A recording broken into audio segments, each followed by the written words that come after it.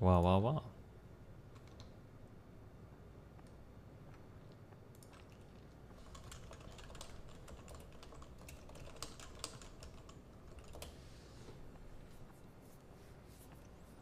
New run, not good. You gnome fuck!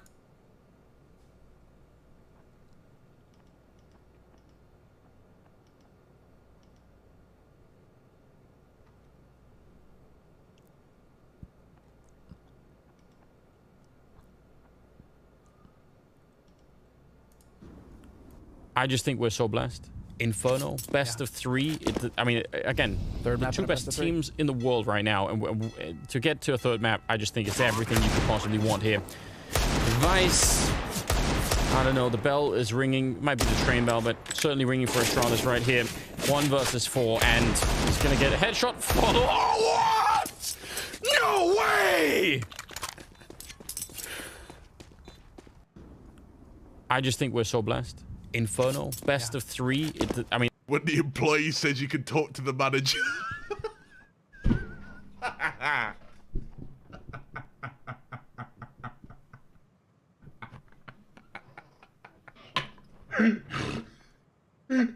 This guy's getting super banned. You're aware, your teammate, right, died not because of our fault, because of his own fault. Bro, chill, please. Yeah, I'm not listening to some cunt who's not going to talk on the mic and game with us, fucking cry like a baby, alright? Well, fucking chill. Incendiary.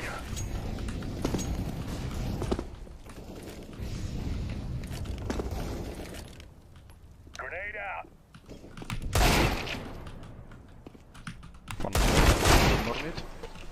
One more. Seek around, bro. Cry like a baby, yes, oh my god, you let me die arch side! It's a fucking flash. You're aware. Chat! Yes! Woo! Yes! Oh my god! Let's go! GG. Oh my god! Sit down right there. Shut up. Oh my god! I'm sorry. Nice.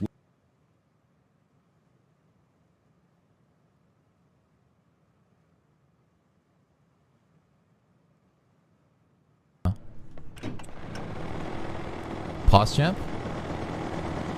Yep, this is gonna go great. Watch this. I've actually been practicing. Oh, really?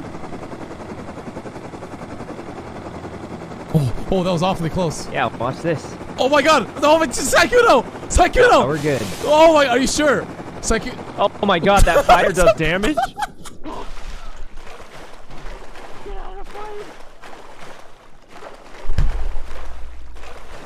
Okay, let's watch this. My experience of the word queer is that's what I get called. Why is that? I feel like being a princess. So how do you do that? You know, go buy a pair of high heels. Oh yeah, baby. And go buy a dress. Your choice if you want to get makeup and jewelry and whatnot. And put those on. Done, buddy. What the fuck?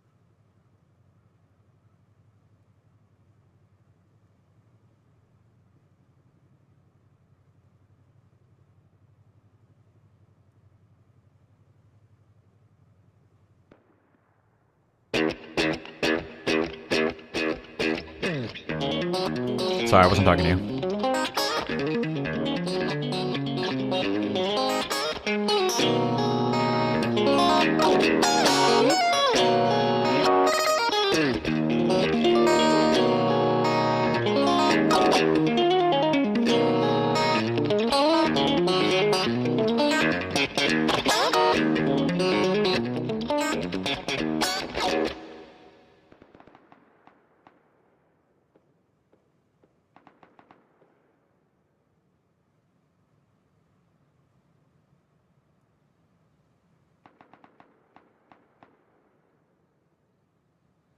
Out of here. Yeah, there. You can hold down Alt. It helps. Oh, he dodged it. He's too good. No. No.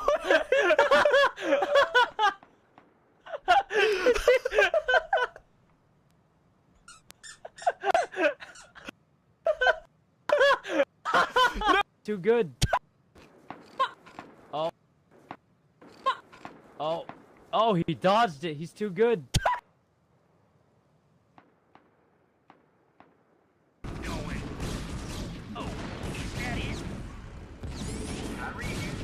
Your forces are under attack. I guess he's just better than me, guys. I guess he's just fucking better than me. Let's have all the points I won today go away. Minus 27.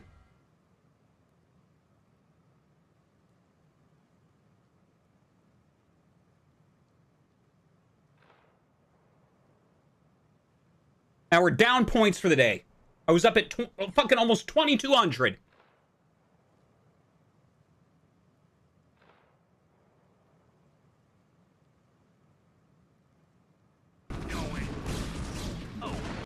I got my stimulus check yesterday, dude. Night clean, I was a business, so I got 4K instead. I'm just kidding. I heard that on Destiny the other day. Hi. You heard that at where? What DGG the for fuck life. are you eating? Slow down. I got You'll my give yourself stimulus check indigestion. yesterday. All year round in 3 What the simple fuck? steps. Wait, this is a First, real grab a neighbour to commercial? help you, because making your dick as hard as a No, rock can be a skip. two-man job. Then, rub the dick hardener into your dick, hard and fast. And when you get tired, take a break and watch your neighbour rub your dick. Time to throw option. All year round in 3 What the simple fuck? steps. Wait, this is First, a real grab a neighbour to commercial? More than 19 billion.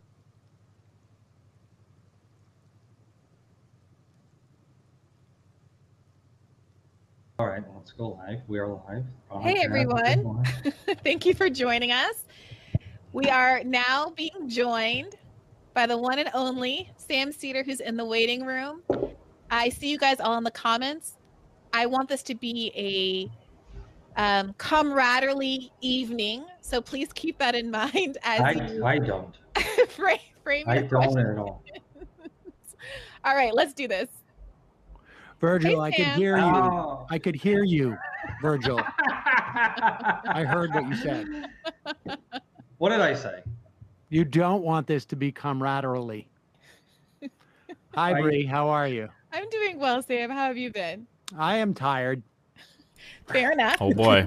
Sam, how long have you been in that studio? For about 6-8 months now? In this studio? Yeah. What do you mean? Like No. like I mean, without- you've been sitting in that chair for the I mean, it feels like it. It definitely feels It's- like it. I've been here all day today. It feels like. a man who is trapped in the majority of the force. Indeed, indeed. Here, let me see if I can just. I can sort of just get a slightly different look here.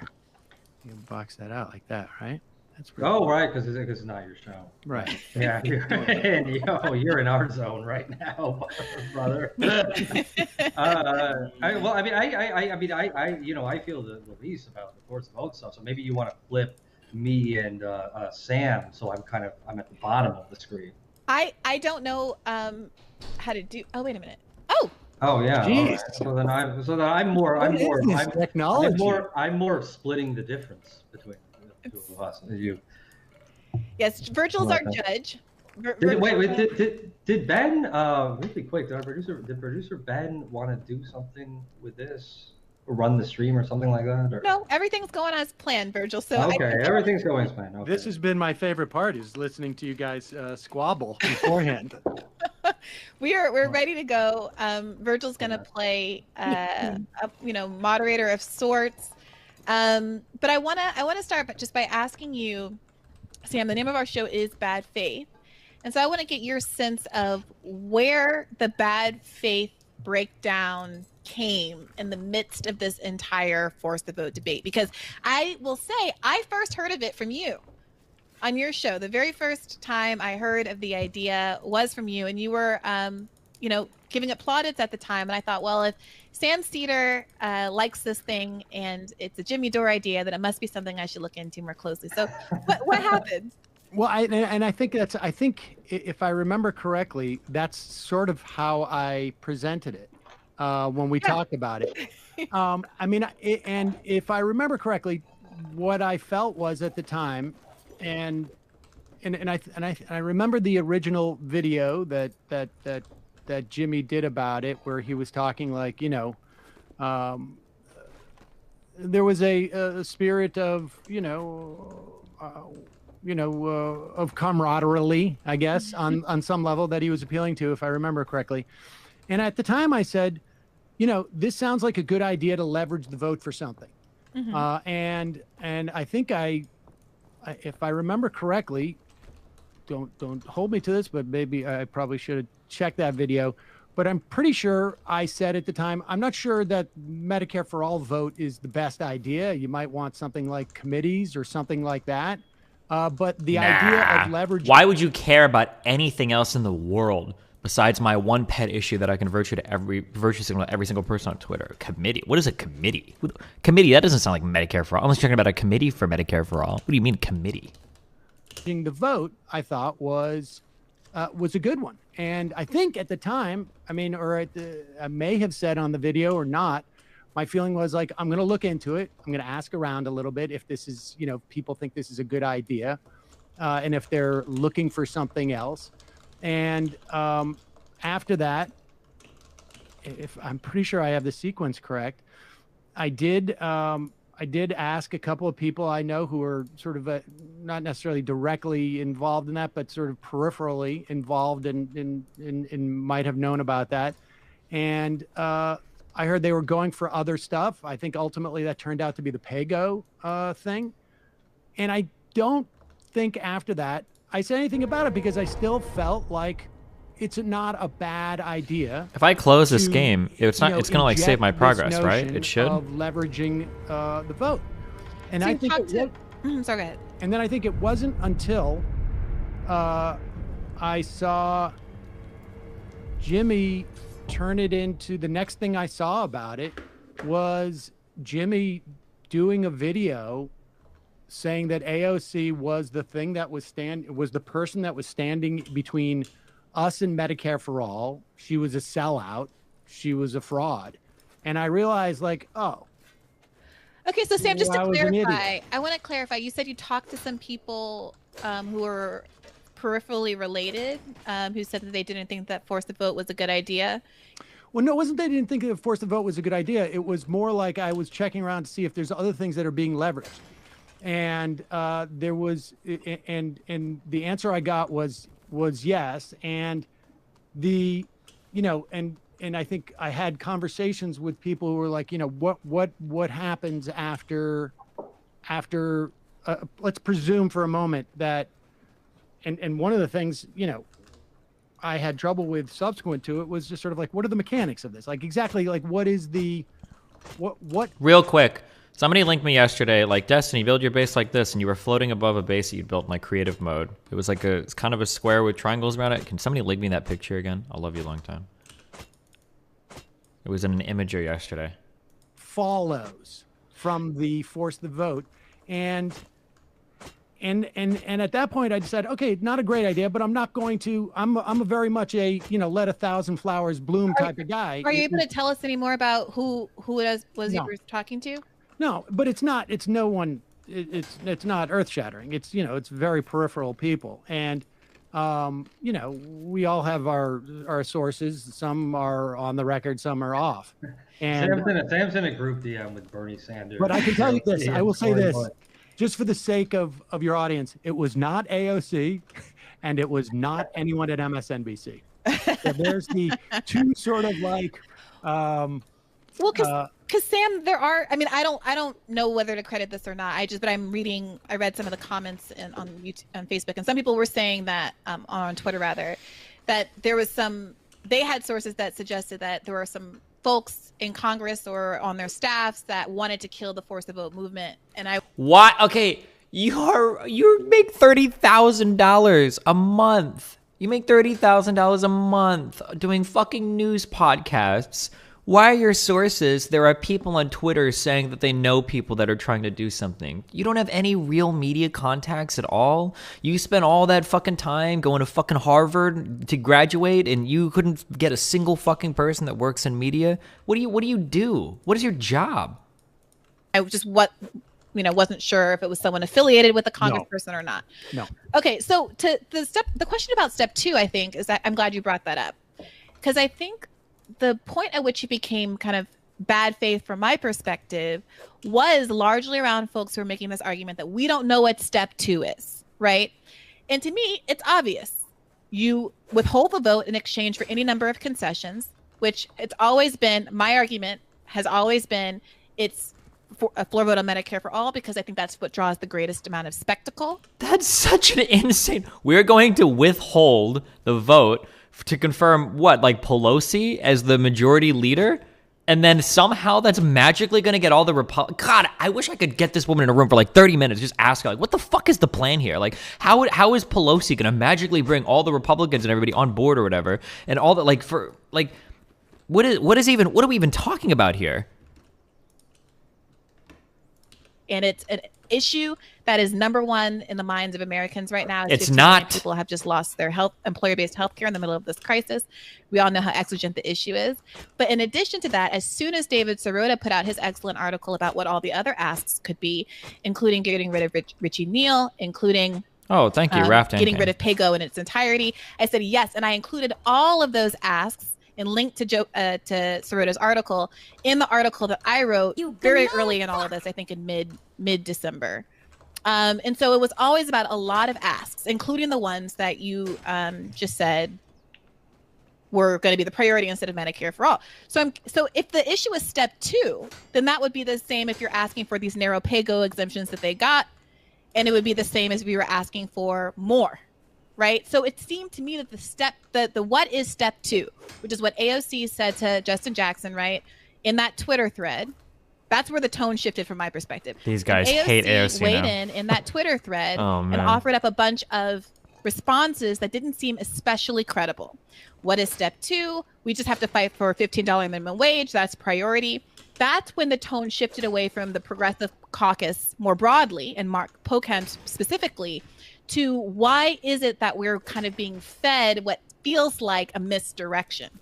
And is this really a crisis, a tactical disagreement, or is this a crisis of political will or something else going on here, or deals being made that don't necessarily inure to the benefit of the voting public? Well, let me just address those in order. I mean, one, I take exception with the two premises that you start off with. One, that a vote of 300 approximately, let's assume the 118 who have co-sponsored the bill vote for it in the House. Maybe you get one or two other people. I don't know. Maybe, but let's call it 125. You will then have approximately 320 people voting against it. Now, your sense is that this is the most prominent issue amongst people. It's not.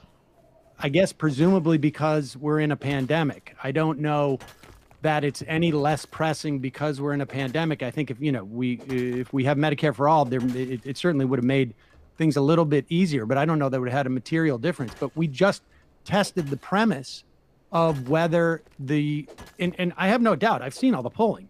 The people support Medicare for all. Well, how strong that support is.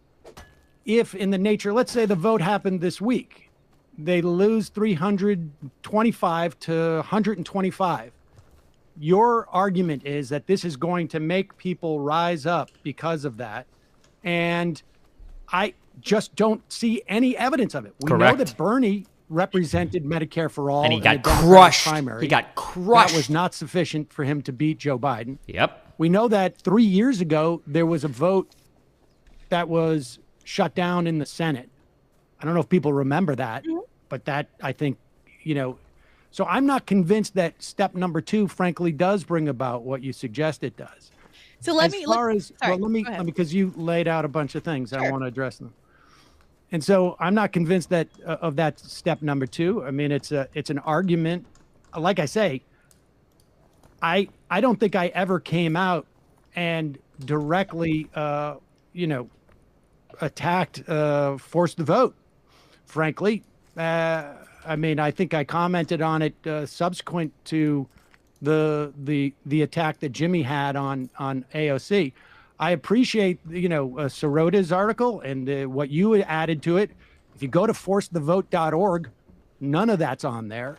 and that has been the thrust of the strategy. I agree that there were other things that they could have leveraged. I don't agree on the pay-go being so narrow. In fact, I think there's a tremendous amount of stuff. In fact, everything that is being talked about in the news, the $1.9 trillion, everything from the HEROES Act, which is over $3 trillion bill, could go through that what you call narrow, Right. It's narrow, Sam, because it only applies to things that are related to COVID and the Green New Deal. Everything right now is arguably a function of the pandemic. We have 900. You're talking about the COVID bill being enabled by the pay-go exemption, which is true because the pay-go exemption was for not just the COVID bill, but everything. Sam, it's for COVID-related things, and it's for the Green New Deal. But And Joe Biden. But wait a second. Let me just finish this, Bree. But I just want to correct this while we go along. There were things that you said that I disagreed with. I waited till you were done, and then I corrected them. In fact, what I'm talking about is a correction. I think Joe Biden is proposing what I consider to be, and it comes from the HEROES Act, a horrible idea for healthcare, subsidizing COBRA, okay, which I think everybody agrees is incredibly wasteful. It's just basically a sop to the insurance companies. It was in the HEROES Act as well, and that will be covered by the pay-go exemption. Everything right now can be justified because we are dealing with the greatest economic crisis that we've had in terms of job loss since they took records in 1967. That there is nothing you're hearing about what Joe Biden or Pelosi or anybody is presenting right now is being subjected to pay-go. If it was Medicare for all, if there was a chance, we know that it would lose in the House 325 to 125. It probably would never get a vote in the Senate. If it did, it would lose. I don't know what the numbers would be. It would probably be 55 to 45 best, maybe 70 to 30. But the fact of the matter is that pay-go would getting rid of pay-go would allow for Medicare for all, but we know it's not going to pass. Right. That's why one of the objectives was to get rid of pay-go. So one of the things I was arguing that the squad should hold out for and withhold the vote for is a complete eradication of pay-go, a Nancy Pelosi policy that they could have said, I'm not going to vote for you, Nancy Pelosi, until you get rid of pay-go, instead of what they got, which instead was a pay-go exemption for things related to COVID relief. That's everything now. But it's not. You can't pass Medicare for all using. Why could you pass the COBRA subsidies and not Medicare for all? Because it's COVID contingent, and doing a program that's a permanent economy shifting forever program like Medicare for all is not something that, and this is not me saying this, Sam, this is David Dayen immediately weighed in saying, I don't see why people like, my former boss at The Intercept are trying to pretend like this is something that's bigger than it's not. It is what it is. It allows what it allows, and it's a game. But even if we take the floor vote for Medicare for all completely out of the equation, the fact still remains that this was an opportunity of enormous leverage in which someone could have gotten a lot more than simply what they got. And it's not about characterizing what they did get as big or little or insignificant. Of course, it's important. That's not the issue. The issue is this the best way for them to have maximized the real power that the left had to actually either oust Nancy Pelosi or in lieu of that, demand significant concessions for the left? I mean, I think it's, if they end up spending $2 trillion, if they end up spending, like we both agree, right? I mean, can we all agree here that there is no scenario when you talk about force the vote that Medicare for all can possibly happen within the next 2 years, right? Well, if I can address that point, I was taking notes as well during that last. So that was one of the points that you brought up earlier in your last remarks, which was that you don't know that Medicare for all is a priority for folks, or that passing it during this pandemic would make a material difference. No. I didn't say that. I said I don't think it's possible for it to pass now, and B, I'm not convinced the loss of it is going to create any type of mass uprising. Okay, but you definitely said material difference. I mean, that's just a note that I took down. In terms of the pandemic? No, yes. I'm saying Medicare for all is absolutely necessary as far as I'm concerned, just broadly speaking. but I don't know that something specific to COVID, short of the fact that I think people are losing their health insurance because of employment. I mean, right, but short of that fact, that's a Thanks for donating $5 and saying nothing. Okay. pretty big fact, Sam. 15 million not going to newly pass. uninsured Americans is a huge deal. And the only reason I believe it's not really being felt that way in terms of media coverage is because the media isn't covering it as such. And so my point with Force the Vote is not, of course, Sam, nobody here thinks that next week, 2 weeks, a month, even a year after a Force the Vote effort, that we're going to have Medicare for all. 2 years. And nobody... What do you imagine the vote count will just articulate to me? What do you imagine the vote count will be? I'm trying in this moment to articulate to you what the goal of Force the Vote was, because it was never about Getting passing Medicare for all. No, it was not about passing Medicare for all. Because here's the issue, Sam. If your argument is we should only do things if they guarantee a win in this That's not my moment, argument at all. okay, well then you can make your argument. But my point is that if that is the way someone saw the world, of course you wouldn't believe in Medicare for all. That's not. You wouldn't believe in Force the Vote, rather. But if you had a longer historical perspective and understood that, for example, when in the lead up to women's suffrage, they did this exact same thing. They forced a vote that failed, but which galvanized a lot more public attention to the need for women's suffrage. I feel like these things, I don't know what it is, but anytime somebody says historical perspective, it feels like I'm about to hear an incredibly one-sided reductionist take about history. Why do I always feel that? Women's suffrage was like a complicated confluence of like multiple movements of people and like a ton of different things going on between legislators fighting for it, between families fighting for it, between different like work groups fighting for it. Like the idea that it literally like women's suffrage wasn't a thing, then they forced a vote, then they all voted for it afterwards, then it became a thing. It's like, that's an absurdly reductionist take on how any suffrage at all has happened. Like, it wasn't that simple. Well, I feel like anytime, like, I think your red flag should go off anytime you, especially a lefty, or even a fascist too, I guess. Anytime you hear somebody say, well, from a historical perspective, when this one thing happened, my pet project got achieved. Like, it's never, ever, ever, ever, ever that simple. Like, these things are so much more nuanced than that. But, okay. Slay him, queen. Subsequently, about a year later, they were able, because of that upswell of energy and intention, to attend to it. So what you said earlier was that it will make people rise up. And Did that happen in 2017? A little flippant. Nope. Well, exactly. Let's take your point about the 2017 vote. One of the arguments being made by the anti-force the vote crowd is that if we do this, we'll lose political will and it will set back the case for Medicare for all. But by your own admission, they did this in 2017 and subsequently got more co-sponsors for Medicare for all than we've ever had in American history. Real quick, nobody cares about a co-sponsor on a bill unless you actually have a majority to pass something. Because when it starts to get to the point to where you can actually pass legislation, the people that are going to support that might start to change. It's very easy to come out and say like, people like Romney do this shit all the time. We're like, oh, I'm a maverick. I don't actually support, I shouldn't say maverick because that was McCain's word technically. But like, oh, like I'm not going to sit here and support everything the president does. Like, oh, cool. That's really easy to say when you're not casting the deciding vote, right? But when it comes time for your vote to matter, when we're talking like confirmations or something, well, now all of a sudden you're 100% aligned with the president's agenda. I don't give a fuck about people co-sponsoring a bill that has zero legislative like future. Like, good, congratulations. Like, you put your name on a piece of paper. That's literally, it counts for shit. It means nothing, right? Like, who the fuck cares?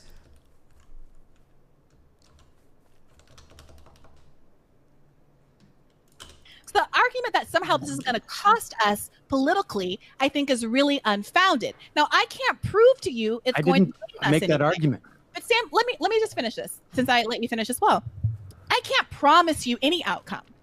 But in light of how limited the potential costs are, the idea that you wouldn't take this opportunity to withhold the vote to maximize what you can get, whether or not it's a floor vote on Medicare for all, whether it's PAYGO exemptions, whether or not it's getting rid of Richard Neal as the head of the Ways and Means Committee, or any number of the suggestions given by David Sirota, what we saw is that the vote was never held, and instead a bunch of concessions that who knows what the negotiations were like behind the scenes that ultimately didn't add up to much were held out as some big get. in a way that felt really disingenuous. And I think that that's why so many people on the left find there to be a credibility crisis. It's not that they hate AOC or hate the squad or want to throw anybody away, but they want to hear a better response, an acknowledgement about why it seems like they sold this enormously important progressive issue for so cheap. Have you ever Well, played first Grim off, I think Dawnman? I've picked it up recently and it's quite fun to play while you're talking in the background. Cool. And no. Inflation between the idea that forcing a losing vote, which I think we can all agree, right? I mean, I'm not saying anything wrong that you disagree with. 325 to 125. No one Right. believed. No the vote point in the was Senate. Never that was going Okay. to. Okay, let me. I just want to make sure that we're on the same page with this. Yeah. The idea that people are conflating a pursuit of Medicare for all with this particular tactic is building wrong. in this Now, if game. you want to God talk damn it. about other things that could have been leveraged, I mean, look, We were talking about them. We continue to talk about them. I'm willing to you know, I think you have an argument that maybe it would have been better not to get PAYGO. Maybe it would be better to get this. But let's play this scenario out. You say there is nothing to lose in this strategy whatsoever. I can tell you that the fact that AOC has led the sort of the challenging, I mean, presumably I've heard, and maybe this is wrong. The idea is that the people who vote against Medicare for all, and I don't think we have a president who was elected by saying that even if the House and the Senate were to pass Medicare for all, he will veto it. So we have a disagreement as to what we think the public is going to react to at this point and how they will react. Okay, fine. My sense is that losing vote would not galvanize the population. You would not get people on the streets. You would not get that type of push that you got with suffrage, for instance. Why not? Well, so that's the central point then. That's the central disagreement because, as you said earlier, Sam, surely we all agree that under this Congress, that as it's currently constituted, as we know what individual members of Congress are on the record about Medicare for all, You can't demolish they without a tool will cupboard. not Shut the fuck pass up. it. Why are you typing The shit in idea chat? Is that a failing vote, and as Bree is saying, the momentum created by that, the media attention created by that, the starkness of it.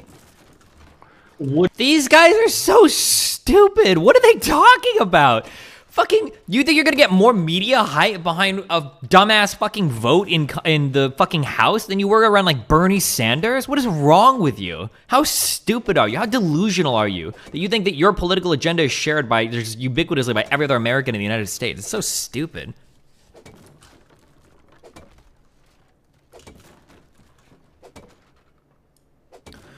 There's a guy in YouTube chat wanting to debate you on Bernie winning till he's saying that Emmett, yeah, if he thinks, if he wants to jump into, Discord, tell him to jump into General Lobby and I'll argue with him. I don't know what the fuck the guy's name is. Would push the matter. I mean, and frankly, I mean, I do also want to interrogate this one point that you just made, that Biden is a guy who won the Democratic primary, saying, I'm Medicare for all. I'm not going to sign that into law. I'm against that. But who is he talking about? Biden? Didn't Biden specifically say he wasn't going to sign anything that they couldn't pay for? He didn't just say he was like flat out opposed to it. Why do people misquote him so much on this?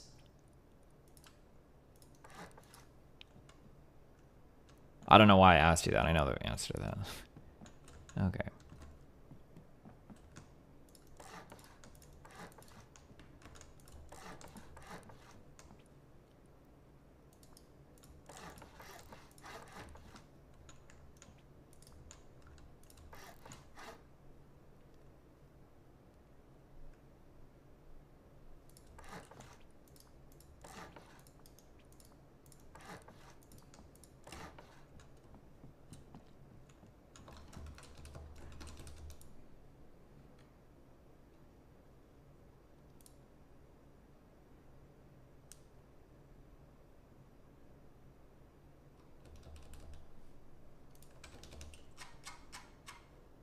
Why is Medicare for All such a difficult topic for Americans? Shouldn't it be something that every American should support and hope to achieve? Medicare for All is a difficult topic for Americans because it is the most extremely radical left-leaning healthcare plan that's ever been suggested. That would, if we were to pass it, that would ever exist in the entire world. And for some reason, there's a wing of Americans right now that think that we could pass that, even though right now we have like no healthcare compared to any other fucking country in the world. Been It's just a viewer for a couple years. Take my money. I mean, Destiny is a girl's name, but it's okay. I'd still let you milk me. Stay Hilarious. amazing. It's just like a delusional fucking like pet project right now from a bunch of people on Twitter that just want to show everybody like how virtuous they are. It's unbelievably fucking stupid. Do you really think that if you know, and again, we're not necessarily going to this point, and this is probably this is hypothetical, but that if the Senate with 50 votes passed Medicare for All and the House I think he would sign it. with enough votes, he would simply not sign it, or do you not think I gotta perhaps there's think- enough momentum I gotta at that think point that he would say, well, all right, yeah, fuck it. I gotta think if Joe Manchin and Kristen Sinema and Mark Kelly and John Hickenlooper and they voted for it, and if the other 120 I can get in contact with Virgil, Texas, if you ever want to come on their podcast. Oh, if they ever wanted me on, I'd go 1,000,000%. But I don't think that these types of people would ever talk to somebody like me. I don't think so. I'm surprised they have Sam on here. 5 members of the House who were not going to vote for it voted for it, I would imagine that Joe Biden would sign it. My point is that it Thank did you, not Sam. hurt Joe Biden enough to deny him the Democratic nomination Why do you think or that is? the presidency. Oh my God, Well, is she about to wheel out this crazy fuck conspiracy shit that this dipshit in YouTube chat was? The only reason Bernie didn't win is because everybody conspired against him. I think in part because of the media, if you want to say, but that's No. going to be the same media that you're relying on to cover a vote True. that loses 325 to How do 120. we get past that, Sam? Well, I think Incrementally. frankly, what we need is more power. I have a Yep. different sense of what than yours as to the power of the left. For instance, okay, now look, I was not one of those people who slammed the people who went out to protest on the Capitol steps about the force the vote. There wasn't many people there. I saw one clip from it where someone is mentioning my name as being part of why this doesn't happen. And I can tell you this, if Sam Seder is the obstacle to getting Medicare for all, you perceive Sam Seder as the obstacle to getting Medicare I know for all. where he lives. I am sitting in front of IKEA panels right now. I know where he lives. I'm going to drop his address in the chat, and you can go rush that studio right now, and we can get Medicare for all right now. I mean, I just think that we don't have the power that's there, and I think the danger, what you can lose in trying to use a phone as a hammer is you can break the phone. Can I just address that? I want to take that good faith version of that argument that you just made. Like really, truly, I want to drill down on this. This is serious stuff. Okay, the argument I being agree. made to you, Sam, is not that you individually hold all the power in the world, but that there is whatever left media structure we have is fairly limited, and both you and the Young Turks are take up an enormous percentage of that left media space. I don't think that's even remotely true. I don't think online media has gotten to the point yet where it's starting to compete with mainstream. Not at least not just the Young Turks and Sam Seder. No offense to either of those programs. I mean, they're both wildly successful online, but I'm not sure in real life. If I had to wager a guess in real life, I would say probably less than 10% of Democrats in the U.S. know what the Young Turks is. Maybe not less than 10%. Maybe less than 25%. I'll be a little bit more generous. I'll say probably less than 25% know what the Young Turks is. Maybe it is less than 10%. Fuck, I don't know. It's probably a shockingly small number. I think she means of the left media. Oh, of the left media? Oh, maybe. I think Jimmy has a bigger audience than I do. Yeah, he does, but that's not the point. You and Young Turks together take up an enormous amount of that space. Jimmy has his own platform. I have no idea what their perspective on this was. Okay. And then in terms of beyond the left media space, who else has influence in the left media? Well, there's unions and there's the DSA, right? And so if Young Turks takes up, I don't know, probably 80% of the left. I don't know how big they are, but obviously they're the main player. If Young Turks comes out against an idea, if you come out against an idea, I didn't. or you decline to support it. And Sam, I think you're not being entirely honest about the kinds of things that were said on your show, even if you personally didn't say that. I'm not holding you responsible for them, but the Sam Seder universe was extremely antagonistic toward Force the Vote. I think it was, frankly, for me personally, I was antagonistic to the idea that it very quickly, very, very quickly turned into AOC is a sellout. She's a fraud. That's fine, Sam, but I'm sitting up. But wait a second, Brie. You asked what the cost is? The cost is that. No. Cost is I didn't ask you. And I'll tell you something. I have historical perspective on this. Mm-hmm. We have, She's so for the mad. first time, we have taken out more establishment Democrats in the past 2 years, not exclusively because of her, obviously Injustice Democrats, but I really just almost- wanted to make the point that I was making, though, which Okay, go wasn't ahead, about no. any of that. And I would like to say my name is Brianna Joy Gray, not Jimmy Dore. So I would think we should talk about and can Well, we're talk talking about Force the Vote, Okay. and there's But the if I could first just finish the name that sentence, is Sam, listed. if I could finish the sentence, I think that we can and should talk about the effect of the approach that Jimmy Dore took. But in this statement that I'm making right now, what I'm trying to say is the argument that was being made is not that you have all the control in the world, $5. but there was an enormous Philosophy resistance. joke. How do we know that Sargon of Akkad is at all times in all places a massive insufferable cocklord? Because it's presupposed. Cool. I'm not saying coordinated as though it was planned, but all the big players were either silent on the issue or were anti-force the vote for whatever reason. Okay.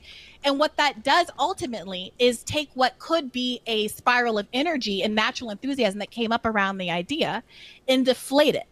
So you can't be suppressing an idea, which you can agree with suppressing the idea. It's your right. It's your show. It's your platform. But the DSA declined to weigh in. I'm not the DSA. That's fine. But the DSA declined to weigh in. The nurses union declined to weigh in. Young Turks was antagonistic to it as an institution. DGG for life. Thanks for 2 3 sub, buddy. Even though 80% of its viewership supported the idea, and you did too. So it feels a little like it feels a little unfair to say TTS was a mistake. Your mom 1984 duckers. Cool. Nobody showed up, and not you, but other people were mocking that idea after having worked so hard to stem the natural organic tide of enthusiasm around it. Okay. Well, I mean, it is impossible to separate Jimmy from this. You said yourself. You heard about it from me, which I got it from Jimmy. Jimmy is the first name outside of Nancy Pelosi's on the forcethevote.org. For a long time, there was two supporting agents, and the first one was Jimmy Dore's logo down there. Jimmy Dore turned this into a litmus test for progressives as to whether they were actually on our side. And you asked about the cost. And when it became clear to me that this was going to cost a lot more, like I say, I was open to the idea from a perspective of 1,000 flowers bloom. I didn't necessarily think it was the greatest thing in the world. I thought maybe there were other asks that you could get. But as soon as he took the energy, and it was all emanating from him and around him, he was on every one of those conversations. You mentioned Sirota and conversations that you had. He was in I didn't see all of them, but all the ones that I did see, he was there. Whether it was 5 or 6 other people, he was there dominating the conversations. And this turned into a project for him. And it. Thanks for what you do. I always listen to your stuff at work to keep me occupied. Thanks buddy. Was, I don't know on that Slack that I saw the images on that Slack. I don't know how representative that was, but it at the very least captured what I found to be problematic of it. And I thought that was the cost, because from my perspective, having had my historical context, I have watched for 15, 20 years an inability to primary Democrats who are establishment Democrats or conservative Democrats. Donna Edwards, I think, was the last one that we saw, and that was in 2006, maybe. And that was a big deal. And I don't even think she was that far to the left, frankly, relative to where people are today. And yet, the central figure, and if you go back and you look at Stephen.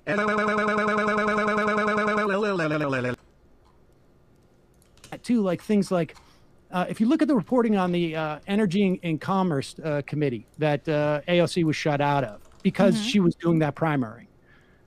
had that, I think there was a couple of articles that made the point that had that vote been public, they would have been very nervous about voting against her.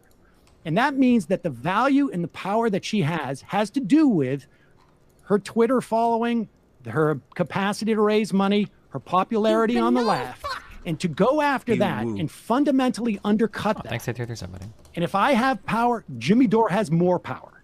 And how can you say there wasn't efforts by the DNC to push Bernie out to prop up an establishment candidate? Honest question. Because there wasn't. What are you talking about? Bernie lost because Bernie couldn't do what he promised to do, which was mobilize a never before mobilized segment of the voter base. Bernie's promise was that Bernie could get young people out and voting. He could turn out voters that had never showed up at the polls before, and he couldn't. He failed spectacularly at that. To sit here and try to claim that the establishment rigged Bernie when all of the coverage towards Bernie started to become incredibly favorable after Iowa and New Hampshire, which it did, and we all watched it happen, and some of these commenters even made comments about like, oh, wow, it's surprising that like, oh, this interview actually wasn't that harsh, blah, blah, blah, blah, blah. Like, the idea that he lost because of some crazy establishment rigging is just delusional. To undercut that and for the sake of a losing vote where supposedly it was about 2 years later you're going to primary those people, although she is the central figure who are helping primary those figures, it did not make sense to me. That was the cost. As far as arguing whether, and that was the cost of the force the vote movement, whether there was a cost for the Progressive Caucus or those 15 people to vote against Nancy Pelosi, I also have an argument. I don't know if I buy it, but I mean, I'm not a sitting congressperson, but let's say Nancy Pelosi says, fine, don't vote for me. They lose the speakership, right? Because there's no... Why does Bernie brought those big crowds out constantly, and does half the candidates giving up before Super Tuesday and supporting Biden really not play a big part into Bernie's loss? Do you think your audience is stupid enough to ignore those? I hate politics. We're just gonna play Rust and do Sekiro. You guys are just so fucking stupid. Like, I don't know what to say. Alexi like, time, $5. Like, in your mind, do you think that every single moderate Dem is gonna stand until the very fucking end? Do you think that Bernie is seriously going to sweep the nomination with 25% of the party supporting him? Like, what do you expect to happen? People always bring up these stupid fucking points. Like, oh, do you think all the candidates dropping out before Super Tuesday? Everybody drops out before when it's clear that there's no path forward. But how many Republicans entered in 2016 in that race? What was it, like fucking 12 of them? Where did they all drop out? Was that the establishment rigging it so that Trump would win? Like, what are you talking about? Of course people are going to drop out and support it. And if you've got like 8 moderates running and then 2 extreme left-leaning people, when the moderates drop out, guess who they're going to support? It's not going to be the most extremely left guy.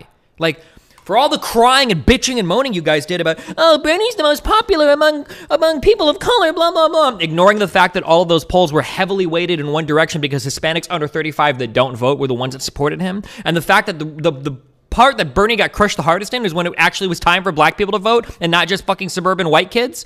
Like, Destiny, not everyone drops out when there's no clear path forward. Look at Bernie. Yeah, true.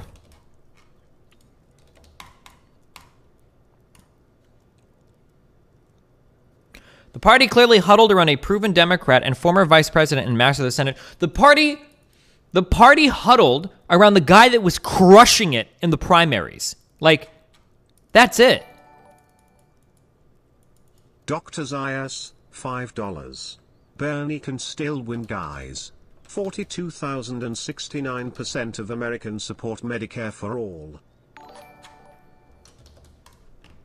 Dan Grontis, $20. I answered your poll, but my reason for What about the big subscribing crowds? wasn't on the list. I subbed after the Vosh Rittenhouse debate because I felt you were committed to rationality whilst others were spouting awful tribalist takes. Wow, thanks, bud. The media gave Biden more coverage in the Democratic elections than Bernie, it's undeniable. Bernie had coverage the entire, ignoring the entire rest of it. Bernie had coverage from the whole fucking prior 4 years. What are you talking about? Bernie already had an entire election cycle worth of coverage. What are you talking about? Jesus Christ. The biggest problem with fucking, the biggest problem with progressives is that they think that by default, I'll give you the cheat code. If you guys want to understand why you guys are so mind-numbingly fucking stupid, most of you are too dumb to even ignore this advice. The reason why you guys suck ass so much, why you can't get anything done, is because you approach politics with this horribly stupid idea in mind that everybody already agrees with you, they just don't know it yet. Or that everybody agrees with you, it's just not being represented yet in the polls. And then you guys are so fucking shocked where anytime a progressive agenda is up for fucking debate, and you're like, oh wait, what the fuck? How the fuck did how did this not pass? How did we lose this? How did blah blah blah blah blah? You have this assumption that every single fucking person in the country already supports your entire agenda. It's just not the case. You have to actually do real political work in order to get people over to your side. You can't just approach politics as though everyone already agrees. They either just don't know it yet, or they're being suppressed, or they're being gerrymandered, or like, Jesus Christ. I'm going to coalesce around. You're not going to get that 218 people to coalesce around another person. They're going to end up. It's going to end up being McCarthy because that's just not true, Sam. That's just fundamentally not true. Walk through this. And that's I'm going to give you my scenario about this. I'm going to give you my scenario. Chewing loud. They say no. $5. Big crowds. Trump had big crowds and yet he lost. Are you denying that Bernie and Yang were underrepresented in media screen time compared to their opponent? Why would you group in Yang with Bernie?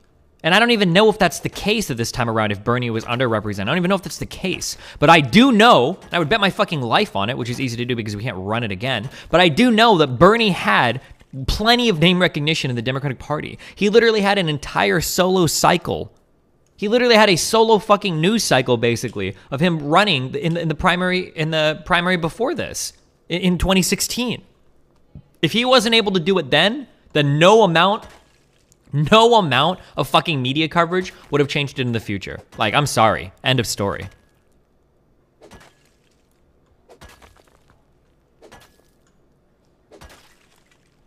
Like, I'm sorry. And this is one thing that you progressives are going to have to learn. Getting a lot of retweets doesn't mean that your legislation is going to pass. Or getting tons of likes on Twitter or lots of views on your YouTube videos, that doesn't translate to fucking votes. Like, believe it or not, and I know a lot of you racist fucking white suburban kids can't believe this, there's a lot of old black fucking Democrats that aren't plugged into Twitter all fucking day long. They don't sit here and obsess over who's got the best Reddit threads or who posted last on Murdered by AOC. A lot of these people don't have fucking internet, right? These are a whole core constituency of the party that, like, you guys just pretend doesn't fucking exist. And then you guys all scratch your heads when we roll around to states like South Carolina. You're like, how can these stupid and fucking uninformed, low intelligent, like low information black voters not realize that the magical grandpa Bernie is the one? Haven't you guys seen the picture? Haven't you guys seen the picture of him getting arrested that one time 72 years ago? Why wouldn't you vote for him, you dumb black people? Don't you realize he's the best? Like, Jesus Christ. How ironic, after all of your screeching about how popular Bernie was with persons of color, that they're the ones that ultimately shut his campaign down when the votes rolled around to the South. Like, you guys are just fucking dumb. I'm sorry.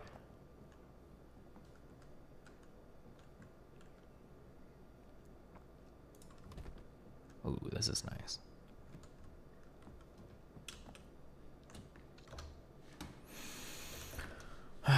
Okay. We're not going to vote for Nancy Pelosi. We're going to vote for Hakeem Jeffries. Oh my gosh. Okay. And if you got, what was the 218 to 212 or something, right? What I can't remember. I believe it was 216 to 212 with a majority of 215 because of members. To be fair, Bernie did wipe the candidates out with the Latino vote. It's a group of people. Wait, do you have polling data on? Or I'm sorry, not polling data. Is there voting data on that? I'm actually curious about that because I know that Bernie did decently with Hispanic people. I know that Bernie did decently with Hispanic people. I think like in Iowa, New Hampshire, whatever, where there are like almost none of them. But the problem is that most of the polling data, and when it was broken out by age, you could see this. Most of the polling data heavily skewed that was positive for Bernie, very, very, very young. So the problem is that Bernie would be like leading with persons of color, and the massive area was younger Latino voters. But the problem is that those people don't fucking vote. Like, that's your big problem.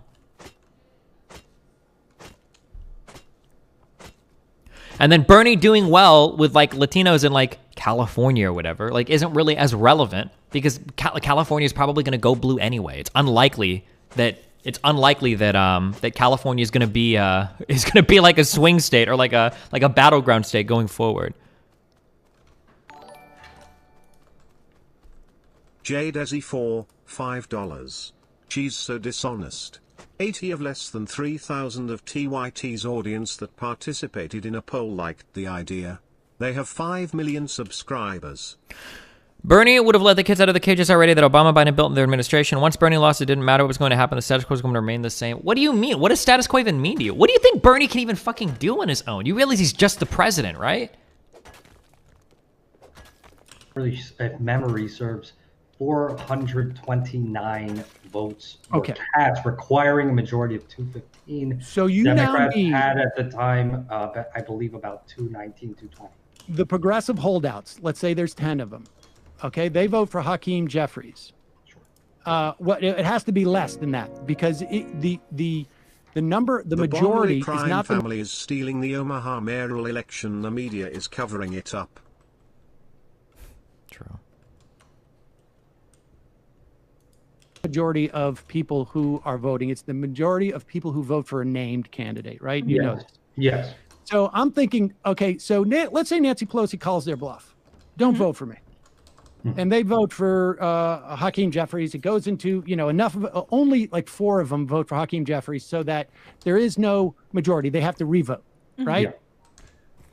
And then what happens? They have the same vote. Tyler Watrous, $5.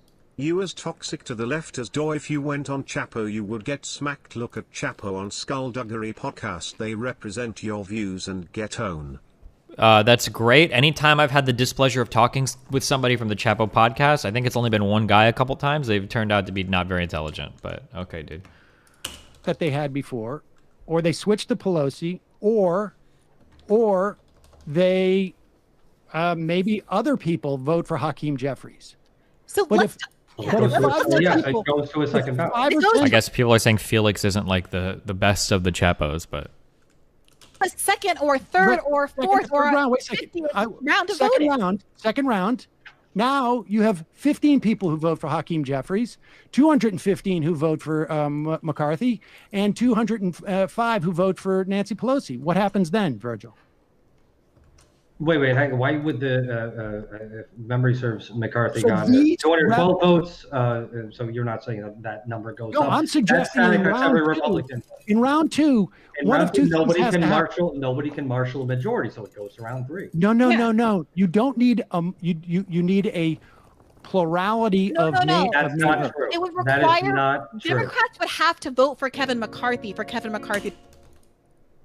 Destiny on Trump. He's the chief executive of the United States. He can get stuff done. Destiny on Biden. He's only the president. What do you want him to do? Because the difference, oh my God, how are you guys so mind-numbingly stupid?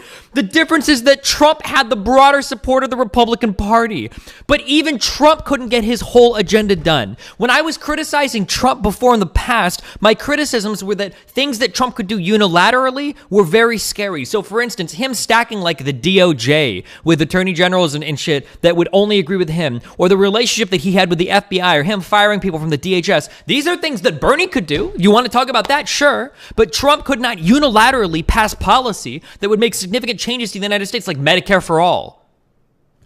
I feel like we need to do like a government 101, maybe for stream for like a year. Do we need to do this every year to tell you how the government fucking works? To be there to just moderate the chat, or are they there to engage in trash talking the chat and engaging in toxic behavior as well? I saw a mod say they was free to do so because you don't pay them. You gnome fuck! Sounds like a cool meme.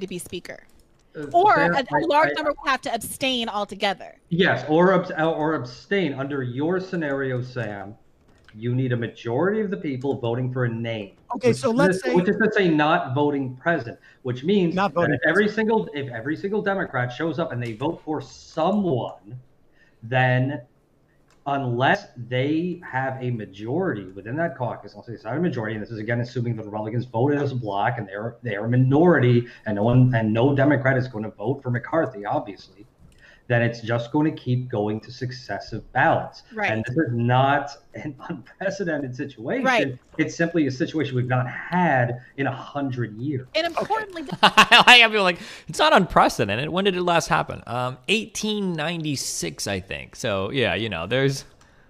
This could go on for dozens of rounds, as it did in the historical precedent that Virgil is nodding to. And this is where we start to talk about media attention and spectacle, where Nancy Pelosi, who 3/4 of Americans want to step down, a bipartisan majority of people can't stand Nancy Pelosi. Nancy Pelosi, who was down. We got to talk about Democrats. Why would you even say that? A bipartisan 70% of Americans. Well, first of all, 100% of Republicans fucking hate Pelosi. Of course. Oh, sorry. What? What are you doing out here, Mel? I'm talking to my sister. Which one? Leia. Oh, tell Leia I said hi. Why the fuck would we give a fuck about what Republicans think about Nancy Pelosi? Why would you even bring that up in terms of like, oh, well, 70% of Americans want her gone if we include Republicans? Like, okay. Because the Republicans, the Republicans are irrelevant. Yeah, it's like half of Democrats want her. I think it's a majority of Democrats want her to step down. So the question is, isn't this part of the spectacle that we're trying to create around the issue? $30,000 a month. Why does this guy still have a fucking phone in a normal ass fucking phone in his house?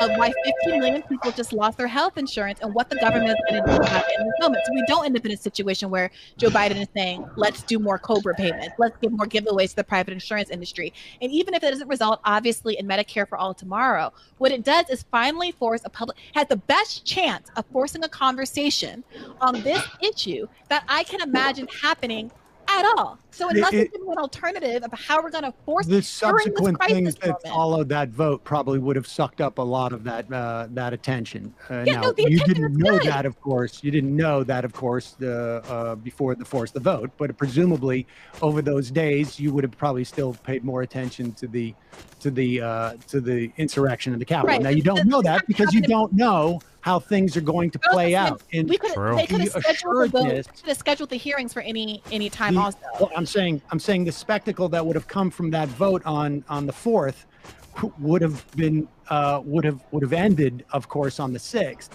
And sure, but again, we didn't know that at the time. And we couldn't know that right. at all. That's Sam's point. I mean, and then you also would have held up the vote for, I guess, to certify the vote, right? I mean, how would you do that? Wait, your question is, how do we certify the vote because there was a job that we didn't know was going to happen? No. I'm saying in terms of we haven't organized, we don't have the Speaker of the House yet at that point. But my point is like the sureness that the force the vote people had, enough so that the Progressive Caucus members who didn't do what they said were sellouts. To me, I'm sorry. I just think that's ludicrous. Okay, and so like let me I ask say, you this. I never even criticized force the vote until it became apparent to me it was part of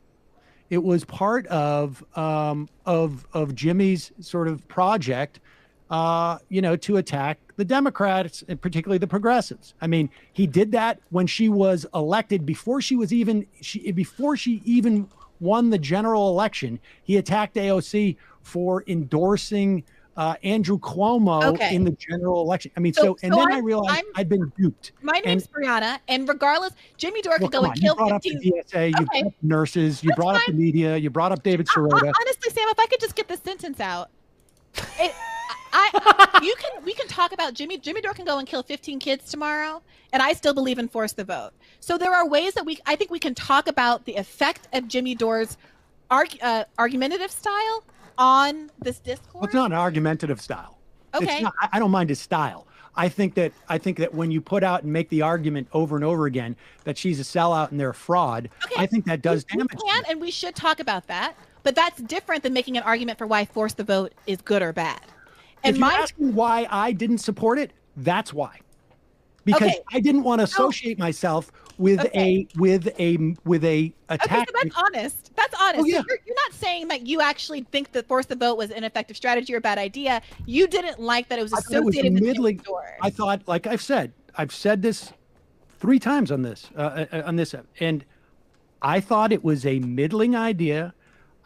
When I found out that they were leveraging other stuff that I thought had more material benefit, and not.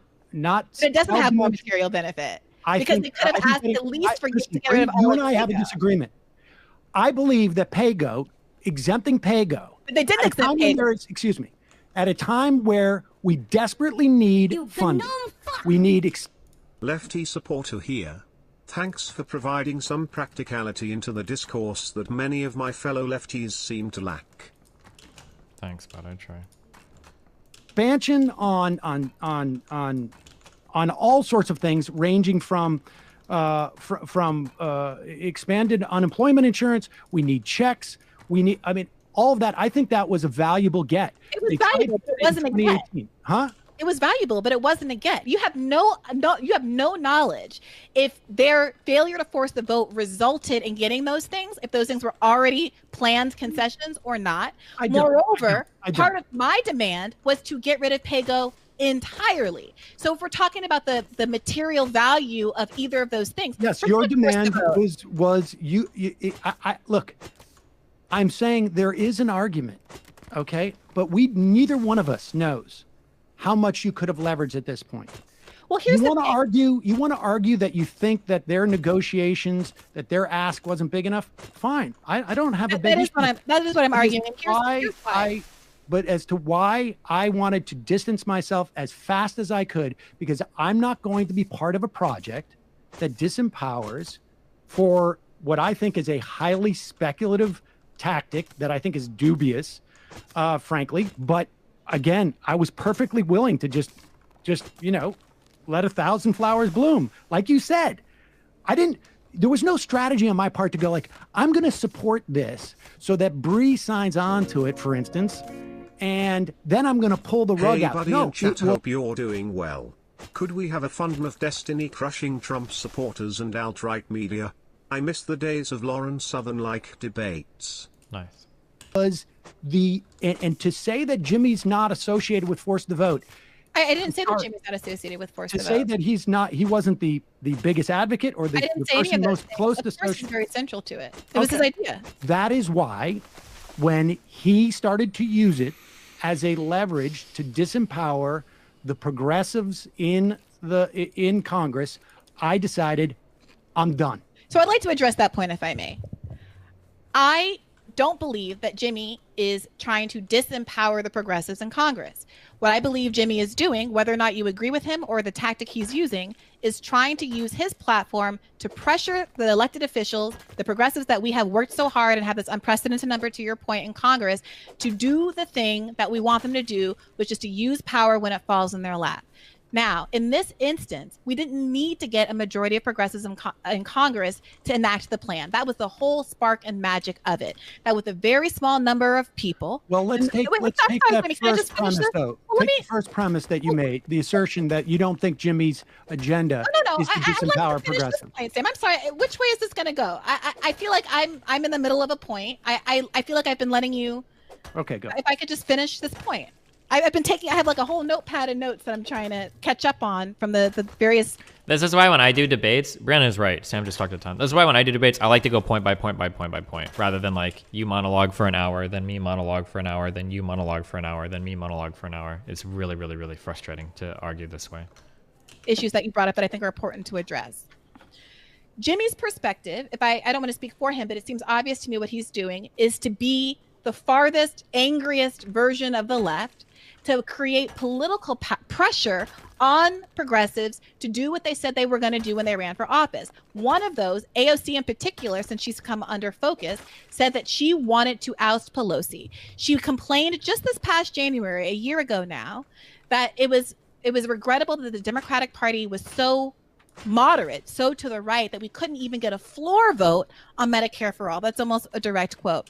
So what Jimmy's trying to do is say, I don't care about AOC per se. I don't care about the squad per se. I'm invested in these individuals in so far as that they're advancing the interests of the progressive movement and are fighting tooth and nail for the policies that caused us to support them in the first place. And he is willing to become the antagonist in that, by being the most ferocious attack dog to push them where they need to go. If AOC were to say, hey, this is my plan for Medicare for all, and demonstrate a fighting spirit, there's no one in this world, I think, who would imagine that Jimmy Dore would just randomly keep antagonizing her for no reason. No, doesn't have a vendetta out against AOC. Whether or not I think that his approach is most useful is a different question. But he doesn't have a vendetta out against AOC because he hates her or something. It's because he simply wants her to conform with her own campaign promises. So I want to put to you, Sam, what is the point of having these people in Congress if when they have real power to leverage, they don't? That's the problem. Just because you got a few fucking progressives into Congress, it doesn't mean that all of a sudden you can, like, in an authoritarian manner, enact like all of your legislative hopes and dreams. It's a little bit harder than that. Like, that's awesome that progressives were able to get a foothold in Congress now. And prior to this, they didn't really hold like real legislative power. That's cool. That's something to be proud of. But just because you have a few people in Congress doesn't mean that now all of a sudden you get to run shit. Like, imagine how arrogant you are. Like, I don't understand why we can't just push this Medicare for all issue. We've got like 7 people in Congress that are progressives. Like, okay, well, the Republicans owned both halves of the legislative body and they couldn't even repeal the Affordable Care Act, which has been like a hallmark of the entire Republican platform for fucking a decade. Like, how are you gonna, like, how do you think with a few progressives in office, you're gonna start to enact like major legislative changes? Like, you don't have... Alexi time, $5. You don't have the power you think you do. Are you aware of Second Though channel? If so, opinion? No. They declined to do it. I disagree with your assessment of how much power they had in this instance. True. Do you disagree that they could have held up the vote for Nancy Pelosi and ensured that she didn't get seated if they wanted to, given the way the voting structure that we just talked about? They could have gotten rid of Nancy Pelosi by voting for McCarthy. Well, sure, but they also could have gotten rid of. Do you think they should have done that? Would you? Let me ask you this. No, obviously not. So, do you think they should have done it by voting for Barbara Lee and holding up the votes until there was a what? Until they get enough. Do you think that the Democrats?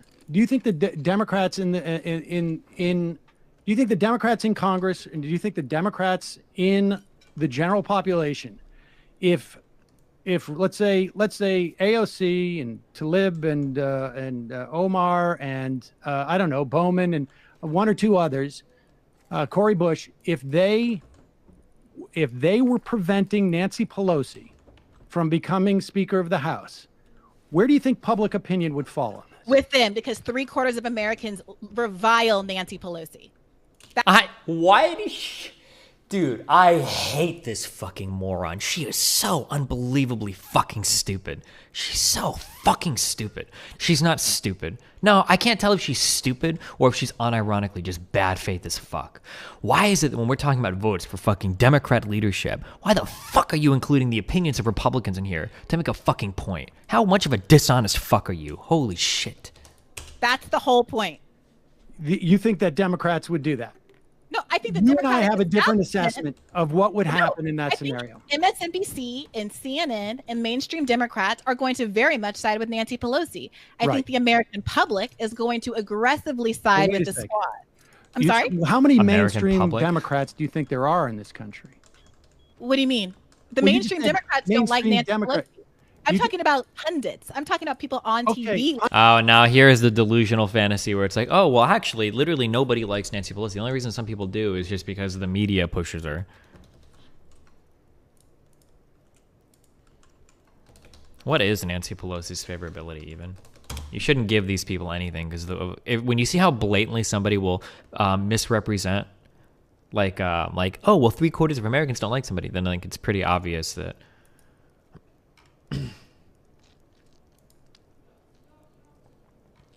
Can I get geez, and it's not even 3/4 of Americans, it's 2/3. Or sorry, not even that. 60% of Americans don't like her. rather than 75%, which is pretty significant. Can I get a breakdown of this by party? Oh, wait, Democrat. Okay. So in the Democratic Party, she has a 74% favorability. Oh my God. The media does make a concerted effort to pop up moderate politicians and disregard more progressive ones. You are delusional if you think... You're just stupid as fuck. I'm sorry. Did we get M4A by voting for Jill Stein? No? Okay. Did we get M4A by being Bernie or bust? No? Okay. Did we get M4A by forcing the vote? No? Okay. Better luck next time, Jack. The reason why she keeps saying so many Americans don't like Pelosi is because she's including the Republican numbers. Now, I don't know about you, but when I see that Republicans really fucking hate somebody, and it seems to me like maybe this person is somebody that we should be interested in. This is why she keeps citing this 2/3 of Americans, 3/4 of Americans don't like Nancy Pelosi, because she's including the Republican numbers, which aren't really relevant here. And then independents don't like her either. She has a false consensus bias the likes of Antarctica. Seriously, holy shit. But I'm talking about when you talk about public opinion, you're saying that all the major vehicles to shape public opinion are going to be against those 5 who prevent Nancy Pelosi from being Speaker of the House. Right, but it won't matter. It will redound negatively against them, just like it did, by the way, when the mainstream media lined up against Donald Trump, who still somehow managed to win in 2016. Here's the thing. The media can influence... That hurts your argument, though. Wait, you just destroyed your own argument, because a lot of the media was against Donald Trump, and they did make fun of him, but he still won. Bernie got crushed, and his coverage in the media was far more favorable than Trump's was. Influence public opinion, but at a certain point, even they have to conform if they don't want to lose their audience. So this is a given. You and I have a disagreement on what would happen in that scenario. And your feeling is that the public at large is going to say, oh, I hated Nancy Pelosi before, but now we're going to all side with her and against this enormously popular group of young black and brown. The public at large is going to be so tired of conflict at that point that the idea that they're going to rally around AOC and Ilhan Omar and Cori Bush because they're preventing Nancy Pelosi from seating, I think that is, I think that's fantastical. You wanted to say we have a very different. We have a disagreement on that. Of what it means for 75% of people but to hate. Since you started that with what Kevin Jimmy Dore's Slim's intention. $5. The world is going to end on January 31st. Have a nice evening. Cool story, bro. Okay, I'm sorry. The fact of the matter is that AOC, as a freshman Congress person, her strength comes from the fact that she is one of the biggest fundraisers in Congress. She does it all from small donations. From us, yeah. Exactly. Destiny. The media had a more favorable bias towards Bernie than Biden. Everyone saying the opposite is just delusional. Proof. Okay. And I think... I don't know what Jimmy Dore's intentions are. Maybe you do. I have watched Jimmy Dore for many years now, and I do remember when he attacked AOC as a sellout for in the general election supporting Andrew Cuomo. I don't know what motivates him, but I can tell you what the impact was, and the impact is that Fraud Squad went out there, and when AOC did not get that seat on the Energy and Commerce Committee, which is a crucial committee if you want to talk about Medicare for all, there was no pushback whatsoever. It's irresponsible to platform this podcast because it makes Seder look like a normal person when he is actually just as bad as Brie and Virgil on his own show, and platforms radicals even worse than Brie. Fuck Sam, fuck Vorsh, and fuck those who platform them. You gnome fuck! You okay, buddy? I love when online lefties tell me a black guy what's best for me duckers.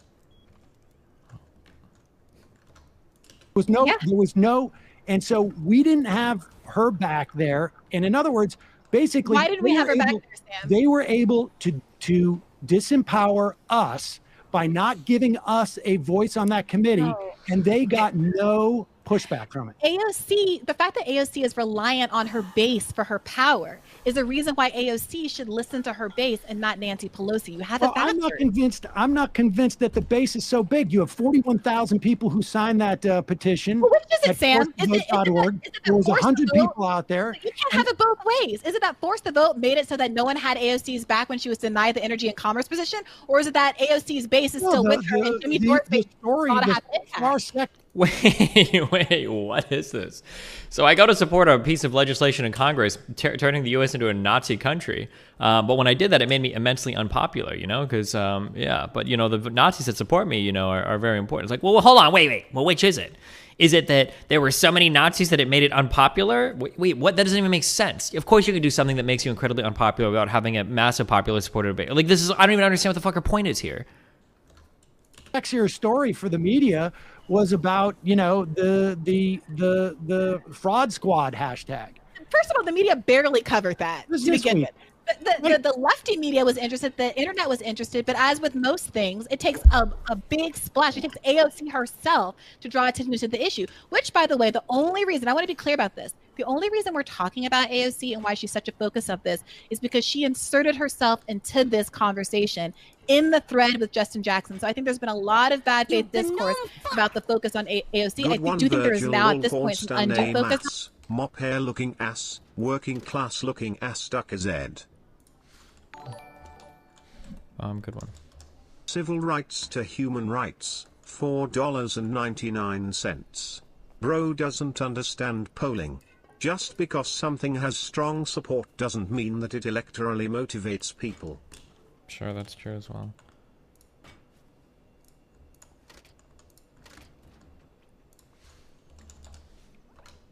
On her, it's all of them together, and I think that she's taking the heat for the inaction of a lot of other squad members who should also be in focus right now, and people who are progressives but not in the squad.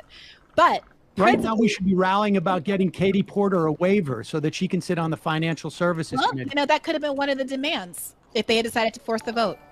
They could have actually demanded specific committee positions, but they gave up their $5. Play State of Decay 2 and I'll buy a membership. I'll think about it.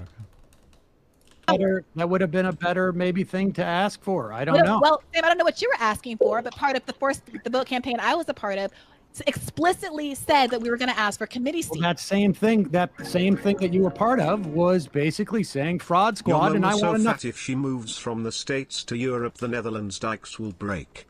That is if she can fit on a large enough boat. Cool story, bro.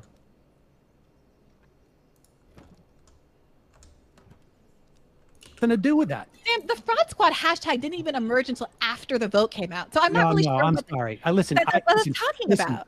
It's the only time I came out publicly. The first time I came out publicly with any negativity associated with that was when Jimmy Dore did that video. You know what I'm talking about. I don't know what you're talking about. I know the fraud squad trended the day of the vote. In terms of his agenda, one of the things that came out on that Slack, as you know, was that there was a lot of people. I don't know anything about anything. I'm not a part of the Slack. The Slack I'm a part of is the DSA Slack. I logged into and I had a bunch of people making fun of me as well. But I didn't use that to condemn the entire DSA. I want to know what the video. I would like to know what the video is and what Sam has to say. On the Slack channel, apparently somebody leaked some things, and there was a lot of people on there who were saying this is important for the movement for a People's Party JC, to show that only donating so you'll pause the video. Good one. That to make it out as if the progressives in the Democratic caucus are useless, and there is no reason for a progressive party. For a People's Party, if they're effective. And I'm not true.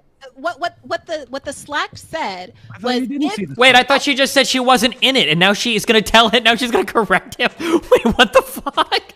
Sam just called her out on it. I thought you said you weren't in it. That's not true. What the Slack said was you didn't see the Slack. No, I saw the clip. I don't have firsthand knowledge of the Slack because I'm not in the Slack. So when you said "as you well know," I thought you were implying that I was a part of that Slack conversation.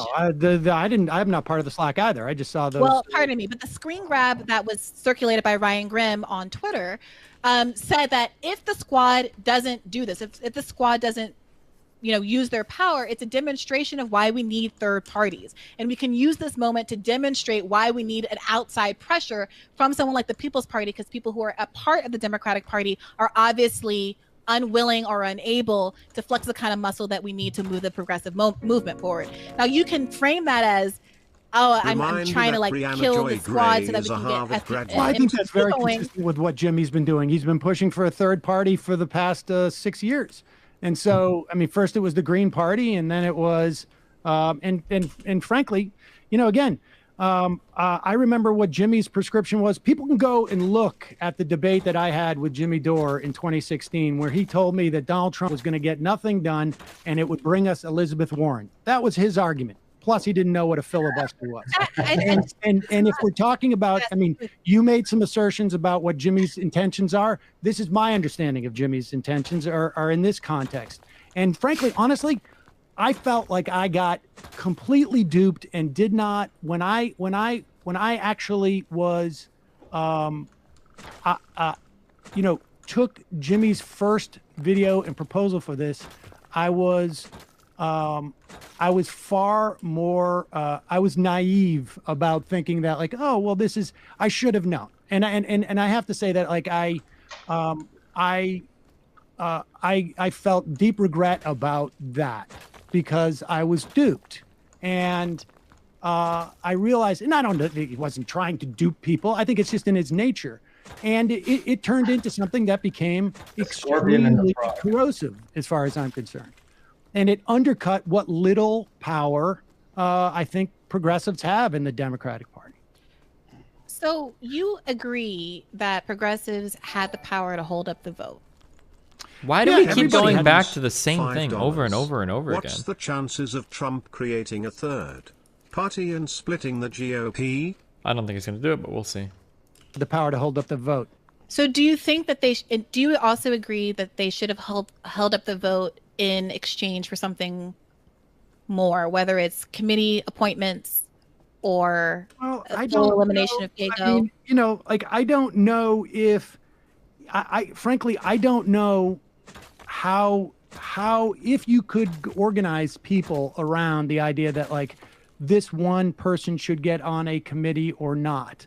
I mean, I'm not in Congress. What do you mean organize people around? Well, I mean, you need to get 5 or 6 or whatever, 10 people to vote as a block. Mm-hmm. And I'm not convinced that there could be something they could settle on that would work across, all of their agendas to do that, because it comes at some price. I mean, you say it doesn't, but the reason why AOC lost that vote for the Energy and Commerce Committee is because she was leading the charge to imagine progressives fight all this time for the little bit of power they've been able to scrounge together in Congress, and then they try to hold up like a fucking vote like this for AOC or for Pelosi, and they just lose all of it. They all end up losing their next primaries because of something this fucking stupid, and then all the progress that you think you've made as progressives or whatever is just instantly wiped out in one stupid gambit. This is one of the big problems with people that talk about third parties, or people that talk about getting these kind of more fringer wings of the parties in Congress, is that they want to pretend like they're authoritarian. They don't understand that building the type of political power that you need, this is a slow process that takes multiple election cycles, and I don't mean 2. It takes multiple election cycles in order to build this. You can't just get a few people elected to Congress and then go, oh, well, here it goes, time to run shit. You're going to lose everything. Why do you refer to these people as progressives? Aren't they just socialists? Well, the people in Congress are progressives. I guess the people now are socialists. These are socialists. It really sucks right now if you're a Justice Dem or if you're part of the squad or whatever, because you're probably part of the most left-wing part of government in the entire country. But all of your fan base now on fucking Twitter and shit fucking hates you because you're not actual fucking socialists. And these people have no representation in Congress, the actual socialists. So they're just constantly shitting on the progressives to do their bidding for them. Holy shit.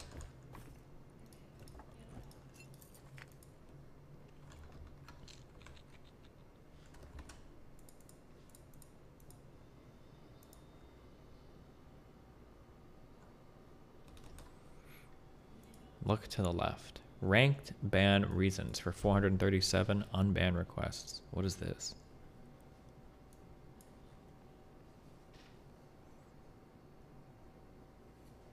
Or why do I care about this?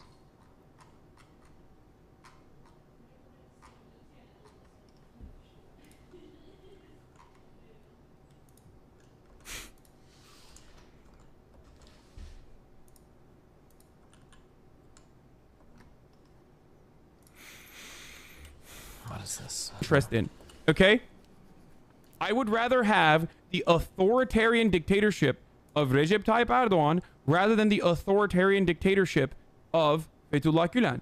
Just like I know for a fact that Venezuela will be better off in the long term under an authoritarian dictatorship of Maduro rather than an authoritarian dictatorship that is placed in a position of power by the United States, operating at the behest of...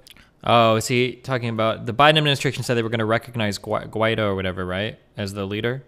United States corporate interests.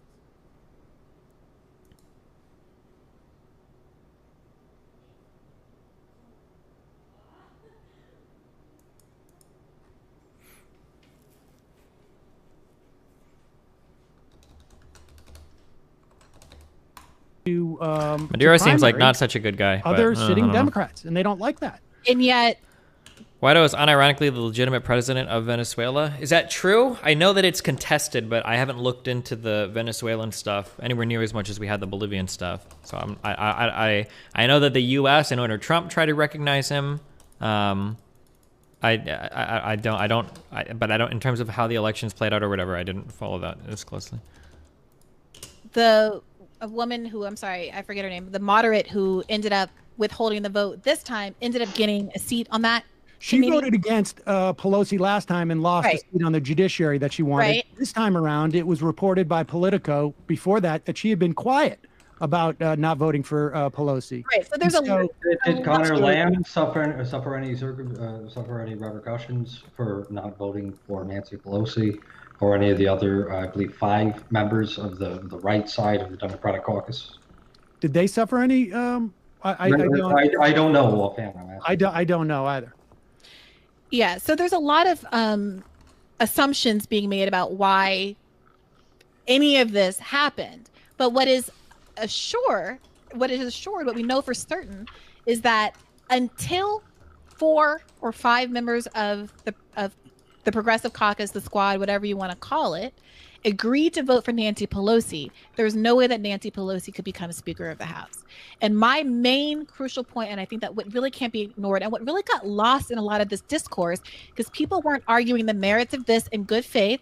They were arguing about Jimmy Dore, and I think there's a lot you can. Like I say, I think that I've been. You are entitled to your feelings about Jimmy Dore, but the reality is there was a moment where we could have. That when I argue that I don't want to be part of this because he's using this as some type of litmus test, that is actually a good faith argument.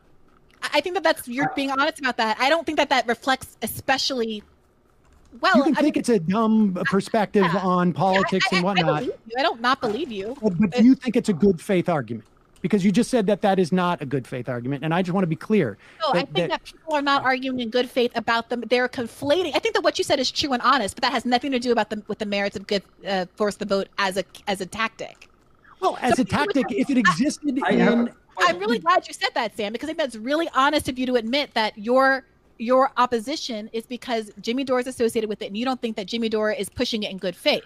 It's not just that Jimmy Dore is associated with it. It's as if like it's not like it's a car exists, and whether I get into that car is going to have something to do with who's driving it. Right, but there are a lot of others driving it. I'm sorry. He was driving.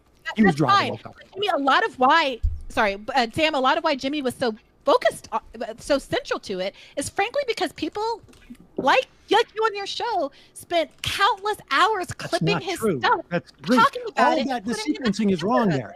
He was the only person who had his logo on the petition for forcethevote.org. He's the first person still to this day. I have a factual question here. Until after the vote, the organization came up with the logo and all of that after the vote. Not true. If I could make a point of information. You've been referencing forcethevote.org. What is that? Because, I mean, I know Force the Vote as a strategic proposal, as a tactical disagreement. I also know that people are organizing around this in a Slack of some kind. But is there what That's is not the this same vote Slack, starting? by the way. I want to be clear. The Slack message that Ryan Graham was circulating was from, I think, a People's Party Slack. That's why I'm not a part of it. I'm not affiliated with the People's Party movement. The Force the Vote Slack is this random Slack that I've been tweeting out that it's like it's got its own organizational structure. There's no leaders.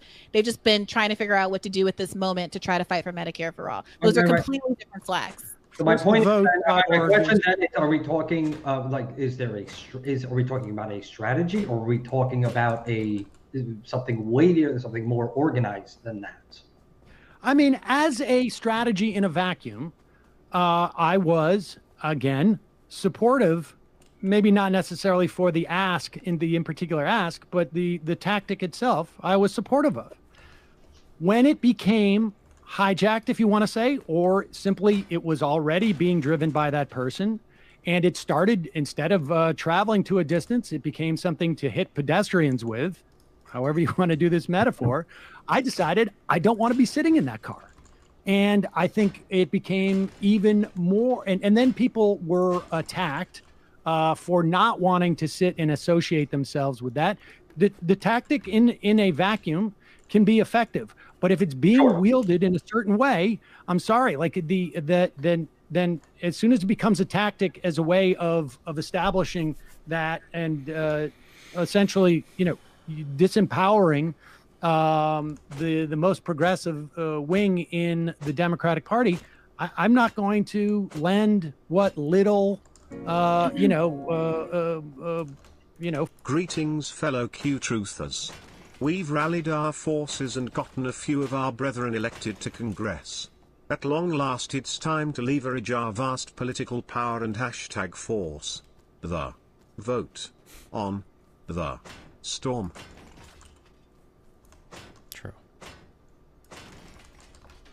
Sam does ramble, unfortunately. Force me and my IKEA panels can add to it. Thoughts on Sam stopping the pipeline? Somebody else would have, or not Sam stopping, I'm sorry, Biden stopping the pipeline.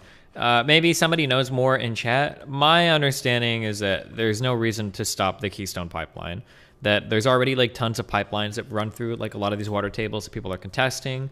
The whole issues with natives and getting compensation for the running of that pipeline, I thought had already been taken care of. It's not like not doing this pipeline means we're going to consume less oil. It just means that we're going to be like transporting it less efficiently, basically. Like if there was a good reason to stop that pipeline, I just haven't heard it yet. But my understanding is that most people thought the pipeline was like a decent thing. But, yeah, I don't know. It's just optics, going to hand wave with a pipeline while they continue fracking. Yeah. Seems to be like an optics thing. Just people are fighting for it for whatever reason.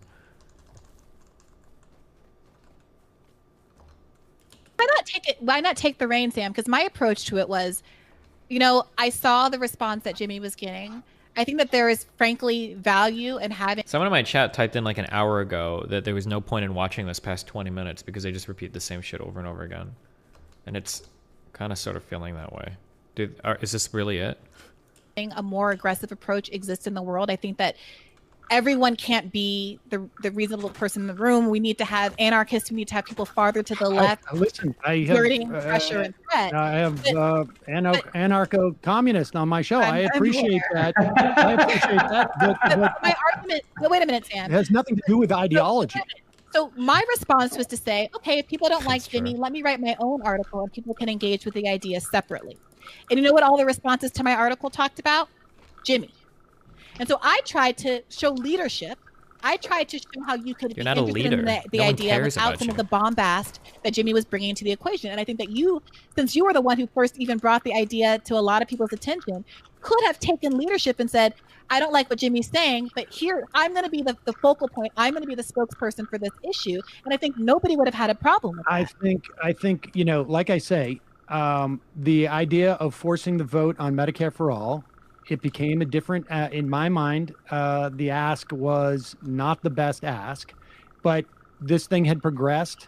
It wasn't my thing. I wasn't going to go in and try and arrest. If it's a good tactic, why not try to because I'm sorry. I just wasn't interested in engaging in a fight with Jimmy about what the ask should be for that. I think it's You were because you engaged constantly. You just engaged about No. the less I wasn't. I was perfectly willing to step back and just let the thing grow. I mean, if I had brought you into it, then I felt like I had done enough, as far as I'm concerned.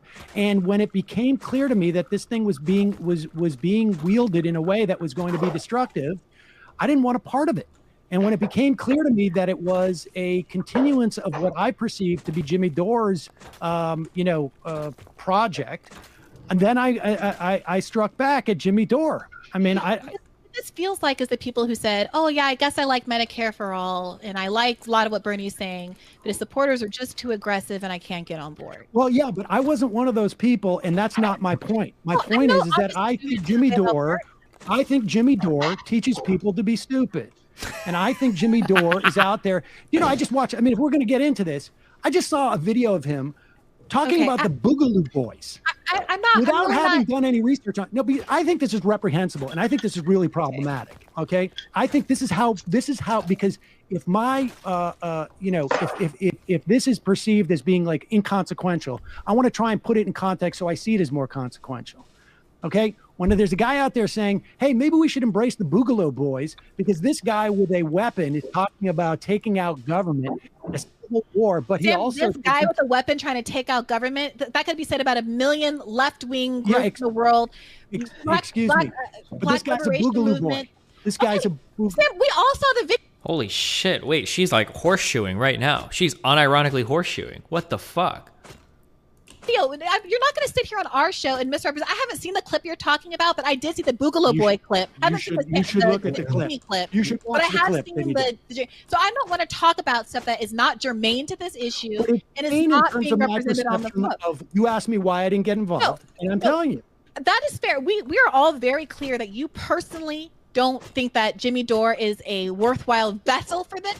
You think that it's worth throwing away. I think he was using it in a destructive way, and that Jimmy Dore was using it in the destructive way, and it tainted it.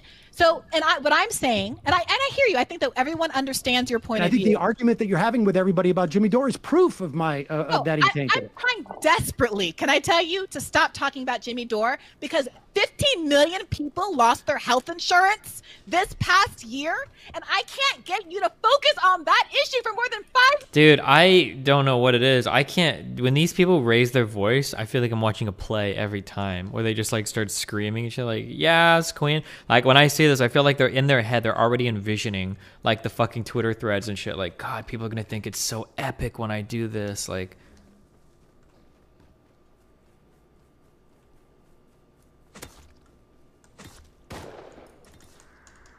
Fuck. Why did these guys never drop anything good for me? Fuck.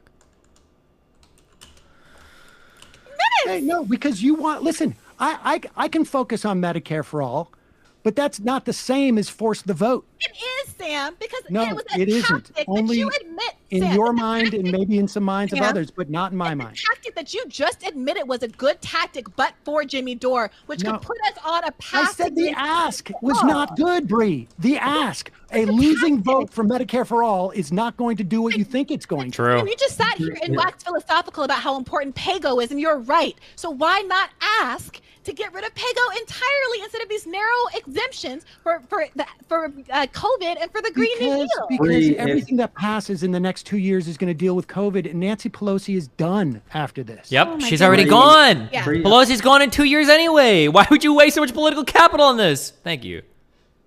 I have a question for you then. Sure. Is if force the vote is a tactical disagreement and not a plot by Jimmy Dore, then would you accept that supporters of Medicare for all might simply have other ideas of how to get to that point that do not involve the specific tactic of withholding the vote?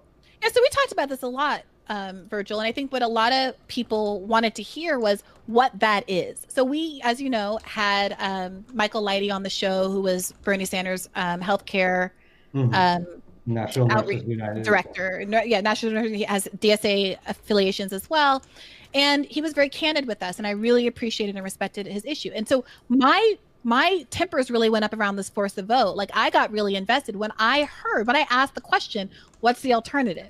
And obviously he doesn't represent everybody, but we made a request for someone from the National Nurses Union to come on and they declined. We have made all kinds of requests and people have declined. So Michael Leidy came on, and what he argued was that we have a 20-year-ish so window to Medicare for All, which involves state by state Medicare for All, principally starting with California, and that he believes this is something. I don't think this is excuse me. I think it might have been some random guy that came on my stream and argued something. And this is actually something that stuck with me a lot. If you feel like some program is really important to do on a federal level, it's probably really good to push these programs on a state by state basis first. That like, if you really think that like Medicare for All or some shit is like really important, oh, well then start doing like, I think in California we have like Medi-Cal or some shit. Like start pushing it on a state by state level, prove the concept on the state level, and then like move from there. I know that Krautz brought it up, but it was somebody way before that. This is somebody from a year or two ago that brought this up, and that the idea stuck with me like really hard. Is that when Gavin Newsom makes a presidential bid, he is basically going to ride the wave of Medicare for All in California to the White House and make that a principal issue. Now, reasonable minds can disagree on that. I personally don't find that to be an adequate plan, largely because it misses the opportunity that this historical moment of enormous cataclysmic healthcare failure in the United States of America in the middle of a global... This is, and maybe we can argue optically she might be right. Maybe optically that's true, but like factually that's just not true. Like, I'm sorry, but like France and Italy and the UK and Sweden, these places all have like vastly superior forms of healthcare to the United States. They didn't seem to fare much better than we did over this crisis. The idea that we're just like, if only we had healthcare, Medicare for All, we would have done way better is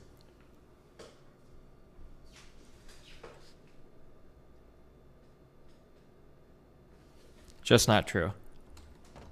Sorry. Hi, what's up?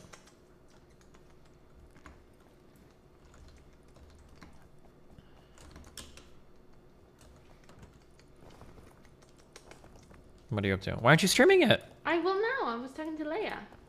Family first. Say hi for me. I did say hi. Cool. She said hi too. Cool. She said, hey. Hey. That's what she said. Really? She said, hey. Did you ever find out what happened to Mafat?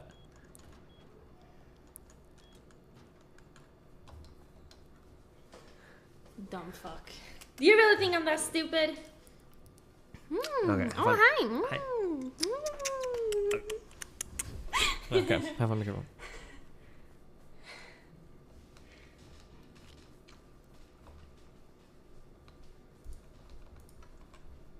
This goes on for another 2.5 hours? Impossible.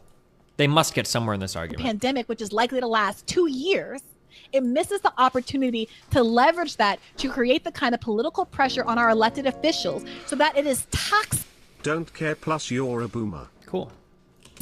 For someone like Joe Biden to say he would veto Medicare for All in the middle of a pandemic. It is toxic for only 108. If you think Medicare for All is dumb, co-signers of a bill when 80 like Destiny does, even though he has no good argument to back his shit up. Let me be clear for the millionth time, you fucking moron. I don't think Medicare for All is dumb in that if it was enacted, it wouldn't be vastly superior to our healthcare system. What I'm saying is that you can't go from having no public healthcare to the most left-leaning healthcare that would exist in the world. I'm saying it's not politically possible. Dumb fuck. 88% of Democratic voters and a majority of Americans support Medicare for All. Right now, Not we true. have poll numbers, but it is not politically toxic to oppose Medicare for All because we have no one in the media institutions or in the political institutions who are willing to point out why it is that our elected officials don't support this popular policy. The reason being rank corruption and being bought out by the pharmaceutical and healthcare industry. And that is an argument it is very difficult to foreground, but which in this moment, in this historical moment, I think we should be fighting like the Dickens to put front and center. But do you believe when the pandemic ends, that the logic for eliminating for-profit health insurance will also end? No. Because the fight for Medicare for All obviously began before the pandemic. It picked up momentum before the pandemic. It started pulling well before the pandemic. Shouldn't the fight still exist after the pandemic? Well, I would add, Joe Biden said he would veto it during the pandemic. And that's not to disagree. That's to not. When Biden said he would veto it, the implication, I don't even think it's the implication. What he said around it was that if it wasn't funded, because he didn't want to do anything that would delay. Can we get like an actual quote on the speech or whatever? Because we've listened to this like 2 or 3 times in the stream before. But it's basically he's saying that like, I'm not going to veto, or I'm not going to allow anything that's going to delay getting healthcare to the American people. Or if we don't have a way to fund it or blah, blah, blah, I'm not going to do anything that's going to mess up healthcare to the American people. Pretty sure that if Congress came through and they supported some plan, like people are acting like Biden is standing between us and health and Medicare for all. Like, that's not true. If it had support in Congress and it showed up on his desk, of course he would fucking sign it. How delusional do you would have to be to think that he would fucking turn his own party down there? Like, that's such a stupid point.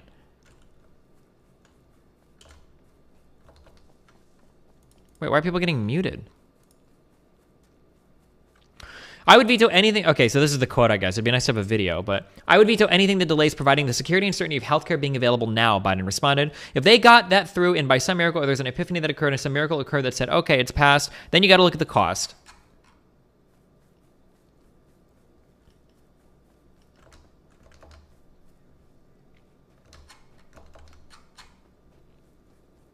Do you really not think the two-party system isn't bad? No, I don't think the two-party system is anywhere near as bad as you fucking morons think it is. Like, you guys think that having third parties will fucking fix everything, but that's not necessarily true. That's not always the case. I think having third parties would be, like, pretty cool. Like, a coalition government would be, like, interesting, but it's not going to magically make things fun. Like, we have, like, whole primary systems and shit. Like, I think our parties are relatively diverse in terms of the differences that you get, like, in the Republican Party versus the Democratic Party. Like, in the Republican Party, you're going to have people like McCain all the way to people who are literal fucking QAnoners, and then in the Democratic Party, you're gonna have people like Joe Manchin all the way from fucking AOC, right? I think we have a decent diversity within our current political parties.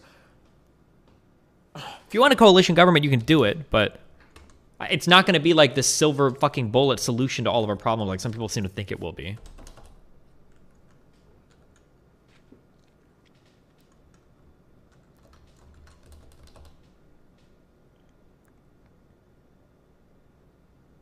What happens to the Electoral College when no one gets 270? You'd have to redo it, I guess, right?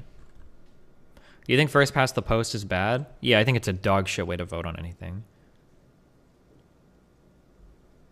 Comparing AOC to QAnoners, I'm out. Don't worry, you don't have to announce you're out. You're literally gone forever. You fucking moron. What do you mean comparing AOC to QAnoners? Holy shit.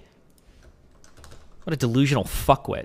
Hey! My Discord is open. If any of you, like 27 IQ people, if any room temperature IQ people in YouTube chat want to show up, go to the general lobby and I'll drag you in.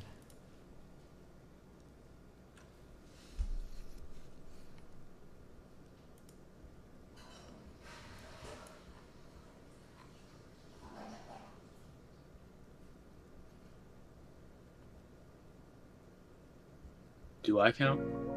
No. Okay. Boomer this. Boomer that. Boomer boomer boomer.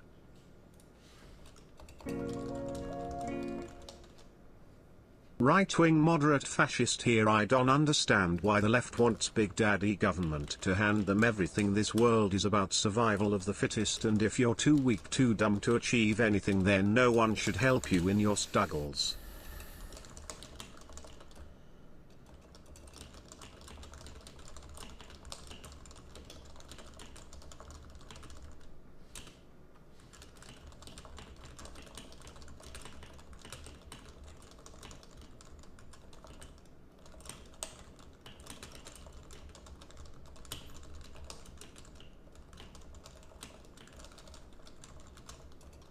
Hold on 1 second.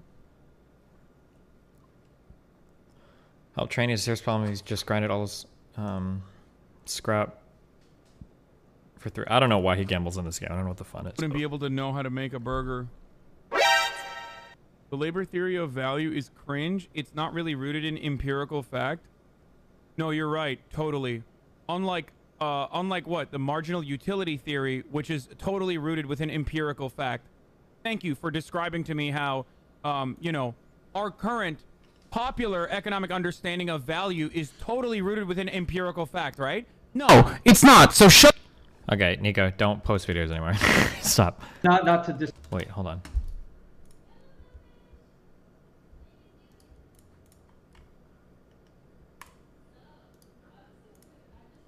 Too loud.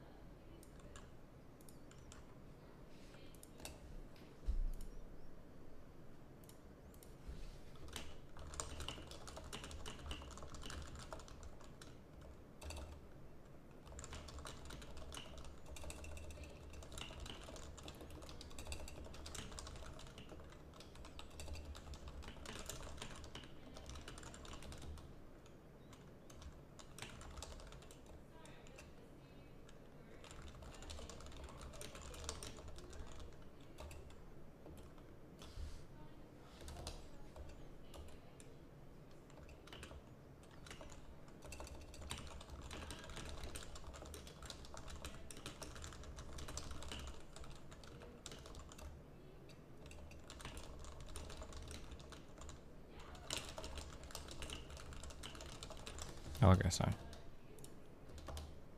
Fuck, this fucking triggers me. Wait, is Casey Tron really still posting on Reddit? Hold on, I gotta check. That there's like 5 people that are like keeping that one mega thread like hardcore going, with the with like the same like 4 or 5 points. It's like really crazy.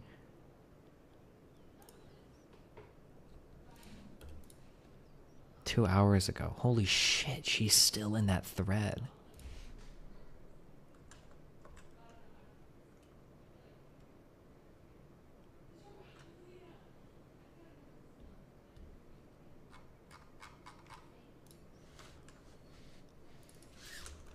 I'm curious if I can just see how many posts she's made about it.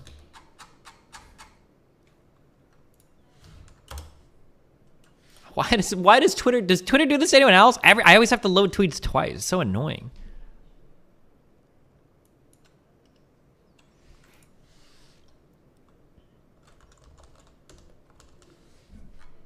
"78 posts on this page." Next. 26 posts on this page. Actually, all of these posts in the past like week and a half have been about this. She's made about 200 posts basically. Jesus, on Reddit. I think this is actually more in the trenches than I've ever been. Joel from YouTube chat said he'd crush you in a debate. Also, reminder, Destiny wants to be. Then tell him to join the general lobby and I'll fucking drag him in.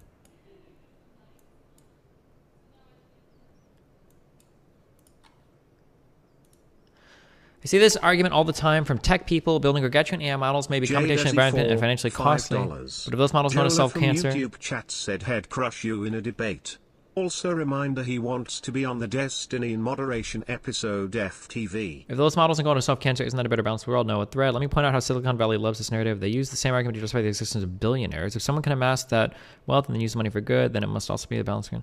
I strongly disagree with this line of logic. Concentrating resources away from the marginalized in society to the richest in society so that the rich can then decide who to bestow those resources on to make the world.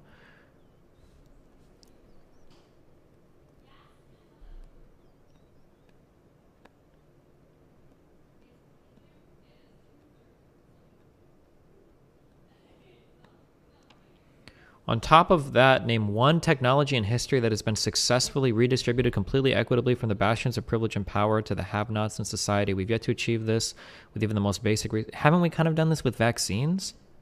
Didn't we like eliminate certain diseases for everybody, not just for rich people?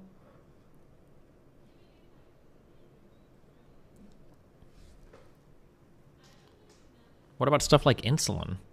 Like, this is generally available to most people. I mean, yeah, there are some cost issues in some areas, but I'm pretty sure you'd rather be a poor person today where insulin exists than a poor person like 200 years ago.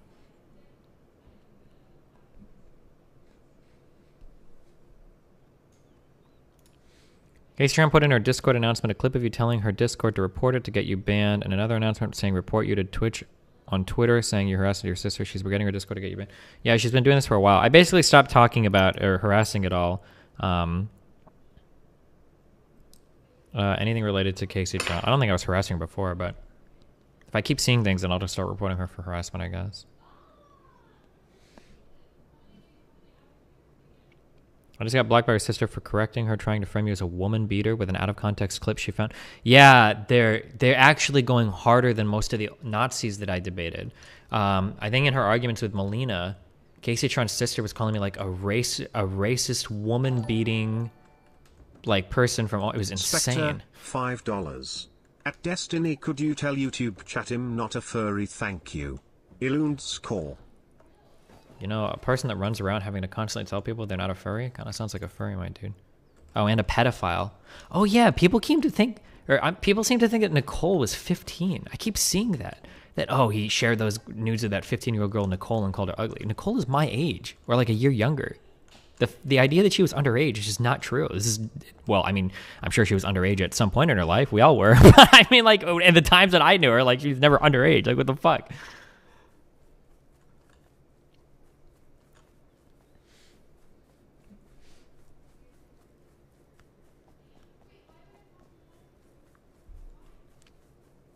People like have like 20 different stories about me and they like mix up. Like, did you hear about that one time that like Destiny shared nudes from his 15-year-old secret daughter, like that he also said should mow down protesters that show up to protest against like incest at abortion clinics. I feel like when people start to like tell stories about me, they're like combining like 17 different things. That's why I said I've always explained in the past, like I can usually see the threads that people are drawing from. Like I know where their facts are coming from and I see what they're trying to do, but it's like, Jesus, like,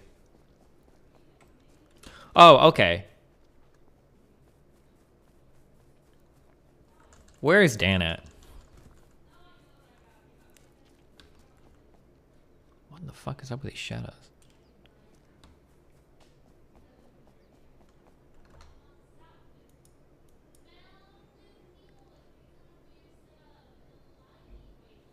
Oh, yeah, and this thing. Do you think Steven being mean to people on Twitter is worse than Bob abusing his position on should sexually harass girls? Wait, you call this being mean? This is sexual harassment. Just stop trying. It's such a joke. Stevie's not an advocate of women. Oh, I like how she calls me Stevie. He had no right to speak for these girls. Jesus. These people are insane. Okay, here, like, I've thought more and more about this, and I'm getting... Okay. Whew. This is a really hard topic. The concept of identity is like really rough. Like, who are you, or who do you exist as? So like, here's like, I just thought of like a couple like random thought experiments, because and it kind of goes back to the idea of like, maybe one way you could frame this discussion is like, is it actually immoral or wrong to kill somebody who's sleeping? Okay, so like, here are just some questions, I guess. Let's say that you enter like a lab. Somebody puts you in a really dark room, and they're able to. Stop I'm muting all of these. Hold on. Nails, you weirdo. Okay. Let's say that somebody puts you in a room, and they are able to clone you perfectly, 1-to-1. Say that the room is dark, so neither person can see their position, right? So you go in, and you come out, and there are two of you, right? How the fuck could you ever determine which one is you? Like, would there be like? It seems like identity is some it seems like identity has to do with some identity of the self, like physically, and then some identification with like prior memories, right? That seems to be the case, right? Like, oh, like I know I'm me because I remember being me, and I know that I'm me because there's some consistent like timeline of events that I can identify with. Like, how do I know that I'm me? Well, physically, I possess a body, and that's what I identify as physically. And then me is a concept I can identify because I remember things I've done. And I think even so, like, I think that a lot of the identities that we have are really just like strings of memories. So for instance, if I say like, oh, well, who am I? Well, like I play StarCraft. I'm not playing it right now. I did at one point in the past. It's like, oh, sure. I mean, like I talk to my friends. Well, I'm not right now, but I did in the past, right? Like, I think it feels like identity is like this kind of like stream of memories that you have, right? So if one person walks into a lab, gets cloned, and then two people come out, and neither of them know their position prior, right? So you can't tell like, oh, well, I saw him appear over there, so of course he's the clone, right? It feels like you'd have no way of knowing which one is which, right? Okay, so this is like one. I think this is relatively non-controversial up to this point, although I'm sure some people find controversy this, right? Okay, but now my next question. So here's my next question, okay?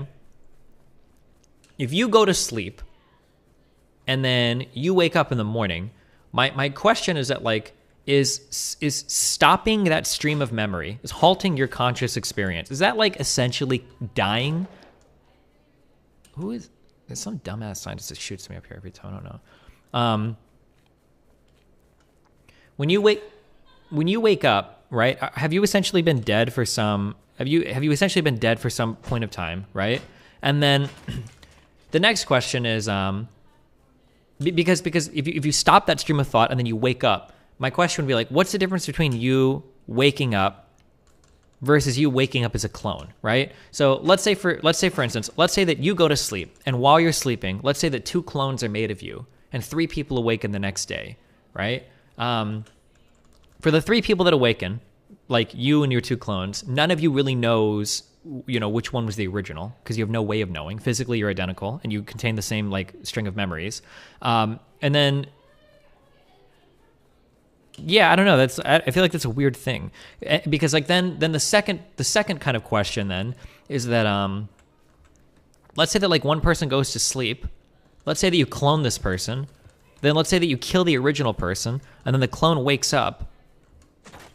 Is this like just outside the boundary of like, since I don't really have like a strong meta ethical position, do I just not get to answer questions like this? Because I feel like it just seems like a really weird. Okay, hold on. Let me use better words than weird.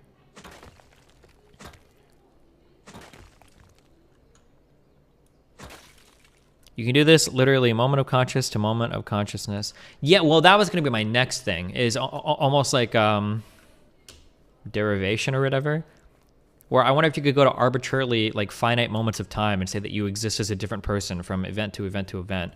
It seems like there might be substantially different though, in terms of like actually halting your conscious experience and then starting it up again the next morning.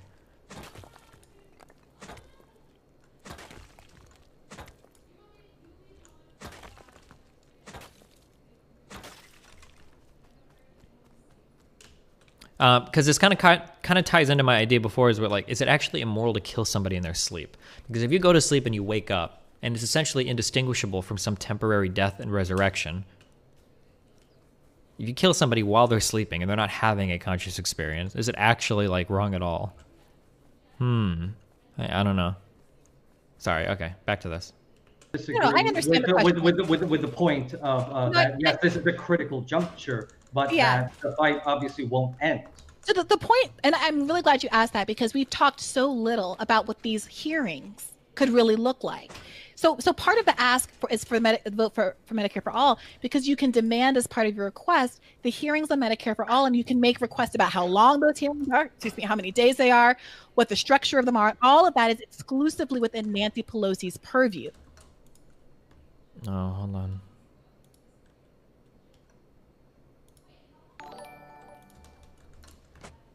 Gene Adam, $5. Lol, it's like when they let an AI create Destiny takedowns and it all got mixed up. Also, I too am not a furry. I know I didn't ask. Kissing face. You gnome fuck! Sleepstiny.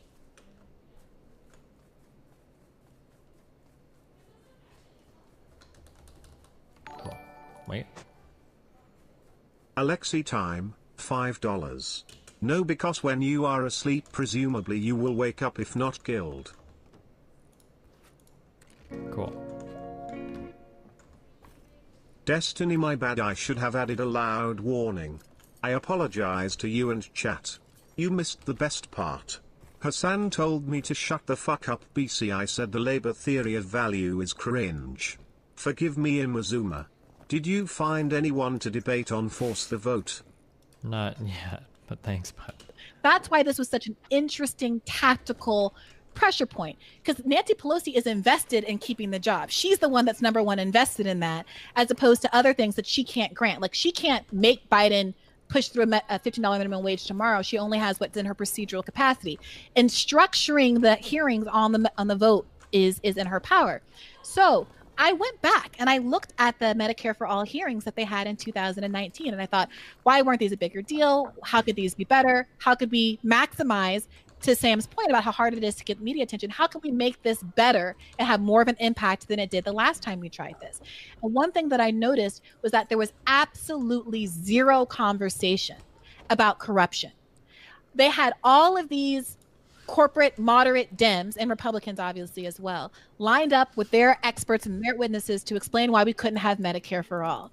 And not a single question asked them how much they took from the various industries who have an interest in maintaining our for-profit healthcare system. As I watched, I went to Open Secrets and I Googled. Every time someone says something negative about Medicare for All, let me Google what their campaign donation profile is. And to a T, they were at the top of the donor list for private health insurance industry, the pharmaceutical industry. I think that now, as 15 million new Americans have just lost their health insurance, and everybody is really focused on how horrible that is. If someone kills when you, you're it just trying doesn't to matter. live The clone is another person to you. Cool. your life and not die because you're forced to go to work because you're an essential worker and they run out of PPE and all of this stuff. There is no that they would no longer awareness. Okay. have the excuse that they used to rely on and what they relied on in 2019, which is that if you like your healthcare, you can keep it. We're in a unique historical moment where you cannot say people like their health insurance, which was the #1 defense all of these corporatists used during the 2019 hearing. That's why I think this is a unique opportunity. I mean, I think there is. Is this Virgil? Dude, you got to deal with the phone. Mute your mic. What is wrong with you? Crisis. I'm not quite convinced that what you're saying will galvanize those things. I mean, I think, getting rid of Richie Neal who wouldn't allow people to even literally say the words Medicare for all at that hearing. Yeah, I agree. Would also be very effective. And that was on my ask list. And well, I mean literally getting him out of office. I mean, you're not going to take it. I mean, sure. It's just simply not going to happen that he's going to be removed from committee chair. I mean, yeah. Again, like Nancy Pelosi could at one point just say, I'm going to call your bluff, and I'm willing to go in front of, I'm willing to allow the media as it is. I mean, look, I think you and I agree. The way that the MSNBC and CNN and ABC and Fox who knows how they would do it, but they would all just make it look like you have 5 or 10 Democrats who are being obstructionist. AOC has got higher name recognition amongst Republicans. They hate her as well, if not more so than she does even amongst Democrats. I don't think that the popular opinion would go in the way that you think it would. We have a disagreement about that. I should also say, in terms of we want to talk about if people want to learn more about Medicare for all, the Healthcare Now, Nurses United, the DSA, Our Revolution, a bunch of these organizations have a conference this weekend, actually. Yeah, that you can go online and see it. I think some of the stuff might come out later. I'm not sure, but you can register for that. You can see these strategies. They're going to approach the states, and everyone should watch that and weigh in. Yes, and part of this is you got a lot of people who've been trying to push for this, single payer health insurance since Truman. And there are a lot of forces aligned. It's not just insurance. It's also like big hospitals and doctors to a certain extent too. And so, I think from my perspective, the complete assuredness and the efficacy of this strategy, and the sense that anybody who didn't sign on to this strategy is a sellout and not concerned about Medicare for all, I think I don't think that was helpful. And I want to be clear that I have never been. No, I'm not saying that you did that. No, but you're talking to me. So look, if I could just say, I have never been assured about the strategy. And I think a lot of us who are very actively debating this issue on the left in good faith were clear that we don't know what the outcome is going to be, but we have a different assessment than you, Sam, of what the political costs are going to be. And as Karl Rove has said, political goodwill is not something you can put in the bank and grow interest on. It's something that when you have it, you have to spend it. And cringe if Sam sent Jamie in his place. Dude, that's a really cool story, bro. Thank you for that.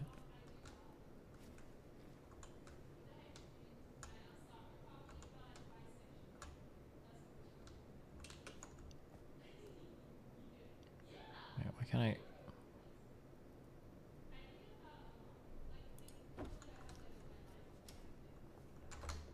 Just have a disagreement about what this moment demands and what the opportunities in this moment are. Can I ask you, Sam? I'm sorry. Go ahead. No, I mean, I think that's true. I mean, what the moment demands is, I think we're probably in agreement. But the strength of the tools that you want to use, I think we probably do disagree on that. I want to ask you something. When AOC was running, I remember her saying, there was this interview she was doing with Justice Democrats, I believe, where she said she'd rather be a one-term congressperson and fight and know that she fought tooth and nail. I'm paraphrasing. She probably said this in the beginning before she actually got to Congress, I'm guessing, huh? Phrasing, obviously, I'm sorry. But then to, make compromises. And, it feels like the argument that is being made in defense of the squad more broadly in this moment is that it's better for them to protect themselves. I'm not saying you said this, but a lot of folks were saying, oh gosh, they'll lose their seats. They're going to be completely disempowered, etc., if they do anything antagonistic to Pelosi.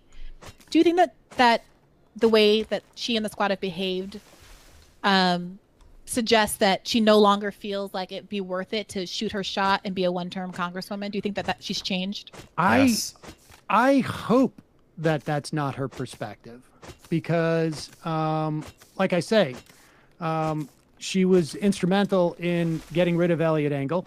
Mhm. I think that's very consequential. I think that if He did a lot of that too. Huh? Elliot Engel was instrumental in getting rid of Elliot Engel. Well, yeah, it's true, but I think, you know, if there's no Justice Democrats, if there's no AOC, I think it's, you know, highly unlikely that that would have happened. And I think that, frankly, the perspective that she would just, you know, force the vote and then leave Congress. I mean, if that's what you're suggesting. Well, no, I think it was ridiculous, the idea that her seat was at all in jeopardy because her she did seat this. was not I in think that was jeopardy. silly. Her seat's not in jeopardy. What's in jeopardy is, like, you know, like the upside for that. It's contingent upon a lot of things that you're talking about, you know, public opinion galvanizing around this vote and whatnot. And you and I have a different sense of what the costs are too.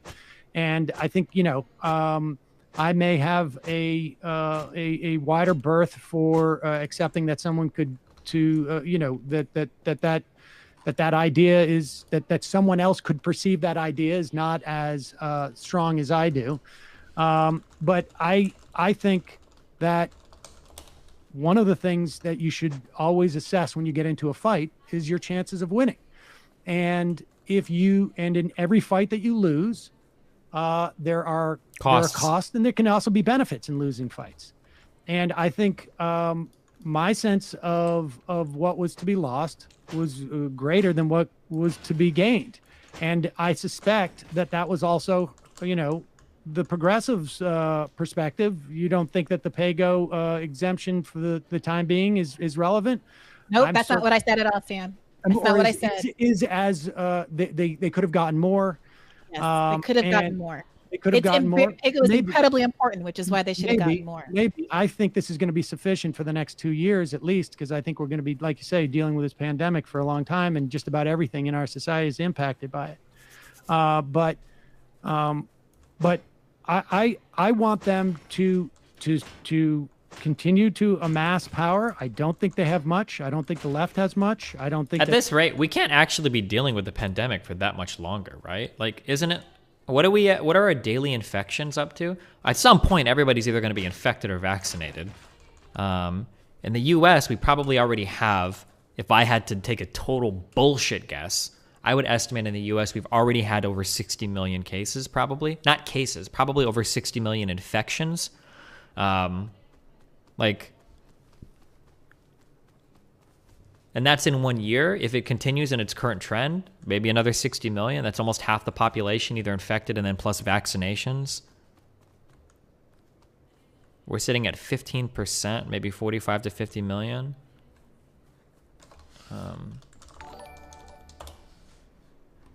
We're at 25 million cases. It's got to be at least 50 million infections. I would be shocked if it was less than half.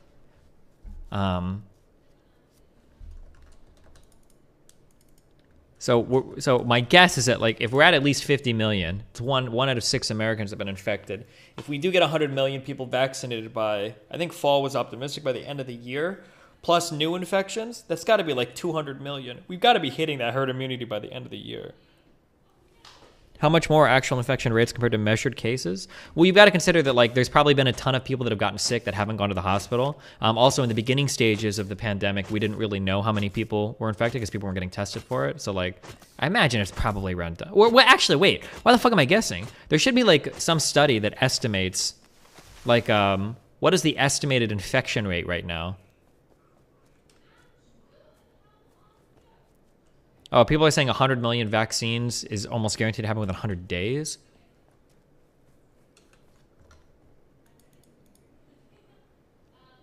estimated disease burden. Is this going to be the estimate?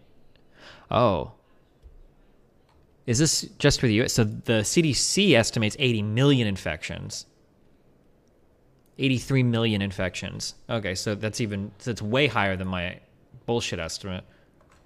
So if they estimate 83 million infections, within 100 days, we'll probably hit 100 million infections. Maybe. We're moving at what rate per now? 20,000 in 100 days is 20 million more infections. In 10 days, it'd be 200,000. In 100 days, it'd be 2 million. No, wait, I think I'm an order of magnitude off.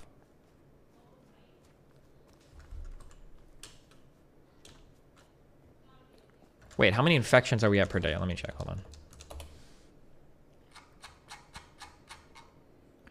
Oh, no, I'm sorry. We're not at 20,000 cases. It's 200,000 cases a day. So in 10 days, that's 2 million. 100 days, that's 20 million. So if we vaccinated 100 million people and we get another 20 million infections, or 17 million infections, that's 200 million people infected. 200 out of 350 million people? Like, I feel like we got to be hitting. There's no way. Mark my words. Here we go. A lot of dumb fuck Republicans tried to come on stream and give their takes. Oh, it's not going to be blah, blah, blah. Here's my words, okay? Here we go. I think that we'll be done with this shit by January 1st. Guaranteed.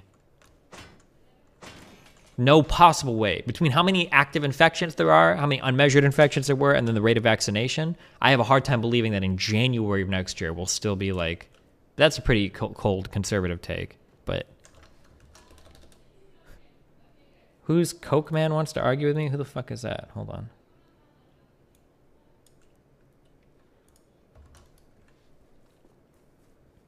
He's deafened. Ooh.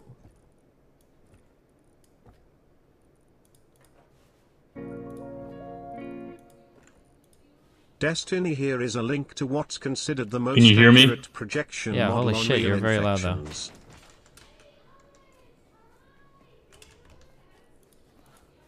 Hold on, let me turn off your stream. Sure.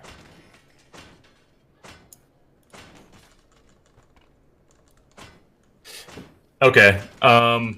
Yeah, I think what you were saying about force the vote was kind of silly. Like, so are you like of the Sam Seder, like, do you agree with what he was saying that the idea in and of itself isn't a bad idea, but it's political suicide.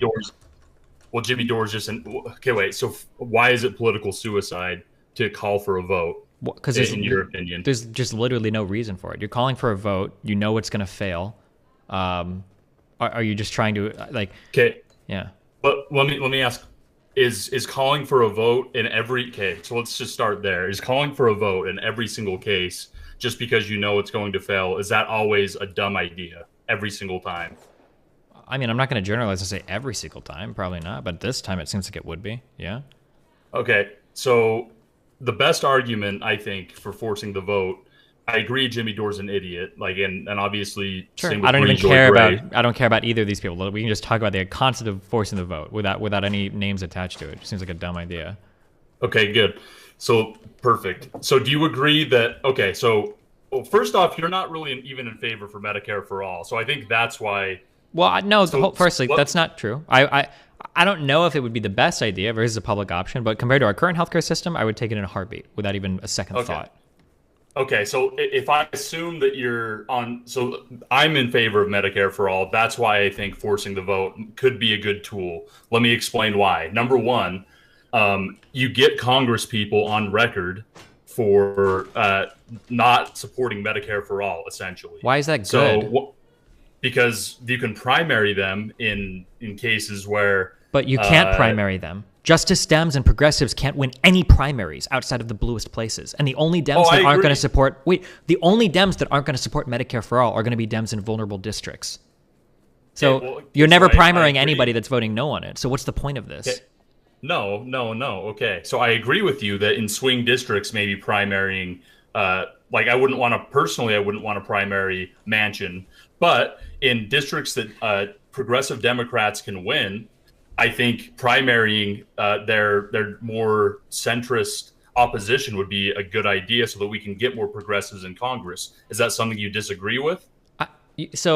Okay, so I just want to just real quick to frame how far we've removed from the conversation. So your politically effective thing. Well, you're talking about forcing the vote to attack the Democratic Party. So that's the framing that you're giving right now. Now we can talk on this, but yes. Yeah, okay, cool, gotcha. So it's already to some extent political suicide because you're talking about the Democrats forcing a vote to harm their own party. Wait. No. You're just how are you baking you're baking your conclusion in the question? How is that political suicide to force a vote? Where's the evidence for that? Because you're saying that like we want to force. Because okay, so this is my original problem with the Medicare for All thing. Or I'm sorry, this is my original problem with the force a vote thing. You want to force the vote so that you can get some evil Democrats who are more moderate on record as not supporting Medicare for All, so that you can go and attack them across the country. Now, if this was in a progressive district where they could already be more progressive, I don't know why they wouldn't already support Medicare for All. The worry is that now moderate Dems across the country are going to start getting shit on because all of these races are treated as though they're all national, even though they're not. And now you're going to be getting attacked from both the left and right when you're trying to hold on to more moderate seats. That's what I'm opposed to. That's political suicide. Wait, so you're opposed to forcing the vote because you're afraid that it's going to hurt the image of Democrats on a national level. Yeah, you're going to get moderate Democrats in some states that are just going to get relentlessly shit on from safer, more cowardly Democrats in ultra blue districts that can afford to have a more left-leaning agenda because their seat's never up for like contention or up for election. They're not going to lose their seat, and they're going to use those positions to attack more moderate Dems. Wait. So so essentially you're worried about Republicans disliking Democrats more. That's what I'm hearing from you. Not just right Republicans, but it can be anything from people that are more center in the party. It can be galvanizing your own base. It could be hitting independents. But and your worry is that they're gonna like flip and vote Republican or something. Like I don't understand. Or won't vote Democrats. Wait, hold on. Wait. No, wait. Okay. Well, no, I'm not gonna let you weasel out of this. You know that's ridiculous, right? Like, hold on. You're wait. Afraid that moderate that Democrats are gonna like flip and vote. What, like Republican or Libertarian or for the Green Party? Like, what is the argument here, dude? The argument that I'm making is that where we can win more progressive, I mean, I think you're a progressive, right? Where we can get more progressive Congress people, we should do that in those districts. Go on Wikipedia right now and look up the difference in voter turnout between Obama and Hillary Clinton and tell me what happened. I mean, it probably went down, I'm guessing. Massively. Yeah.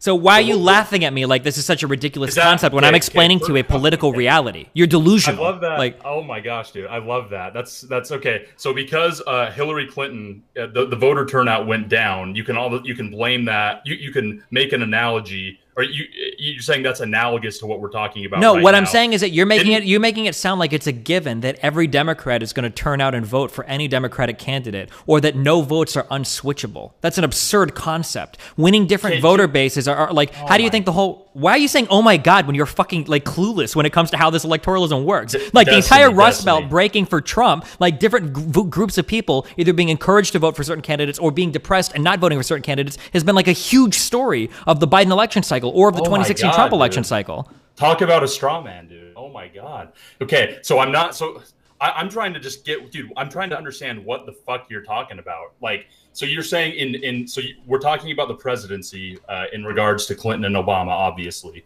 So you're saying you're afraid that if we force the vote, that the voter turnout is going to go down for Joe Biden in 2024. No, what I'm saying is that if we force the vote, all it does is serves to attack Democrats that are voting no in districts where they may be in too moderate a position to be able to vote yes. It doesn't help us at all. Your argument, so your argument. No, that's not. Wait, real quick, because your argument was that like, oh, well, now we know who to primary. If you want to primary someone, then go fucking primary them. You don't have to virtue signal a Medicare for All vote in order to do it. Okay, let's say, do you want more progressives in the Democratic caucus? Sure. Okay, so if that's what you want, why would you be against? Okay, so in moderate, dude, like, I agree with you that we don't want a primary in districts where it doesn't make sense to primary. I'm with you there. Where I'm not understanding what the argument is in districts that we can get a progressive to beat a more moderate person in the primaries.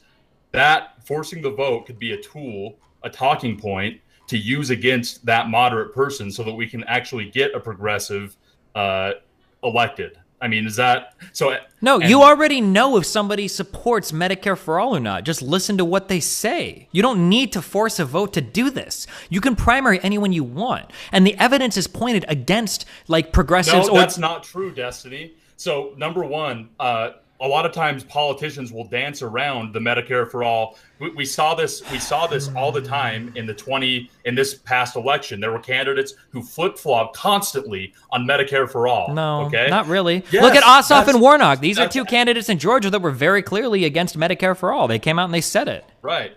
Okay, and in the primary, do you agree or disagree? Let's take Tulsi Gabbard. I don't think either of us like her, but she originally came out and said that she was for Medicare for all, and then later on she kind of backtracked, and there were a couple other people that did this. Do you No. agree with that or Okay, disagree? no. Hold on. You're using flip-flop. When you say flip-flop, you make it sound like a politician promised a commitment to something, and then once they were in office, they changed, okay? There are people that change their positions as they're running in an election because they see that some things are electorally unpopular. The most famous example of this, I'm pretty sure, I think is Elizabeth Warren, where she was initially massively on board for Medicare for all, and then she had to back off that position because it was so electorally unpopular in the Democratic Party, let alone the Republican one. But that's not flip-flopping, right? Evolving your position over the course of a campaign is a lot different than changing your promises once you're in office. Well, okay, we're arguing semantics. I agree with that. Wait, hold on. I have to talk over you real quick. We're not arguing semantics right now. Initially, you made it sound as though a leader was elected on a promise, and then they flip-flopped that. They walked it back once they were in office. That is fundamentally and materially different than changing your position over the course of a second where you're running for an election, okay? So don't just call that semantics. That's not semantics. These are actual real differences between these two ideas. I use the presidential example just because I'm showing you that politicians do not hard commit to things often. In fact, it's advantageous not to hard commit to things because then you can weasel your way out of situations where it's advantageous for you to try and do so. I think we would both agree with that, right? If you can weasel your way out of situations if you don't say that again. Yeah. You can weasel. So if you don't hard commit to a position, it's easier for you to weasel your way around or out of different situations. I guess, yeah, if you don't hard commit to it, sure.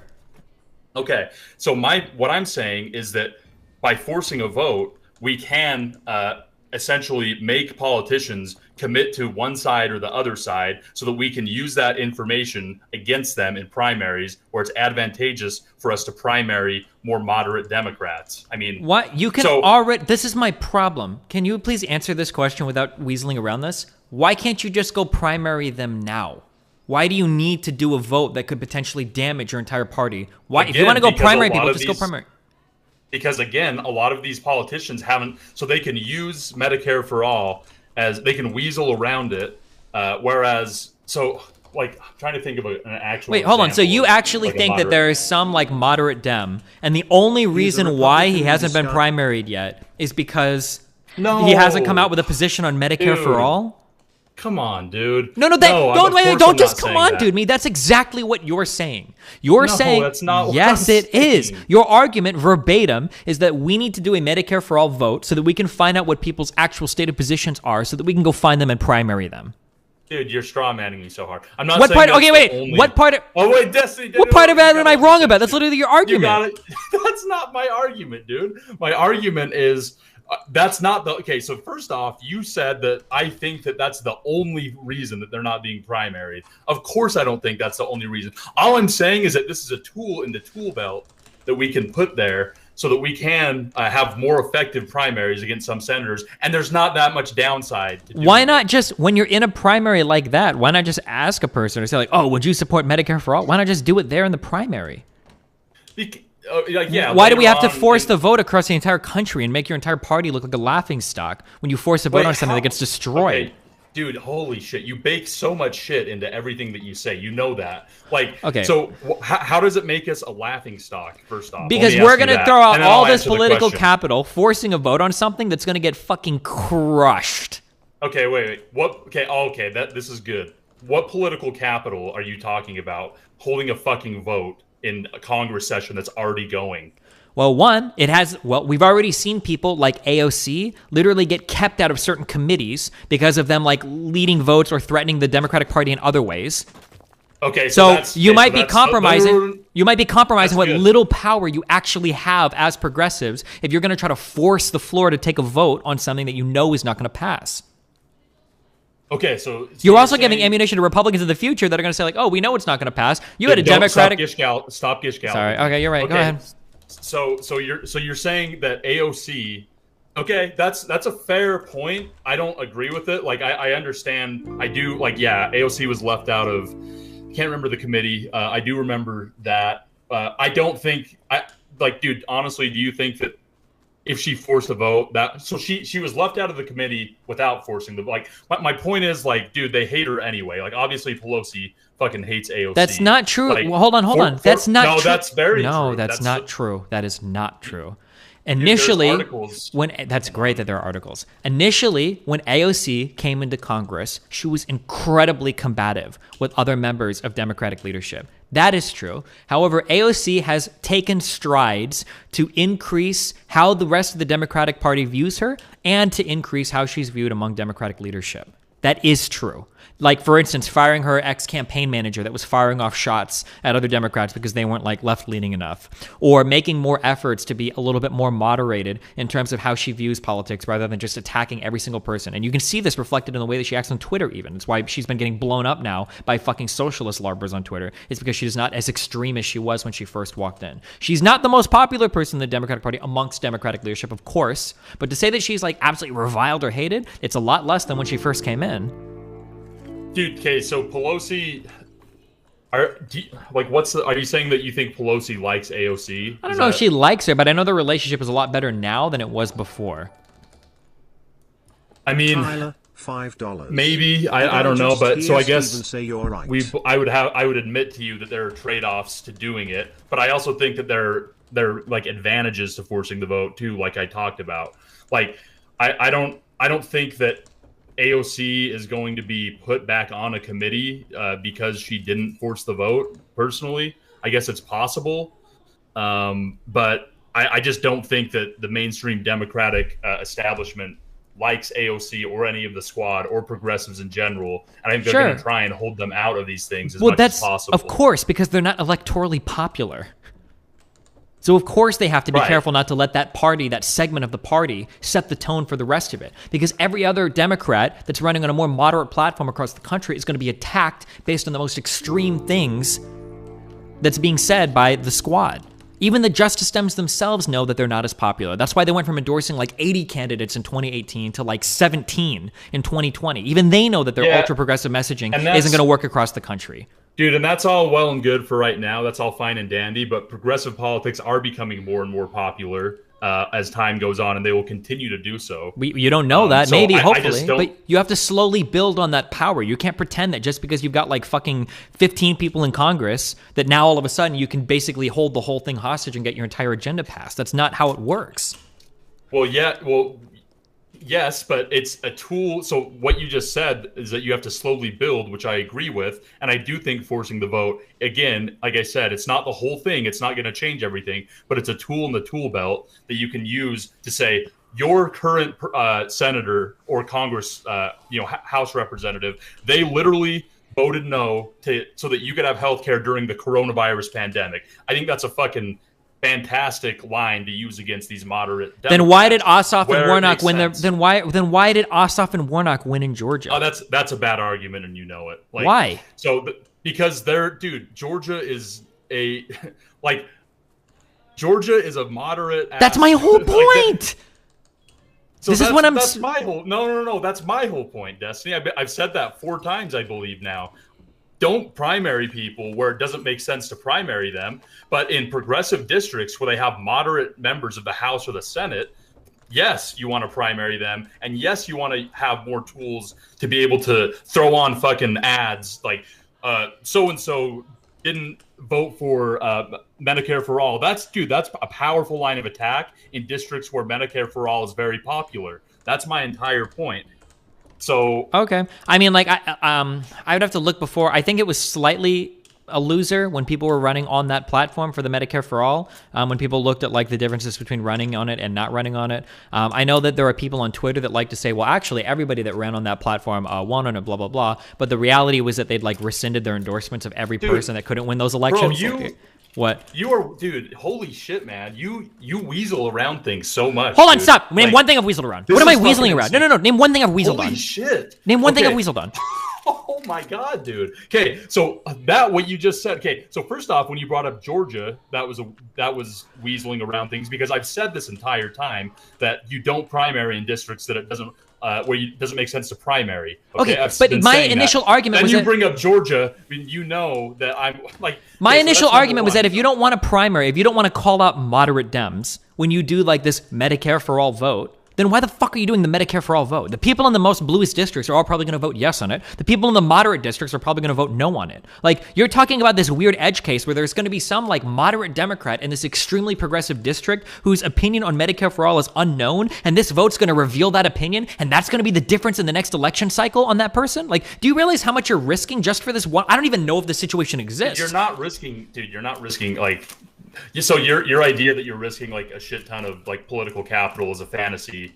Like, how is it a fantasy? How easy would it be for Democrats or even for moderate Dems or Republicans in the future to go like, you guys tried to pass Medicare for All and you failed miserably. You got 100 fucking votes on it when you had a democratically ran Congress, and now you want to push it now? You guys are a fucking joke. And they could always go back and point at that vote. Look at you, 137 fucking votes for Medicare for All. What a joke! And you guys think you can push this? And you owned Congress, both halves. Like, how the fuck? Like, how can that not be an easy line of attack?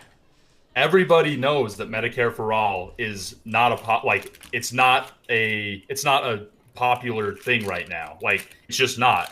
What I'm saying is that in the future, it's going to be, maybe in the next 5 years. I don't know. I'm just spitballing, but 5 to 10 years. Like, dude, of course, everybody knows that that if Medicare for All were put up to a vote right now, it wouldn't like, it's not just, essentially it's not a very popular policy. Then why I'm force agreeing with you there. Wait, so then what is the point? So if it's not popular, okay. I just want you to walk me through your dream, or I'm going to walk you through your dream scenario, and then you tell me if this is accurate or if I'm straw manning and gishalabbing, okay? It sounds to me like what you're saying is that there exists some politician that is in a very blue district who somehow managed to avoid the other progressives. They're moderate, and they're in a very blue district. And what we're going to do is we're going to force a Medicare for All vote. And when we force this vote, that person's going to come out, and they're going to vote no, even though it would cost them an election, and even though it's not going to pass anyway. And then when they vote no, the progressives will seize that opportunity and go and primary that person who for some reason voted no on something that's not going to pass anyway, even though they're in a really progressive district, knowing that they would be vulnerable to being primaried by another progressive. That's your argument? Okay, so wait, tell me specifically, what did I miss? What did I miss there that I had wrong? No, I think you kind of got it, but okay, this is delusional. I don't know what else to tell you. Like, this is the dumbest idea I've ever heard in my fucking life. Okay, so I was about to explain. We've already been over this, but okay, let me ask you this: do you think that getting Congress people on record for by having them vote on issues, do you think that that can be an effective tactic? It can be. It could also be ineffective. Depends on like, that's really hard to generalize. So now the burden of proof is on you to say why it would be ineffective, and you've given some reasons, like, you know. Sure, I can give you one reason. Sure, I can give you one reason right now. So right now, the candidate that I'm supporting in the mayoral race in Omaha does not currently have the support of the police union. Because he doesn't have the support of the police union, he's actually incredibly flexible in terms of how he can approach those politics once he gets into office. If you were to try to make him commit to some position right now, all you would do is you'd weaken his ability to negotiate anything in the future, because you'd force him to commit to a position right now that doesn't help him, because he's not going to have the support of the police union regardless, and all that could be done is hurt him because it gives him less flexibility once he's in office. So there's an easy example right there. It depends on what the issue is. It depends on what the issue that you're talking about is, right? That's my argument. Yeah, Yes, you're restating my argument. Yes, it depends on the issue. But that's one example of how maybe forcing a vote on something just like weakens the political maneuverability of a candidate and just makes it so that you just fuck them in a future election. Okay, so what the person in Omaha should do is vote according to the way that they think their constituents would want. And once they vote in the way that they think their constituents would want, then it's fine. But all I'm saying is that in certain cases, there are. Okay, so let me ask you this, and then I'll continue. Do you think that it is true that there are moderate Democrats in progressive districts that are currently there are moderate Democrats that are currently representing progressive districts? Do you buy into that? No. Okay, so when AOC beat Joe Crowley, like what was that? There probably was at some point for sure, but So at this now- point, so now I don't they're think just there's. gone. They just disappeared like fucking Wanda from Fairly Odd Parents, dude. No, they were primaried by the Justice Dems and they lost. That's what happened. Wait, what? In the AOC? Okay. Oh, I see. Okay, yeah.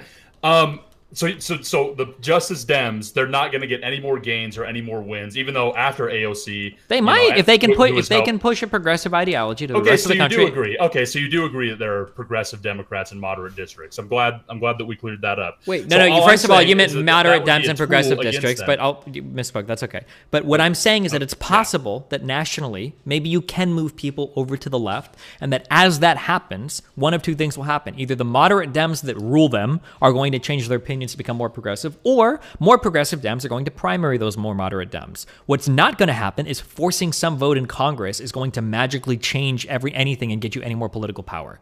Like, do you not think it's kind of silly that you think forcing a vote would magically make all of America hate Democrats? Do you think that that's kind of a silly No, I think it just weakens position? our position on healthcare in general, which I think is incredibly fucking sad to do for a political gambit that has no chance of working.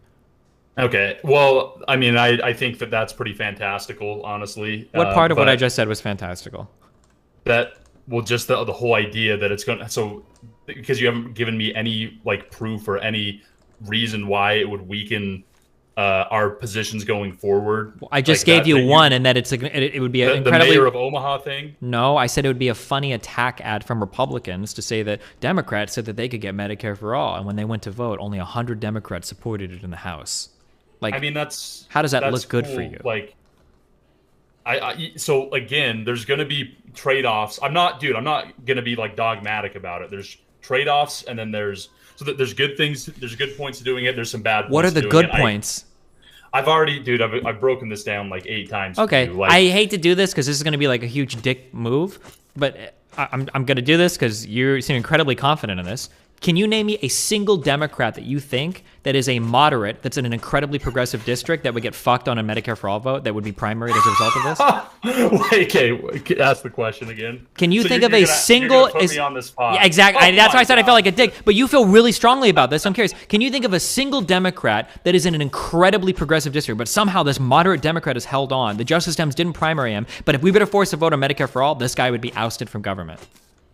Oh, fuck, dude. Okay, listen. Now, I'm going to be totally honest. I don't expect you to know offhand, okay? I don't know a lot of fucking lawmakers, okay? However, in the few times where I've looked it up, it seems like when a lot of people are criticizing people for not being left enough, whenever they try something in these areas, they get crushed. So the popular example that I can think of right now is everybody shits on Joe Manchin for being too moderate, too moderate, too moderate. Okay, well, when the Justice, I don't know if it was a Justice Dem-backed candidate, but I know that when a very progressive candidate tried to run in West Virginia, they got fucking annihilated. They got blown the fuck out. It was unbelievable. It was like 30 to fucking, it was like a fucking 60-point difference in votes. It was unbelievable how much they got destroyed. And it's like, okay, well, you know what? If your progressive ideas work really well in New York, then that's great. Then you can talk about them in blue districts. But don't go to these like incredibly moderate purple districts and these hard-fought districts and try to bully Democrats into supporting your most progressive agenda if you can't even like stand it, if you can't even hold a toe to them in the fucking primaries, let alone the generals. That's all I'm saying. I don't believe that they're... Go. Sorry. Go ahead. So every election that we have,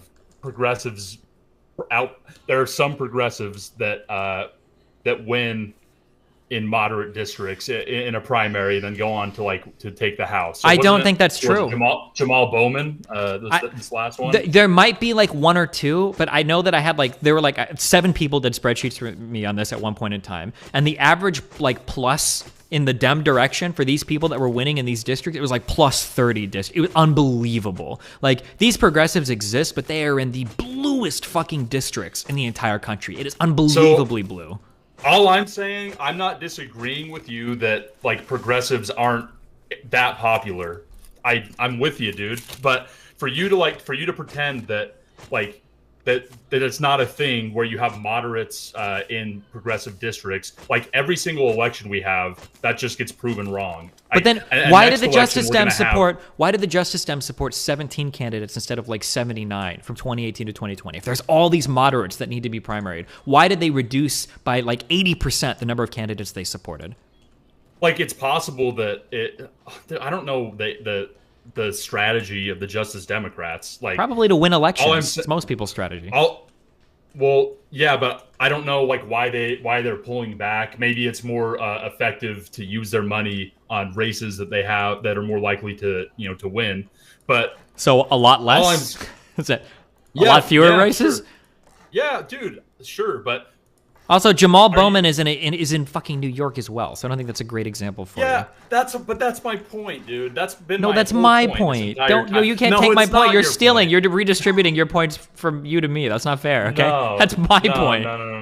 No. My point is that where it makes sense. So I even and you'll remember this. I brought up at the beginning of this the debate that I don't think that primarying Joe Manchin would be a good idea. I said that. I agree with you that you don't want to go out and primary John Ossoff next election or something like that. It doesn't make sense.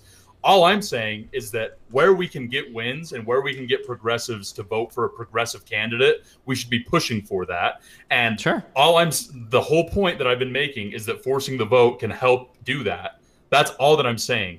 So your counter argument about optics, like, well, if we force the vote, it's going to make Americans less likely to vote for Democrats. I don't think that's true. I don't think that's been historically.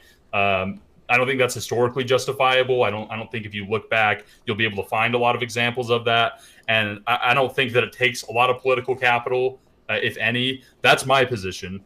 So, but my whole point is that for you to come in and just say that force the vote is like dumb as fuck as a blanket statement. Well, because even your example, it's not though. Even your example here is like really funny. Like, why would you, if like let's just assume you okay. First, let's make sure we get some basics done. You agree that a politician's main goal is to get reelected, right? You agree with that, right? Let's say that 100%. You are a moderate Dem. Somehow you're a moderate Dem and you're in a very progressive district. Let's say that's happened to you, okay? If a force the vote were to happen, why the fuck would you vote no on Medicare for All if you think that might be deciding your election? Why wouldn't you just vote yes on it, knowing that it's never going to pass anyway? Yeah, so that's great. So now you vote yes on it, so you've done the force the vote, and now force the vote has actually hurt your idea because now you've got moderates that wouldn't vote yes on it if it was actually possible, voting yes on it because they're just trying to hold on to their seat because you're forcing quite literally a virtue signal vote on legislation that is never going to pass. Sure, but yeah, that gets them on record for like voting for Medicare for All in the past, so it's harder for them to pivot away from that. Pivot when? No, we're never having a real vote on it though. What are they pivoting from? You think in the future that we're gonna have eventually? Yeah. Well, like maybe not now, but in 5 or dude, do you think Medicare for All could be a thing in like let's say 10 years? Let's say it is. At that point, they'd probably just vote for it because it'd be electorally popular. So what's the point of any of this? Okay, so yeah, and that would be the the point would be that if they didn't vote for Medicare for All and they voted against it, then you could use that as a tool. But they're not going to vote against it if they're in a progressive district. Well, you don't know that. Why would they? Hold on, wait. We agree that a politician's goal is to get reelected. Why would you vote against something that is supposedly electorally popular in a district where you supposedly have progressive constituents, even though that you're more moderate? Like, I don't understand. Why would you ever vote against it? I mean, yeah, you would think, but I'm with you there, dude. All I'm saying is get people on the record. That's it. Like, there's nothing wrong with getting people on the record. Well, the wrong part is flip-flop. Okay. And again, I'm going to disagree with you about that too. Because, for example, and I think Brianna Joy Gray brought this up during the Sam Seder interview, but a lot of these like moderate Democrats that aren't in favor, that are like vocally not in favor of Medicare for All, they do get a lot of money from, they get a shit ton of money from medical corporations, Pfizer, doesn't the whole matter. 9 yards. Doesn't change anything at all. So if they came out against Medicare for All, that could impact their funds so that the progressive would have more of a chance of winning. Like, dude, it's a very, like, it's obviously, it's a really, like, it's not a very cut and dry situation. I agree with you that there's a lot of nuance to it, but all I'm saying is that, like, for you to say it's just dumb, I think that kind of misses the mark. That's my entire point. And I also think, like, this is kind of pivoting a little bit, but I think that your hatred towards Bernie's Medicare for All plan is kind of misguided and a little bit silly too. Because I never said I hated it. I just said that it's politically impossible. Okay, well, it may be politically impossible, but I thought you said you weren't a fan of it and you didn't like it. Is that not true? I don't think I don't know if I've ever said that. Oh my god, did I just? Okay, well, I just don't think it's just. But like, I'm in favor of things that are like politically possible. So like, I don't want to do something that's politically impossible. Yeah, okay, I can agree with that. I think narratives like Medicare for All do push the country left, though, and I think, like, for example, Bernie's narrative did help Medicare for All become more popular. I mean, it's much more popular now than it was before he ran in 2016. So sure. I think. Okay. What do you think is one thing that? We agree on what that. do you think is one thing that helped to push like acceptance? Or what do you think enabled Bernie to argue for Medicare for All, though? What enabled him? Like, just the fact that he could run for president. What big thing that we do in healthcare in the United States that made it so we could even have a conversation? I know where. Yeah, Obamacare. Probably the ACA. Yeah.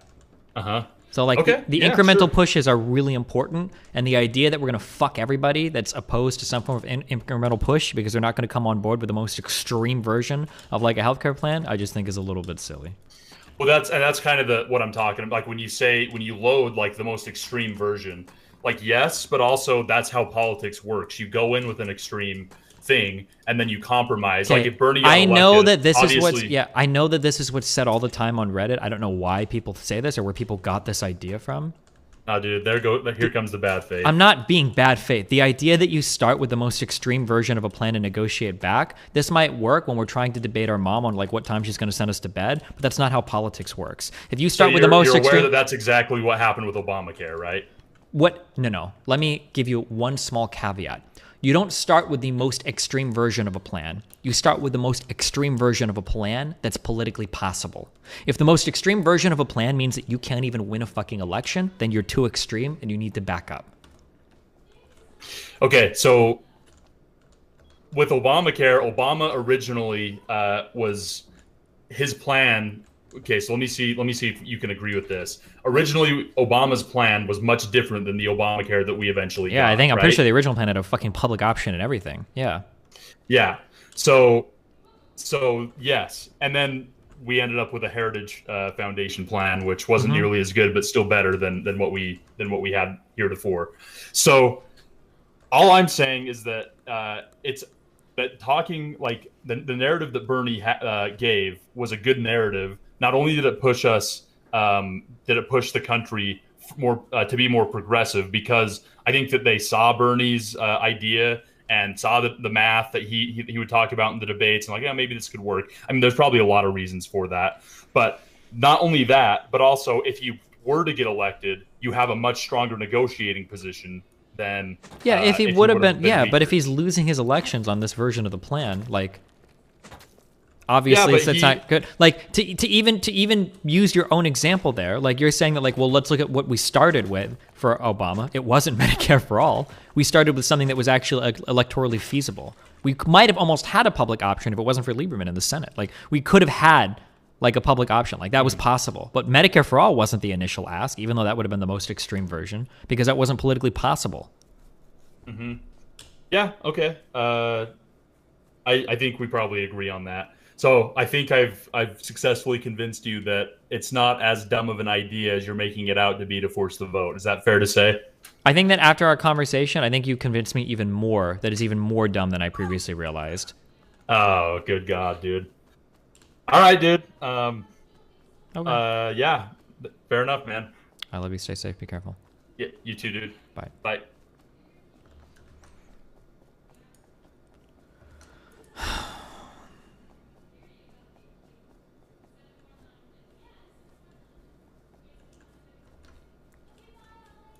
that people are going to galvanize around the things that you think that they are, based upon just the fact that Joe Biden beat out the candidate for Medicare for All in the Democratic primary. But what do you take from that? What do you take from the fact that Joe Biden won? Do you think that's an indictment of Medicare for All as a policy? No, I don't think it's A little bit. indictment of Medicare for All. It is but a I little just don't bit. think it motivates people as much as we would like it to. Could it be that beating Trump The was just a establishment? bigger priority than Medicare for All in the last election, and that it's actually not a referendum on people's preference for that policy? But if you think that Medicare for All is universally loved, then shouldn't people have voted for that to beat for Trump?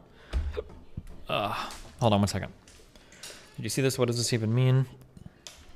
Kyle Rittenhouse, the 18-year-old Illinois man, tried to federally students to be able to it's prohibited from associating with known white supremacists. What does that even mean?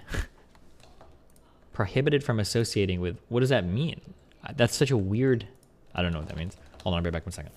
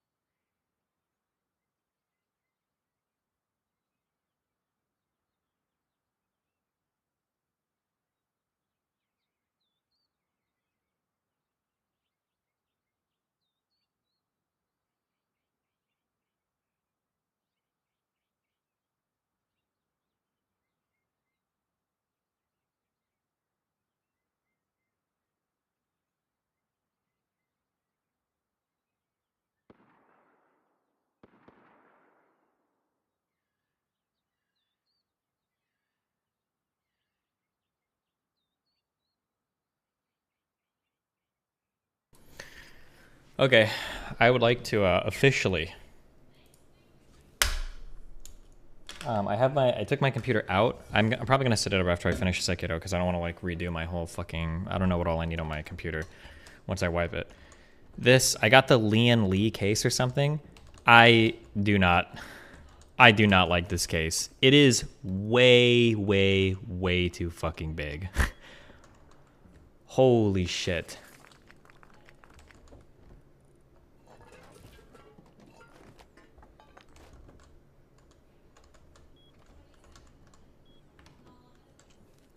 What model? I don't know what model it is, but like, hold on.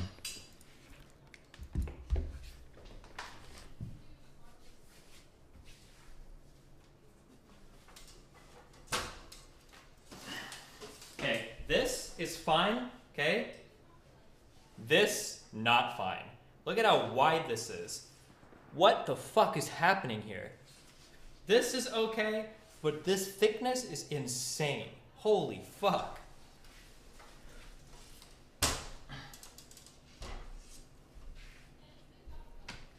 Ugh.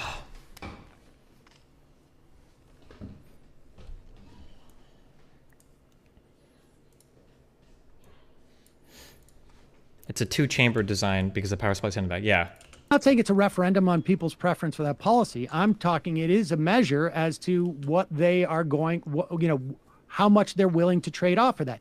For instance, gun control. Gun control it has enormous support, broadly speaking, but it's not people's first issue that they vote on. Right, I agree. I think that what happened in the election was that beating Trump was people's #1 priority.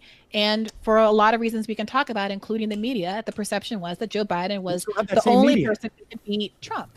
So, I don't think that it's the fact that Biden won really says anything at all about the status of Medicare for all. Well, Sam, it does say that it does say that people can find at least one other thing that's more important. A thing that no longer exists. Right, but maybe there could be others. I mean, look, what was the pushback when the Democrats passed the HEROES Act? What was the pushback to the COBRA subsidies? I mean, I talked about it for a long time, and I spoke to AOC about it. Actually, she came on my show and said that was horrible. It's garbage. And I can tell you, the response to that was crickets. Yeah, there should have been. I know that Jimmy Dore is very vocal about that as well. So I think that there needs to be more coordination across left media to drive the kind of enthusiasm which came very organically around Force the Vote. Don't have that kind of strength. I got news for you. Like, this is honestly, it's like it's like bald men arguing over a comb when we start talking about this. I disagree. And I said this to Jimmy Dore as he was critical of me for not talking. Dude, I would love to do a politics show. Some kind of podcast with Seder. I feel like Seder and me are two twin brothers separated, but for some reason he's like able to he can tolerate so much more than I can with the fucking insane anarcho dipshitalists on his show. I don't know if I feel like he's got to have some breakout moment where he's just like, I can't do it anymore. Like, I'm out of here. Maybe? I don't know. I don't know how he tolerates the insane people that he has that like guest star. I don't know how he does it. Talking more about the failures of the CARES Act. And I think that that's right. Not CARES. I'm talking the HEROES. Sorry, the HEROES Act. The issue is the CARES Act was in the spring. But I am personally talking about the CARES Act, but regardless, I think that part of the issue is, I know personally, I'm like constantly looking, journalism is crap. I'm constantly looking to people like Sirota and Dave Dayan and like the few outlets that are covering, Stein at Washington Post, the few people who are covering what I need to know here or there. And then I try to amplify it to the best of my ability. But it feels like I'm just doing a one-woman kind of like impromptu comms task here, and it does feel like shouting into the void sometimes. And I think that there could be a lot more coordination to drive home certain messages. We're all talking about the same thing on the same day. We all get direct feeds from the reporters who are doing this stuff, so we don't miss something. There's so much happening, something important doesn't fall through the cracks. And we talk about how to frame issues in a way that they're accessible and relatable to people. I think that even if you disagree with Jimmy Dore, we could have had a conversation even about how we could I watched reframe people the trying to have a issue. conversation with Jimmy. I watched that. I saw that. I was talking about you and I having a conversation, or Oh, whomever listen, else it I'm was. totally open to that. I'm totally open to that idea. And all of those reporters you talk about, I have a lot of respect for, and do as much as I can to promote them. You know, I got the Sorotas on a list right now that we're going to book. Sam, if I could jump in right here as the kind moderator, I think something you just said was very important. You're describing the salience of issues among voters. And we all saw Bernie lose the Democratic primary, even though most of the primary voters, when asked about the issues, agreed with him. And your notion is that, well, they simply felt that. Hold on. You gnome fuck!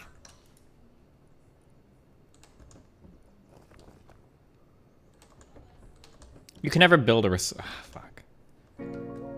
I don't know why I can't find a radiation suit. I'm like The dying blood with that drama one. was exhausting. Happy you are back to exposing dumb fucks. Thanks, I try. Fuck you, ooh. Oh, well, fuck you too.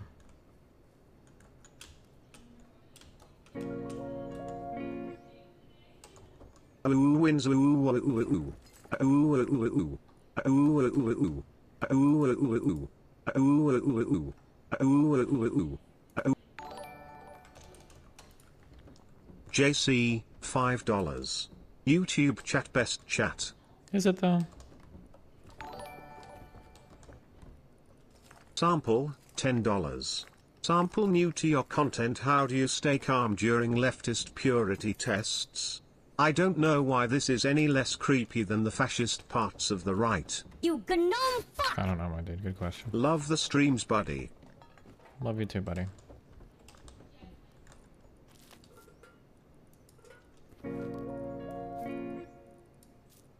Every time Brianna gets triggered, she looks like the Titan who ate Erin's mom in the first episode of Attack on Titan. Spoiler alert! How does he put up with this for 3 hours though? Holy fucking shit. I can't listen to more than like 40 minutes of this. The novelty of her dumb argument stops being entertaining at that point and just begins to attack my ears with vitriol. Kind of. L underscore. What's up, Dan? What are you doing? Building up my base. The server is alive somehow. I don't know how. I logged in this morning. There's like 50 people here, so. Oh, yeah. Pretty nice. You gonna put a roof on that bad boy, or nah? Yeah, I'm working on it. Well, it doesn't seem like you're working on it. It seems like you're organizing boxes in one of the... Well, I'm transferring everything from my other base to this one, so I don't want everything to be all fucked up. I know that you guys like to live like disorganized heathens, but... How you doing on scrap? What you got for scrap? Like 20, because I had to build a level 2 fucking workbench, so... Nice. Perhaps you should go recycling. Take all them comps, you don't need them? Because the fucking recycling thing that I'm nearest is like an ultra high radiation zone. I don't have a rad suit. Once I get a rad suit, though, I can start recycling a ton of shit. Wait, you can make do, I think. I don't think so. You got to get high rad. Let me see your clothing drawer. I don't think I have much radiation resistance. You'd be surprised. Okay, where's the clothing drawer at? Okay, the jacket has 5. Good. Do the leather gloves have any? Just check each piece. You have to build. I'm already wearing like full. I don't think all of your shit has rad protection. I mean, like, I can probably swap out this for that. Oh no, these are the same. Yeah, I don't think I've got 26%. I don't know how much higher I can get. What about your shirt and your face and the gloves? Does the shirt have it? Shirt is +5. Gloves is +4. Face is +3. Okay. Damn, what did Code Miko? Suspension reason. Oh shit. What was it? During interview? Oh my god. What? Sorry. During an interview, a female streamer and I were talking about female harassment online, and I asked her what the worst comment was she'd ever received. When I saw the email, it was pretty bad and was more like a threat than a comment. From my experience, threats are almost never sent from a user's actual email address, but throwing up the screenshot got me banned. Wait, what? During an interview, a female streamer and I were talking about female harassment online. I asked for the worst comment she'd received. When I saw the email, it was pretty bad and was more like a threat than a comment. From my experience, threats almost never sent from users actually. I'm throwing up a screenshot of an email, just showing somebody's email address, got her a 2-week ban?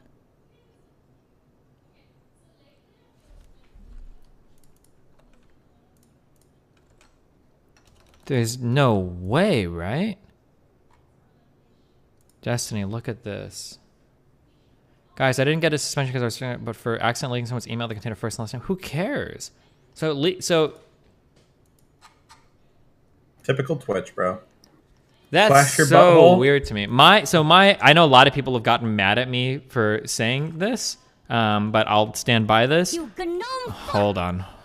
Would you ever consider running for a position somewhere depending on the outcome of this election in Omaha? Would be pretty based to have a representative elected for the Omniliberal squad. Cool face. No. I don't consider emails sent to me as a streamer to be private. If you're sending me an email and you're like a fan, or if you DM me on IG or whatever, unless that becomes explicitly clear at some point, like I don't really consider that communication to be very private. Like I'm a public figure, you're emailing my inbox, like that's just, yeah, I don't know, like. I just want to say it seems kind of fucked up that like you can omega lol your butthole for a few minutes and get 3 days and send a fucking say a first and last name in 2 weeks. And maybe this shouldn't be factored into how you think about this, but man, dude, how fucking baller does that harasser feel? Not only did he get to harass one woman, he got another woman banned for 2 weeks for showing his email. I bet he's the one that reported it too.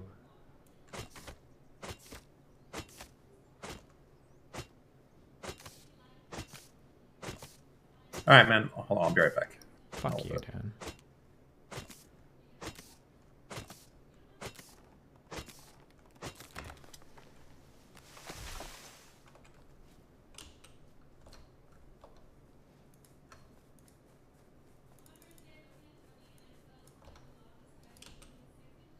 Twitch is such a shit company, it's insane. Please, YouTube, save us. Listen here, Steven. Destiny, if I email you, it's off my work email and I refuse to change it. I mean, like, I don't generally publish emails I get. Sometimes they're pretty funny, though, and I will, but, like... Are we finishing the debate? I don't know how this conversation can go on for another 2 hours. It feels like we've been looping the whole time so far.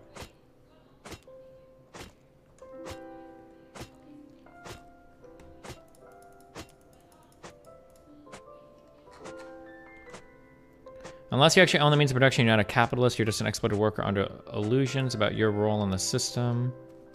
We just released a new video about this with Richard Wolf. Cool.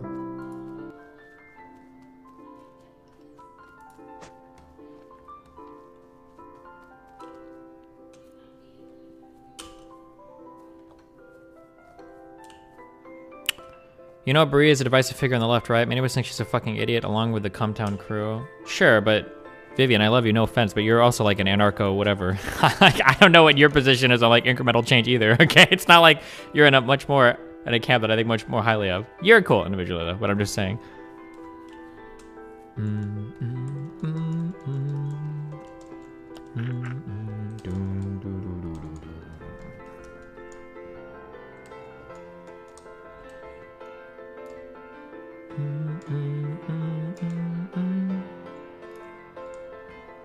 Oh, fuck.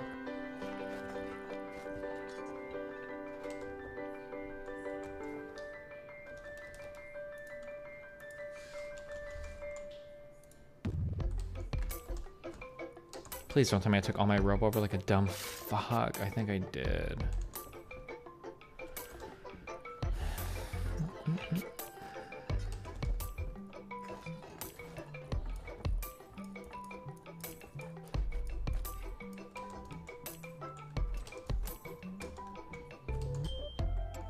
Act 1. Greed and hypocrisy leading to a genocidal world war. Then post-war injustice and hysteria. A boom. A crash. Totality. Okay, this is what happens if I try to go to the recycler, guys. I don't think I can do it. I'll try to run over there. Greed and hypocrisy leading to a genocidal world war. should be able to find some rope out here.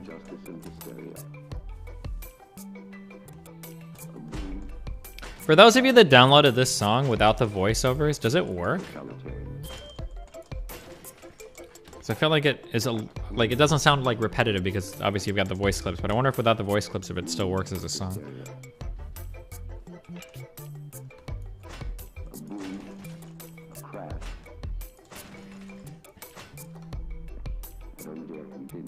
Wait, what?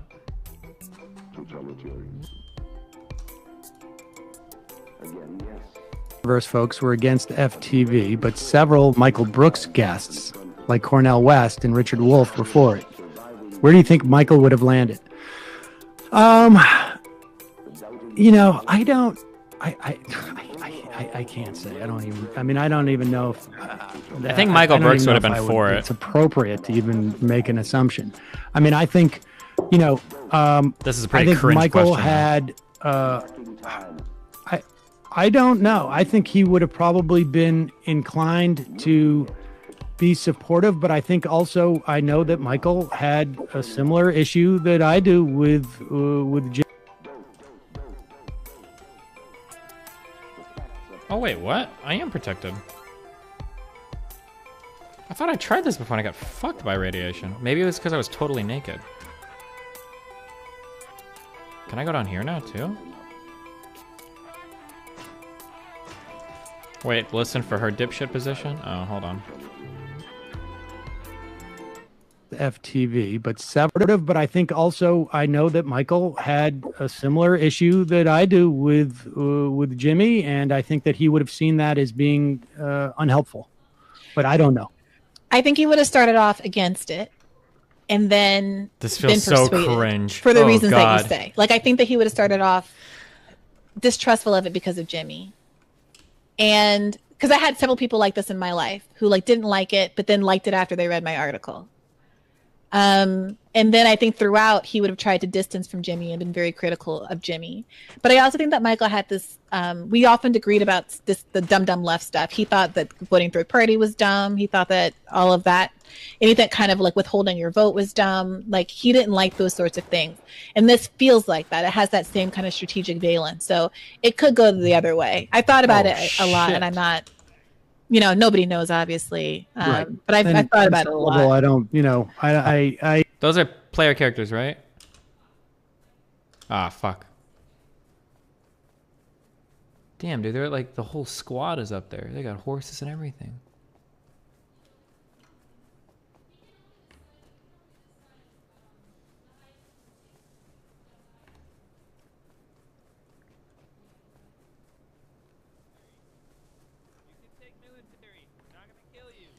I don't trust. Get these fuckers away from me. Let's just hide in our house. That's what we want to be. Keep listening, it gets worse. 15 seconds. How can it get much worse? Well, I don't, you know, I am uncomfortable, you know, projecting out and using his legacy to, you know, in that way. Yeah, But- I gotta say the question puts a bad taste in my mouth, to be honest with you. Okay, well. Can we talk about? Well, oh, I don't think that's that much worse.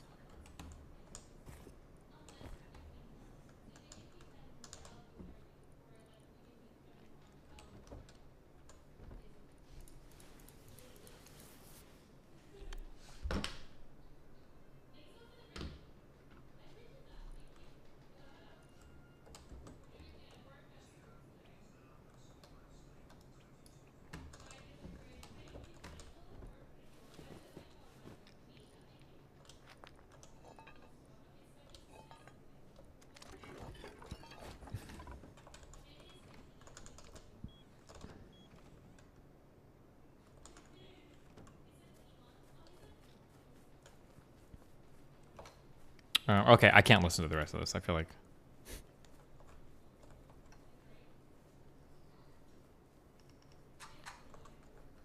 Donkey's best of 2020. Last year in my video, I said this. What we are experiencing right now is the calm before the storm. Next year is when shit goes down. March. So this year, I'm going to say that 2021 This is gonna be a really good year this time. What games did we get this year? Kessin, right?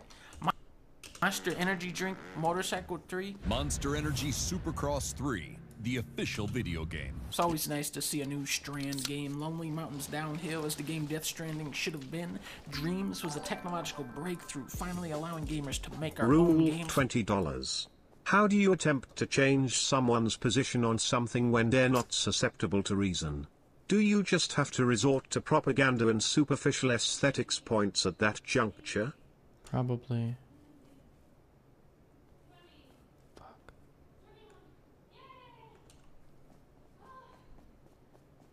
Who are these guys? Oh, they're going. Okay. Like Fall Guys, I'm pretty sure was made in there, and Shenmue 3. Ubisoft tried to make Breath of the Wild like straight up just exactly Breath of the Wild, and what's funny about this game is even though they ripped off as many ideas as they possibly could, it still sucks ass because it's made by Ubisoft. Gran Turismo Sport, ooh, the driving in this game is so classy, it feels like your name is Delfonzio. Paper Mario was funny, Crash Bandicoot 4 was very faithful to the PS1 games, Tony Hawk's game was very faithful to the PS1 games, Streets of Rage 4 came out, Neo 2. Fuck this shit. 2020 really was the year of waiting too long for a game and then the wait not paying off. Half-Life, Shenmue, Cyberpunk, Final Fantasy Remake. These are games that I thought would never come out, and now that they did, I kinda wish they didn't.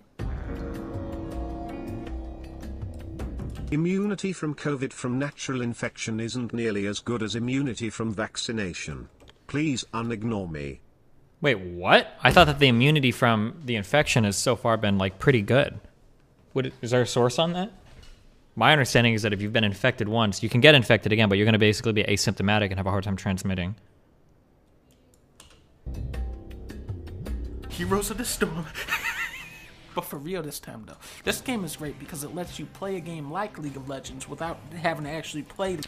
I'm an anti-fascist. I'm an anarchist because I've seen through anti-fascist work how anarchists organize to fight about fighting fascists and supporting communities project. Okay. Vaccination is better? Yeah, sure. I'm sure vaccination is better, but.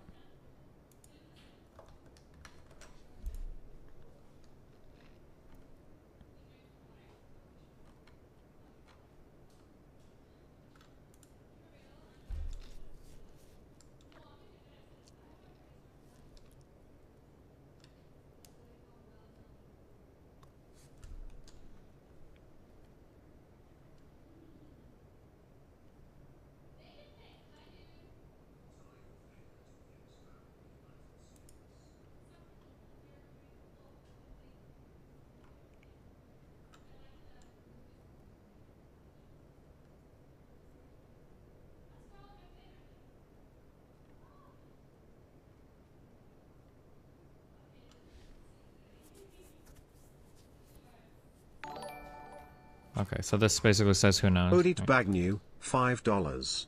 What the difference between the sub tiers? The more you sub, the more money I get. League of Legends. Everything about Heroes is faster and to the point. Nobody wants to be locked in a match with randoms for 50 plus minutes. That is a fucking nightmare. 12 to 20 minutes is that perfect slice and then you're out. This is no longer a casualized shell of a better game. They have added so much wacky Wait, stuff what game is he talking about at right this now? point that League is now the smaller game. You have 15 different maps. You have a character called Cho'Gall that is controlled by 2 players at once. Look at how Cho'Gall uses his mount. Heroes of the Storm? Wait, who plays this game? Goes on. Is this a meme review? I can't even tell. Him carrying the horse makes him move faster. Now tell me this game is not a masterpiece. You have the Lost Vikings, which is 3 characters controlled by 1 player. You have a guy called Abathur who just sits in the base the entire match. You have a Murloc character that does nothing. He's just a troll character you pick to piss off both teams. It's so genius. It's not the most complex MOBA. It's not the most competitive MOBA. It's just the fun one. Honestly, this is worth installing just to look at the people in the general chat. Ori and the Will of the Smiths is a sadder game than Last of Us Part 2. The music is majestic, the artwork is dazzling, and the main character is so nimble and exciting to control. There's a big frog, there's a big bear, there's a lot of cool stuff, but Will Smith doesn't actually appear in this. Like, what are we doing here? Was he the frog? I have played the multiplayer on this to death and back, but if I switch it on, I'll get sucked right back in. This is the year where I found out that time trial mode is the best mode of every racing game. There are 47 tracks for you to master and baby park. It's quantity and quality. Racing games have always been synonymous with fancy graphics, and Mario Kart 8 jumps over the bar, takes the bar, and fucking leaves with it. Look at how realistic the graphics are. These are some of the most detailed, beautiful courses ever, and they're full of shortcuts and branching paths. We're talking Shy Guy Falls is in this game, Delfino Airport, my man, Luigi's Mansion, my man, Mount Wario, Swamp Ruin, Wild Woods is where I found out that toads have an Ewok village in that jungle. And then the soundtrack fucks you up when you pop out of the water on Dolphin Shoals and this crazy motherfucker starts going berserk on the saxophone.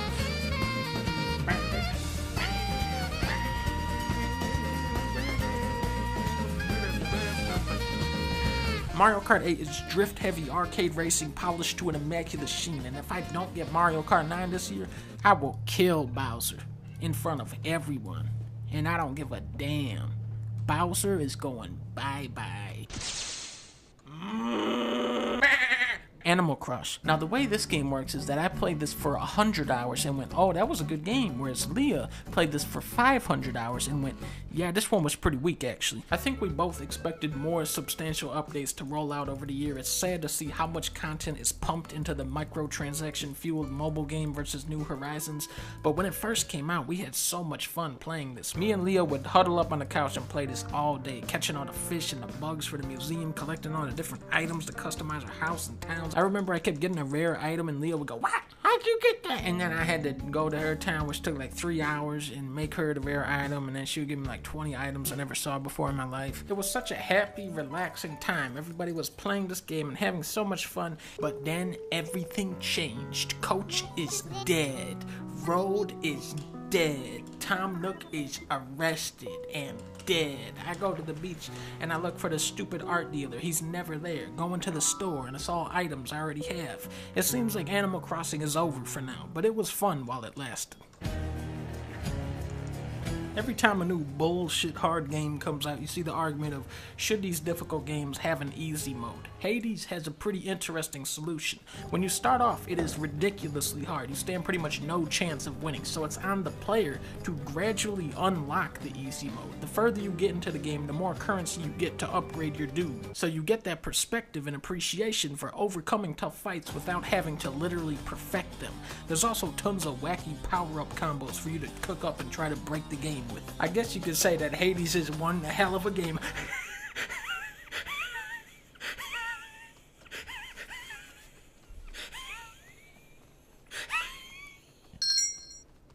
Just like Hades, Last of Us 2 is a game where you don't have to choose between great gameplay or a great story.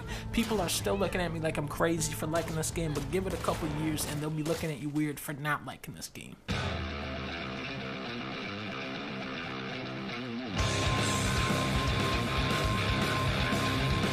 Now, when we're talking about shooting games, what you have to remember is that every video game ever made is a shooting game. What's special about Doom Eternal is that it's the first FPS in years where the developers actually tried. It's not rocket science. It's just make the enemies move more, make the player move more, and make the player think more. It's everything that worked about Doom 2016 cranked up to an even higher intensity, but this time with a grapple hook. I guess you could say it's one hell of a game. I'll kill him. In a normal fighting game, you have about this many moves. In Tekken 7, you have this many moves.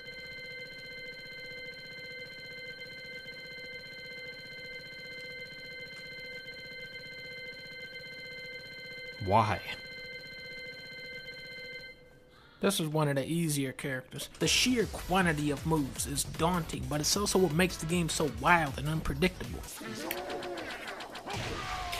I had so much fun this year climbing through the ranks as Kuma. For some reason, I always imagined the other players taking the game super seriously, and then I'm just sitting here doing all this stupid bullshit as a big dumb idiot bear, and I win anyway.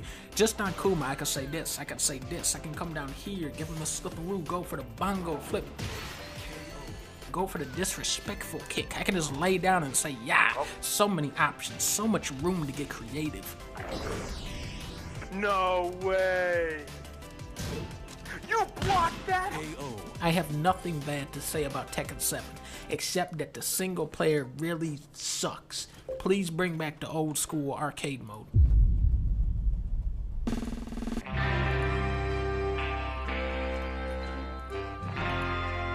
I have beaten Red Dead Redemption 2 3 times now, and what I've learned about this game is that this is a very, very, very long game.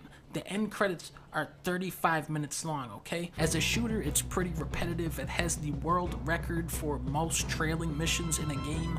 Warma sucks ass, but if you can look past all of the mistakes, this is one of the best stories ever told in the video game medium. The slower you move through Red Dead, the more you're going to appreciate it. The characters here are just so human and well realized. They're not just there to crack jokes, they have dreams and aspirations. My first time playing through this game, I was just lost. The story is so huge and sprawling, and it goes off on so many different tangents. It's like consuming an entire television series. But once you've beaten it and you understand how it's structured and how it all connects, then you can really scrutinize and start to absorb all the little details that are everywhere in this game. Arthur Morgan is loyal to a fault, right? I don't think anybody would argue against that. But now check out one of the earlier missions in the game where they're about to execute Sean, and he goes, "We either rescue him now or cut him loose." We're not cutting anyone loose. Of course not. This man might have just let him kill Sean right there if it wasn't for Charles. You'll see this a lot in the game, how characters will change each other for the better and for the worse. You'll also see how they say one thing and do another. This entire game. Nima Piazza, £5. Destiny is a neoliberal shill who is easily manipulated by MSM propaganda. He actually has no idea what he's talking about. Check Grey Zone door Kyle. Yikes. Imagine being that is like your list of like media consumption people. Holy yikes, dude. Good luck. Arthur is talking shit about Dutch behind his back, and then Dutch hatches up some batshit crazy scheme. Who's the only person that's gonna make it happen? Arthur Morgan. The gang is already on that downward spiral before chapter 1 even begins. Dutch fights and schemes, but the cards are so hopelessly stacked against him. Arthur embodies Dutch's pride and loyalty, but as he fades away, their bond becomes meaningless. Years later, you confront him up in those snowy mountains, the man with the silver tongue who can talk his way out of any situation, and finally, he's got nothing left to say. What a special video game this is. Cool.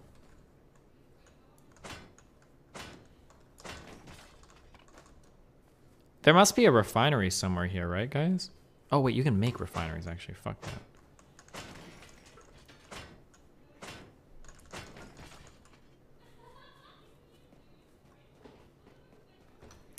Is this true? Caleb, this guy is literally a fascist.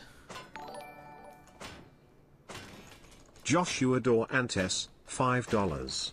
Hot take, rally racing is the only motorsport worth watching. Forget F1. Forget NASCAR. You're a joke. That's why Destiny Vosh was you didn't interpret anything. Socialism brought substantial progress to DPRK and South Korea and had heavy state involvement in the economy. I ripped Destiny to shreds when he repeated the same anti-communist cliches. Oh, this guy is beyond stupid. I lost brain cells debating him. Holy shit, that guy is actually insane. You gnome fuck! Hi smile.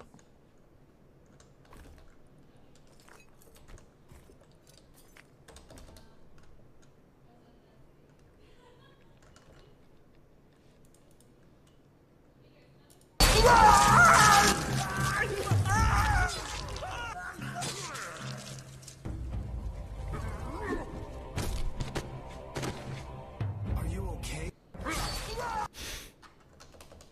What? Was he okay? Where the fuck did Dan go?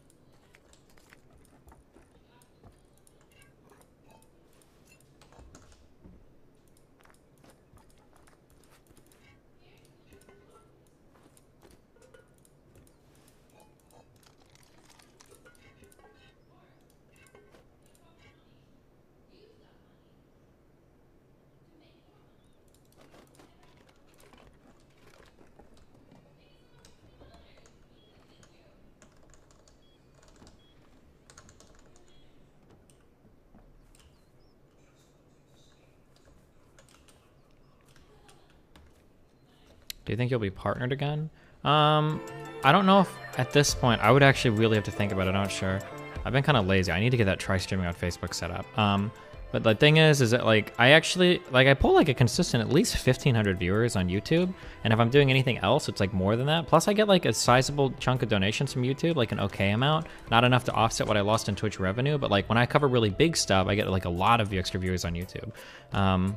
So I don't, it's hard to say if I would accept that partnership and like just stop streaming on YouTube again. I don't know if I would do that. I think there's a decent opportunity there that would be missed if I were to do that. We were during the Bob 7 saga that Twitch would ban you. Yeah, I'm always worried about getting banned from Twitch. And I feel like at this point it's inevitable, especially reading through that new TOS. Like I feel like at some point I'm gonna get dinged for something. Which is a little disappointing, but... Whoa, hello.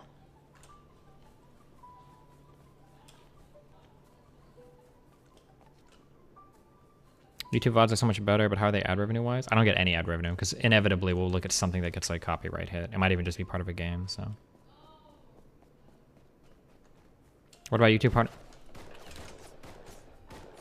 These fucking scientists. What about a YouTube partnership like Valkyrie has? I don't know if I'm big enough for that. Doesn't Valkyrie have like over 1 million subs or something? Would being partnered again give you any extra protection against being banned in the future? Nah, because I'm not really in with like any of the Twitch crowd anymore. It's all new people, and the older people I don't think would have my back for anything anyway. So, like my last partner manager sucked ass anyway. I remember that like when everything started to happen with when I got that email and I was like, yo dude, like what's going on? Like I got an email and he's like, oh, you have to talk to someone else about that. I can't help you. And it's like, okay. Like he never really communicated anything or gave a fuck at all about anything. Do you think Facebook would be very good? I don't know. It's hard to say. That's a pretty untapped market for streaming. How many viewers does Toast usually get? Oh, and then also I'm doing politics, and politics seems to be like pretty active on YouTube. Actually, a better question would be how many viewers does David Pacman get on Facebook? Because he streams there too, doesn't he? Or does he not stream there as well?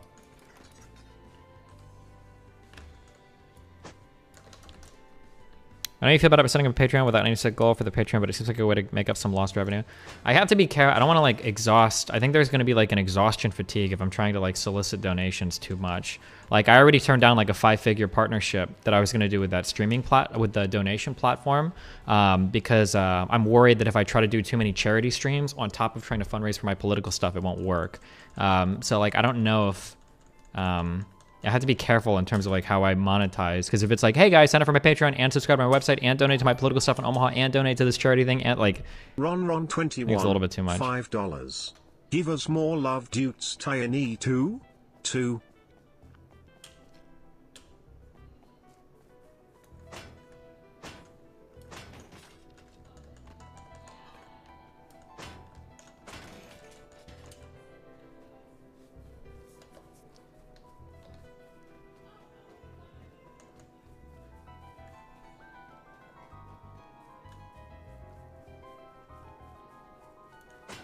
Just do a bunch of media share streams. People meme, but the media share streams probably work because I do them pretty sparingly. Like if I did a media share stream every single day, it's not going to be as poppin' every single day, right?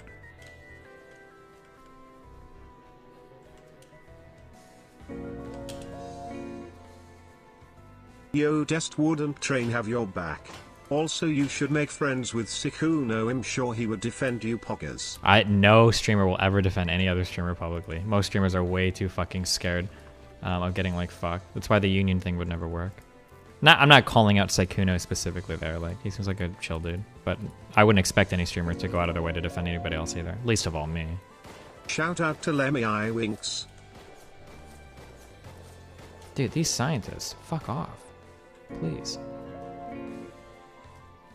Where the fuck is Dan? Hello? True.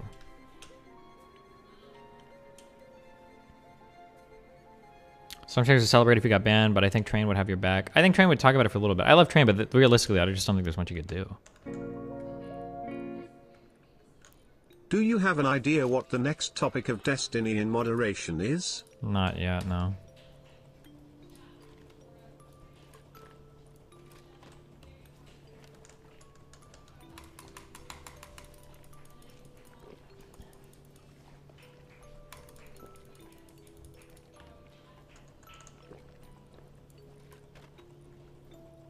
Can you break this down? Nope.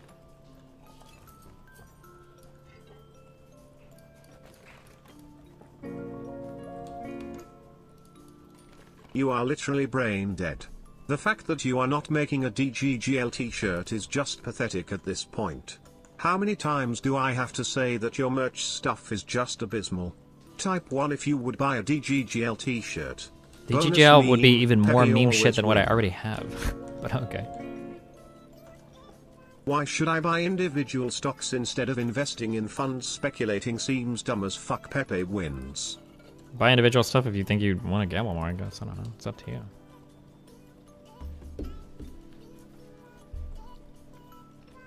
Oh, how's AMD doing? When did I buy this? I need to wait like 9 months to sell this stock.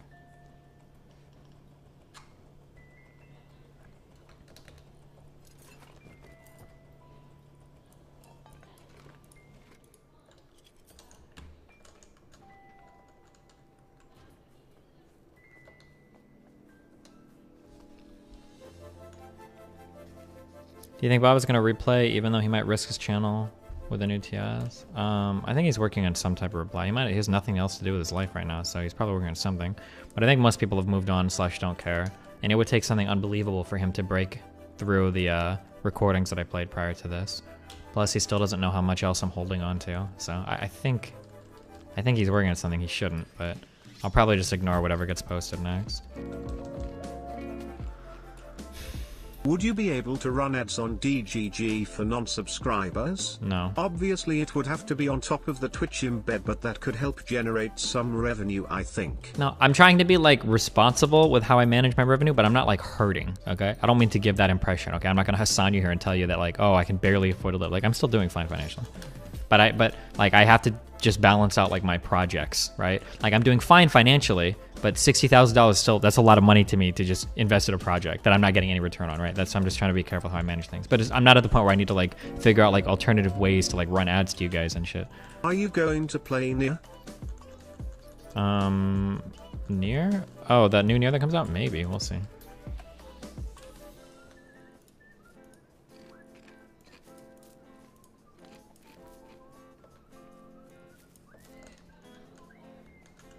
Have you stumbled a new trend on the server yet? Not yet, no.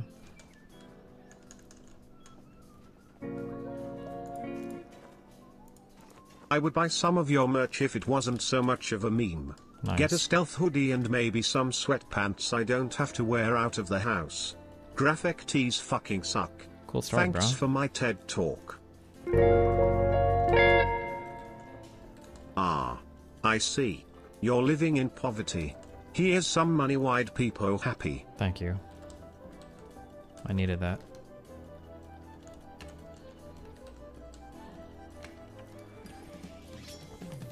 What is this fort for? I just want to get like decently set up and I can run around and kill people around here maybe while their server is still somewhat alive. That's the dream.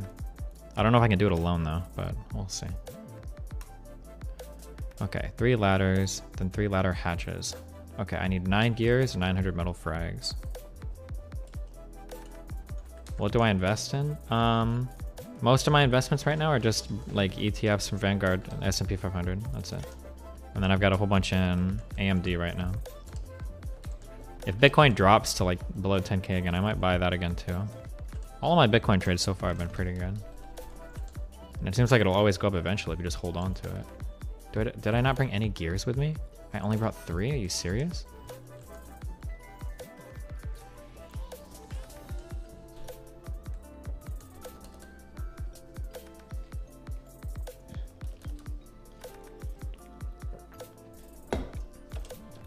When did you sell your Bitcoin? I think I sold it. I think it was 11 or 12,000. I think.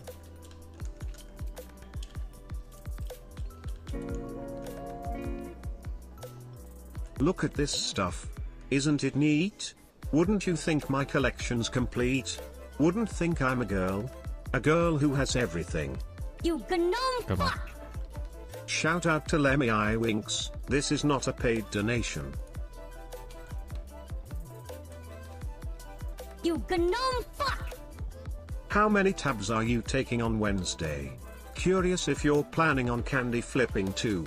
Probably just one, and maybe I don't know how much drug experience I need until I feel confident like mixing drugs.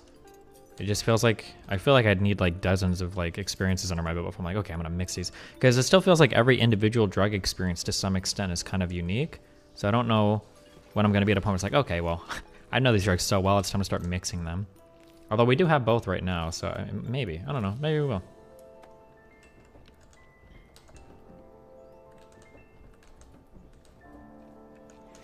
What do you want to mix? Candy flipping is when you do MDMA and LSD at the same time. It sounds like it would be an unbelievably amazing experience. But I just get so scared.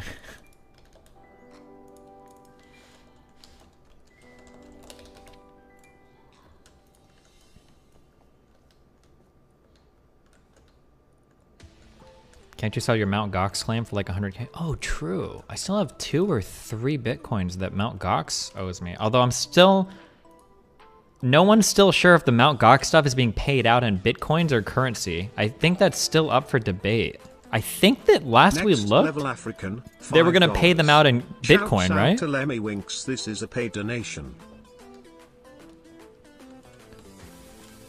I have, because right now my Mt. Gox claim is either 2 or 3 Bitcoins, which means that would be worth almost 100,000 if it was 3.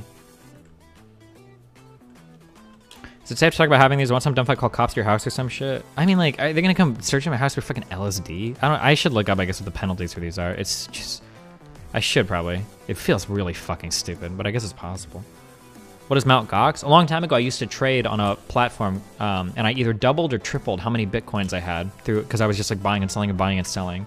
Because I won a long time ago. I won a Bitcoin. Remember in that show match I played against In Control? I won a Bitcoin when they were like $300 or $500.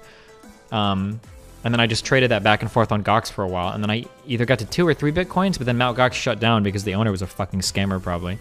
And then and now they're waiting to settle that lawsuit. So people are saying you're gonna be able to log in and get your Bitcoin back, but I don't know if they're gonna pay out in Bitcoin or if they're gonna pay out in cash value at the time. That's what nobody knows right now. Is trading stocks worth it if you're low on income? No, you're not gonna make that much money trading stocks. First of all, you're never really gonna make that much money trading stocks. And you're also never going to, like the huge money that you hear about people making are buying and selling options. But your risk there is so high that if you're low income, it's probably not worth it for you to even try.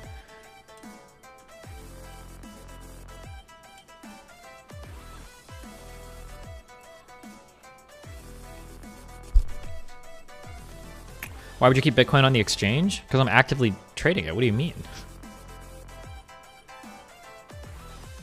Pretty sure I kept my Bitcoin or have Bitcoin right now. No, I don't think I have any right now on Coinbase. What would you recommend as a first psychedelic? I don't know, probably acid. Or LSD is what people call it. Or acid is what people call LSD. No true solipsist, $5. Cool. Candy flipping is safe, just stay hydrated. Nearly 100 chance of very positive trip. Wow. Good to be careful of mixing, but candy flipping is safe. Cool. JC, $5. In the canvassing Discord group, someone came up with the name Democracy Gaining Ground as potential political group name. How do you feel about it? I thought about it. It sounded kind of interesting, but somebody in chat like grabbed the democracy.gg domain, so I just abandoned the idea. Okay, fuck it.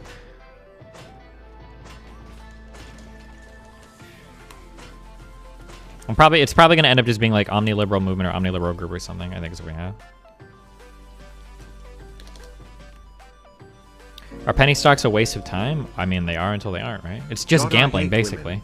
Abuser apologists who smoke weed.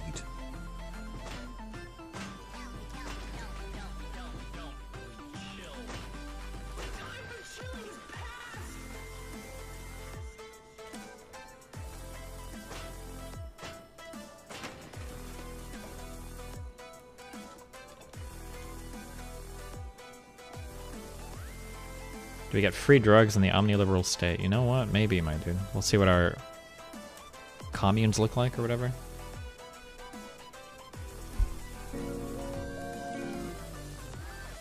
How long do after effects of MDMA last? Is it possible to go to work the next day and be fine? Yeah, maybe. That super depends, actually. I don't know. MDMA is like, the after effects of MDMA are very hotly contested. I've never had a bad come down from MDMA, ever. And other people haven't, but there are other people that will say that, like, every time you do MDMA, you're gonna have, like, a come down for, like, a week after. So I don't know.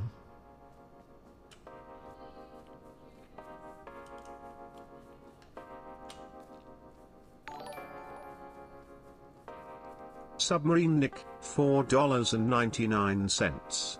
Hey buddy, thanks for what you do. Just sending good vibes and appreciation. Do you ever come down from LSD? I do the next day. I don't think so. Is there a way that you can keep a horse, like, stationary? The day after your last MDMA thing, Dan lost it the way you were speaking. You were fucking whispering. Oh, I'm usually, like, really mellow the next day, but I consider that good. Because I think I'm, like, usually I'm pretty, like, not high strung, but, like, very, like, high energy or something. I don't know how I would describe it. But usually the day after doing MDMA, I'm usually, like, pretty mellow.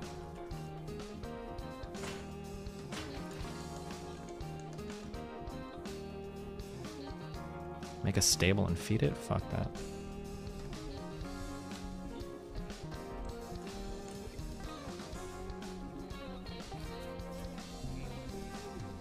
You gnome fuck!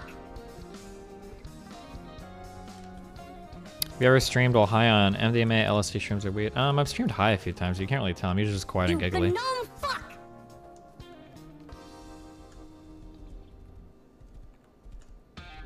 The problem with psychedelics is that it's like very much in the mind. So like I've thought about like, oh, it'd be fun to do a stream like high on like LSD or whatever, but like honestly, you wouldn't get much out of it. You'd just see me being like quiet, and then I'd be like, whoa, or something. Like you wouldn't like get anything out of it.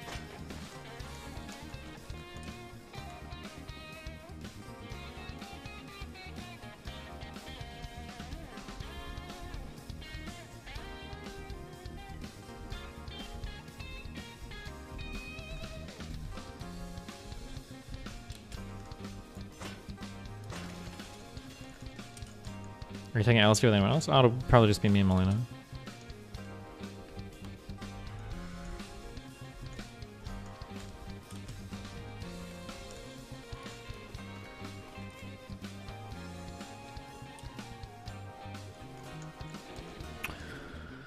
On PK, Woody said people take psychedelics and after they talk about how they're going to change their life, and then a week later they're the exact same person. You think that's typical wearing out? You think or no? I don't think there's any like one thing you can do that's going to like spur on like a life change, short of like some like crazy dramatic, like maybe near death experience or like some crazy shit like that. So that wouldn't surprise me.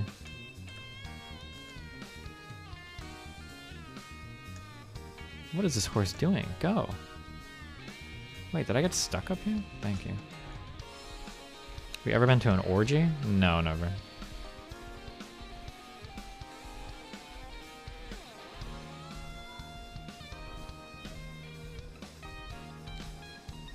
What do you do when dropping acid or LSD? I usually just chill with a person. I don't know. Think. Sometimes listen to music. Would I go to an orgy? Maybe. I don't know. I want to try having a foursome. I think a foursome might be the ultimate, the best of like group sex experience. I think threesomes are overrated. I think it's difficult to balance them out.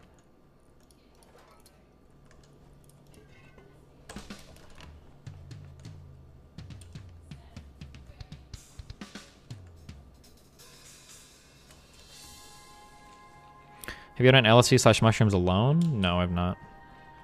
What number is an orgy to you? Probably 5 or more would be an orgy. Are you interested in trying ketamine? Maybe. Don't. Okay, stop. Don't ask me about every single drug in the world that you want me to try. Okay?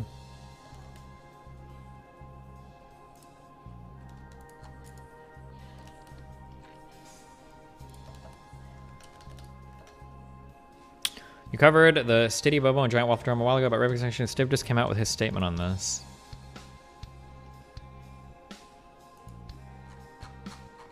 Can you summarize?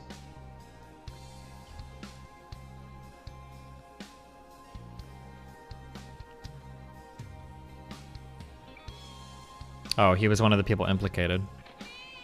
Oh, okay. My source on natural versus vaccine infection is a short essay with several sources that I can email. Also, aloe is clinically shown to reduce the toxic effects of MDMA on glial cells.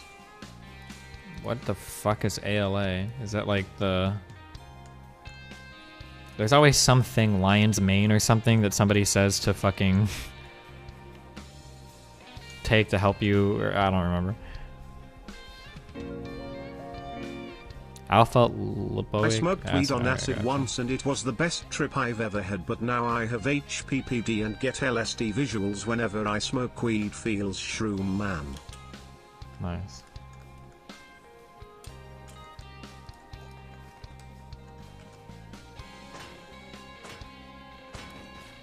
I'm new to the community. Do you sometimes do music streams? I feel like that could be interesting on psychedelics. Yeah, that's what I want to do the most. I really want to play keyboard again on LSD. Playing keyboard on LSD was an unbelievably amazing experience before.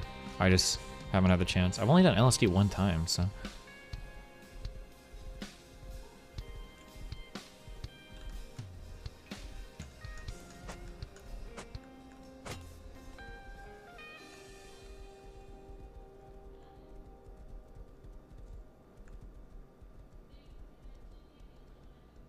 Come on, you dumb fuck horse. Why do people always say that they're not addicted to do drugs at all when their whole life always revolves around them? Probably because they don't want to admit their addiction. How did we climb up onto ladders before? Was it using a small box, or should I just put a full chest? I can just probably put a box, right? Like a full chest.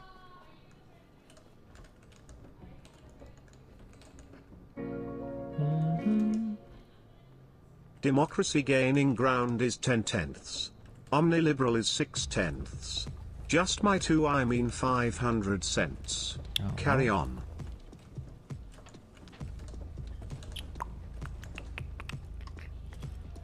Wait, I had gears here. And I had a ladder.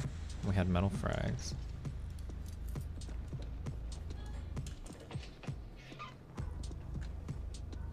Please tell me I don't need a tier 2 crafting bench. It does. God damn it.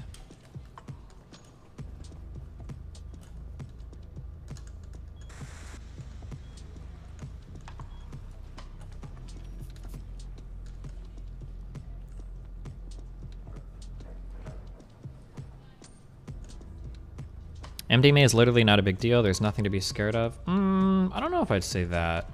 Compared to like other like, I don't know if I would call MDMA a psychedelic or whatever. Probably not.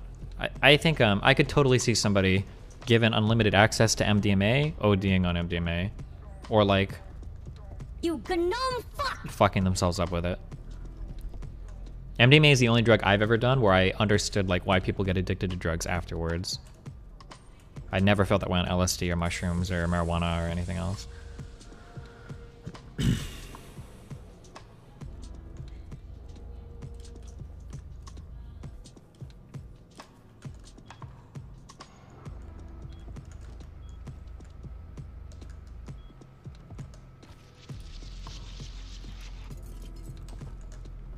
Oh, there are my gears. Okay. Probably 2 of these is good, right?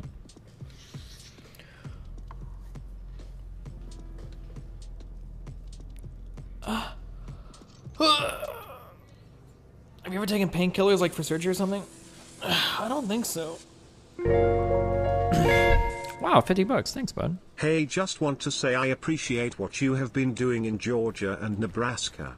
It's amazing to see you putting your money and time behind these activities to help your fellow citizens, not for content. You are a good guy, Stephen. Thanks, I Much try. respect. 777 The duality of DGG donors. 777 777ths of a millimeter of mercury.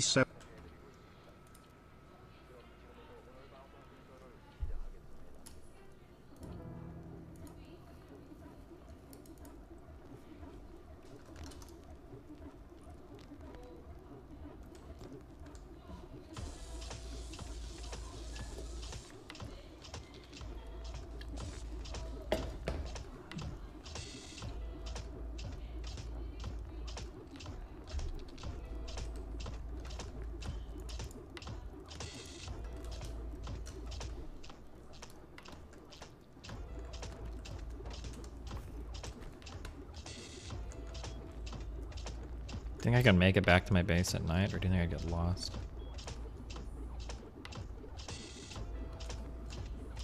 Wait, where the fuck did that dumbass horse go?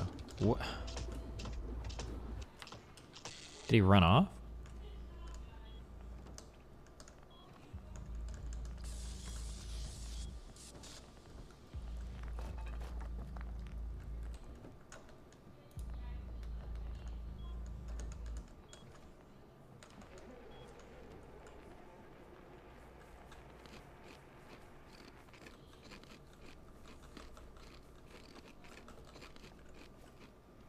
Do you think the Phantom Lord case would change anything regarding your situation? Maybe. I don't know. How did Riot Cassidy get banned? What happened?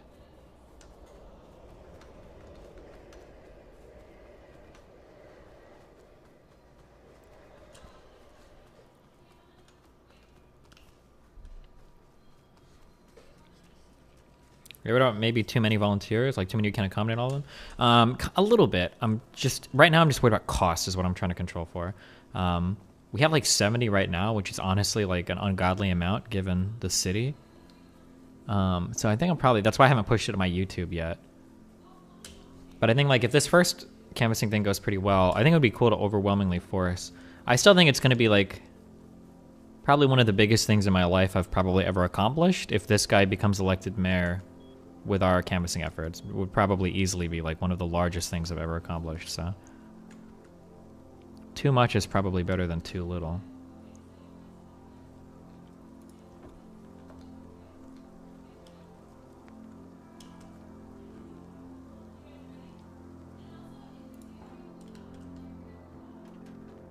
All right, sick.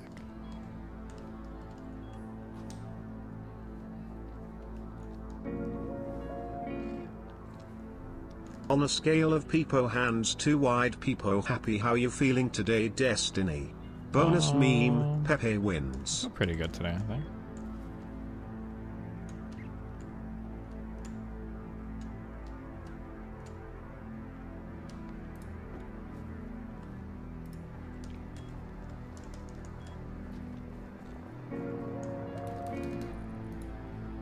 You make the best content in the whole scene, Mr. Destiny.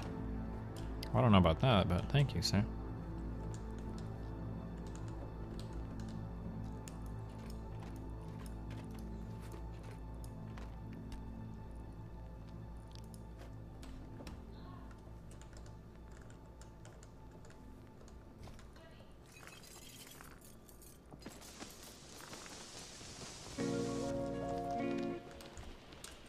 Since all this Rust hype, the devs added a smear option in the next patch. What smear option, you may ask? Smear these nuts on your forehead. That totally wasn't obvious at all. Nice job, dude.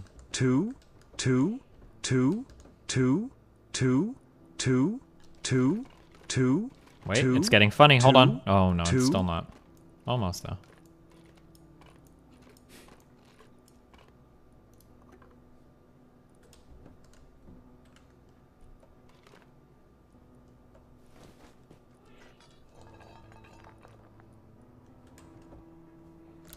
I'm surprised that this skin got okayed for whoever made these chests, because you can clearly see these at night. This is it's not, obviously Rust isn't like a fucking Eastbo, but it's kind of a competitive advantage, right? This skin is over other boxes.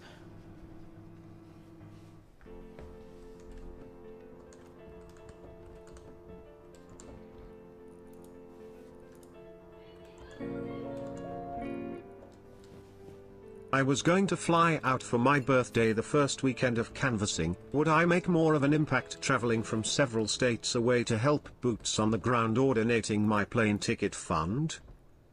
I don't know. Damn, dude. Do whatever you feel is best for you, okay?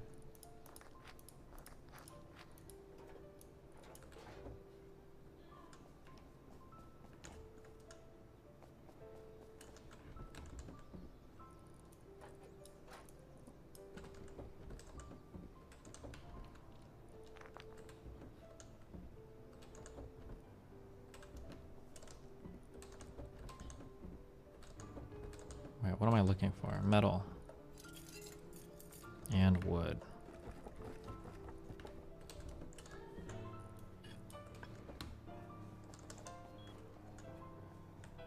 Oh my god, I fucked this up.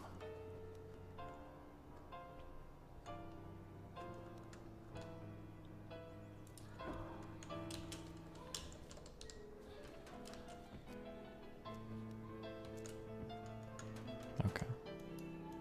Upgrade to sheet metal. Do you think I'm going to be able to... This is 19% stable. Do you think I'm going to be able to build to the center? Yes, we can.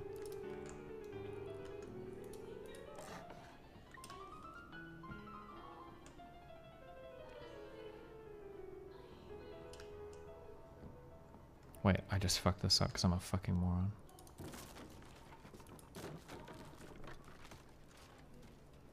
You gonna try out the new season in LoL? Yeah, probably. It's just like other things I should be doing.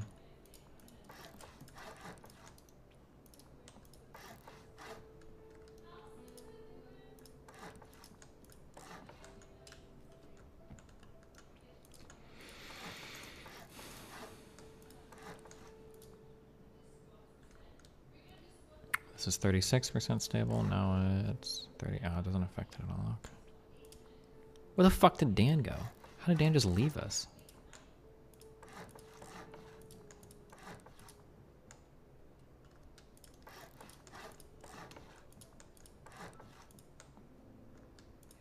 What a cuck fuck.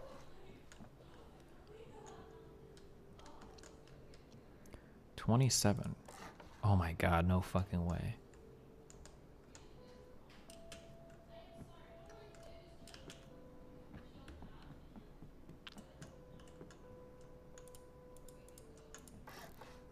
%. With these two bridged, it'll work. Fuck.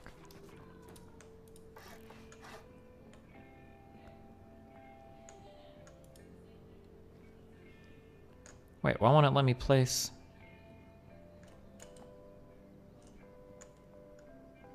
Can you not put anything over the roof of these dumbass furnaces? Or is it just that it's not high enough? Did they change that? You can't place above furnace? Wait, was it always like that? Only floor grills.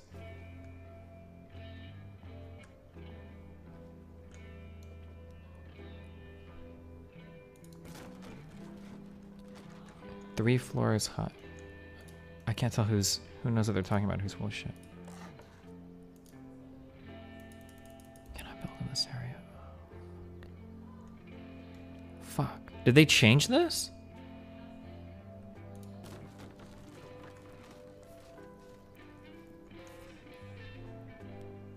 No, only the extra if you need to go 7 up.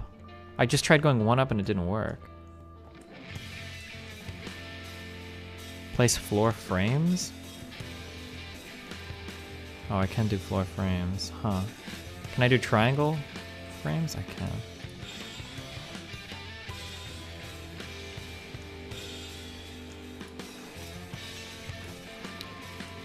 Can I build, like, triangle things to hold this shit in, or...?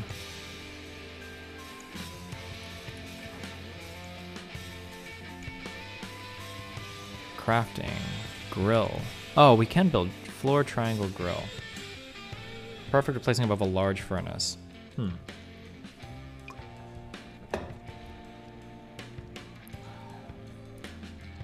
Interesting.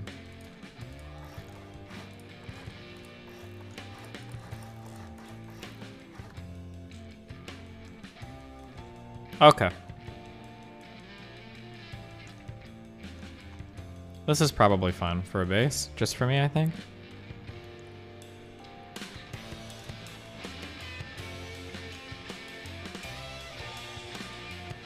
If I put windows up here, can people boost in?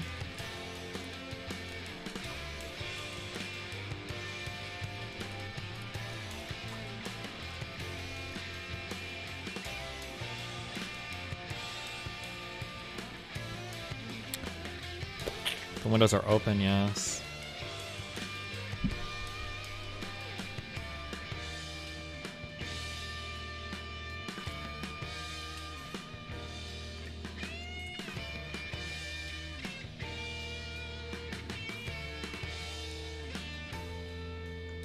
They can ladder in? Wait, can you put ladders on bases now?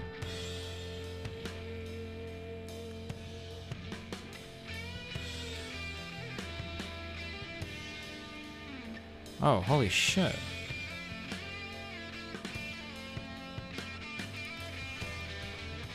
What's up, bitch? Dan, what the fuck? Where have you been? Where have you been? We've been here waiting for you, Dan. Oh, yeah?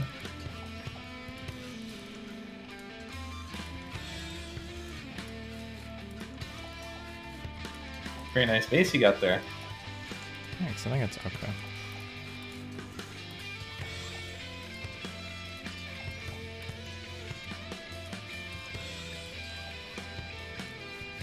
If you build grates, you can't shoot through them, right? It's probably better to, like, theoretically leave this open so you can shoot at people beneath if you need to. Oh, but they can just... What do you mean, no? Well, no. You don't want people, like, going into your main fucking living area for free, no? Well, I mean, I would close, like, this top roof, but I'm saying, like, assuming this was all closed in up top, I'd probably want to be able to see into my base from beneath if somebody was down there, right? I don't... You can go the other way as well. You know, don't forget, they can shoot at you. You need one more. You missed the triangle there. The triangle door frame, you have to place it, or there's space for one, I mean. What? Why? Twig. You can twig. Get your triangle thing out.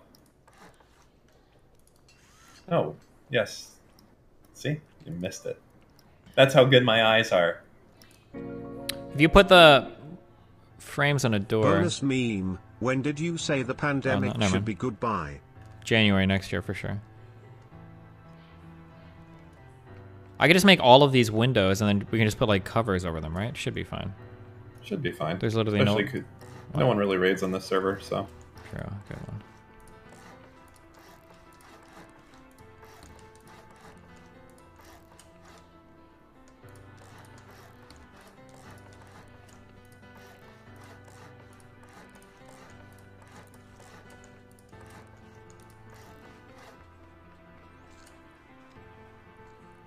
What's the prettiest way to like roof this?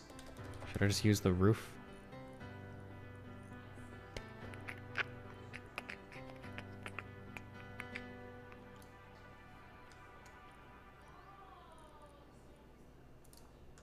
So how's your day been? Anything exciting happen in Steventown? Nothing too exciting, no. Anything new for you? Anything fun going on with you? No. Really? Now why is that, Dan? Well, because I'm just not a very exciting person.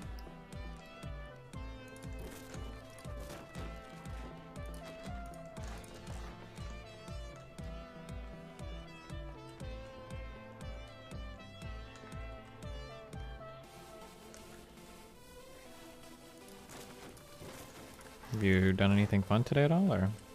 Negative. When'd you wake up? When did I wake up? Noon.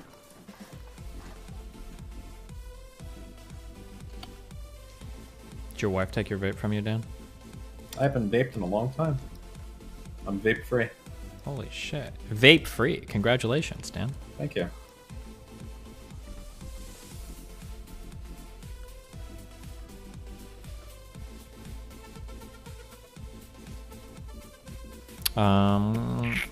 Should I make this 2 high or should I just make it 1 high? You should do whatever makes you feel good because I have no idea what you're trying to accomplish. I just want it to look nice. How about just 1 high, I guess? I feel like having like high ceilings, even in real life, high ceilings look so much nicer than...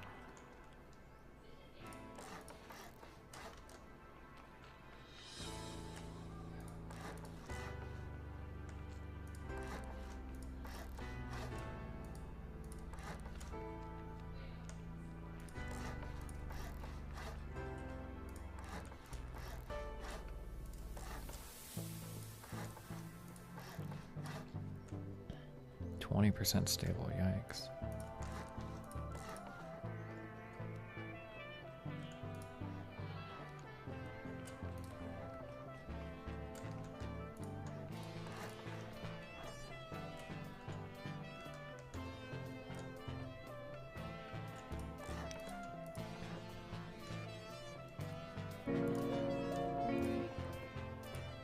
Hey Destiny, how about replacing the windows with walls and going a floor up and place inverted roof? Should make a whole cone shape facing out with just advanced roof camping mechanics. For Dan to live in? Huh? What? Huh?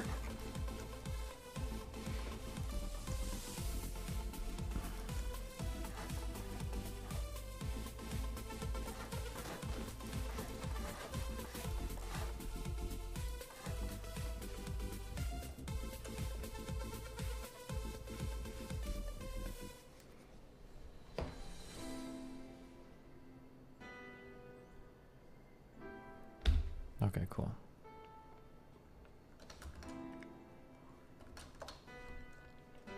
I'm gonna be honest, I'd really much prefer to see some high external walls, a nice compound around this place. Dan, I'm doing the best I can, okay? It's a lot of mining for one man. That's true. And I have to mine enough to upkeep all this as well, too, so... Where's Mr. Mootin at? He only plays, like, at fucking 6 a.m. And then he's, like, fucking watching anime and reading manga now, so... What happened to him? No, Dan, it's your fault.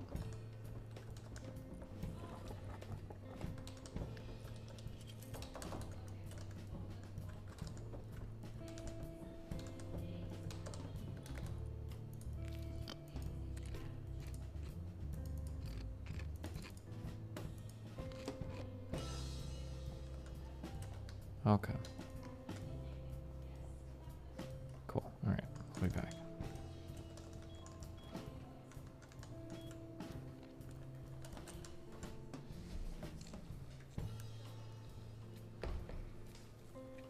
I'm rewatching Attack on Titan Season 1 so that I can catch up to everything, though. What is Attack on Titan? Did Season 4 finish, or is it still airing like one episode every week or every other week or something?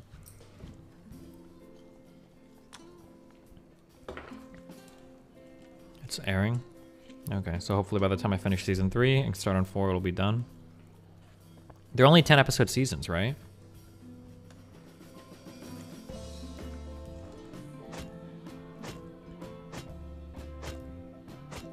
No? Last one is 16? Oh, wait. What is the first season? I thought the first season was like 10 episodes. I could be wrong on that, actually. Season 1 is like 24 episodes? Oh, holy shit. What did I watch recently that was like 10? Am I thinking just Game of Thrones, maybe?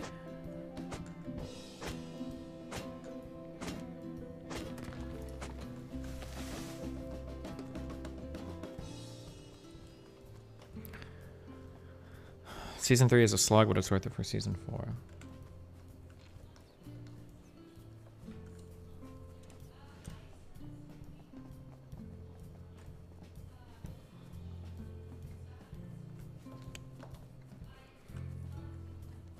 Oh, there's my dumbass horse.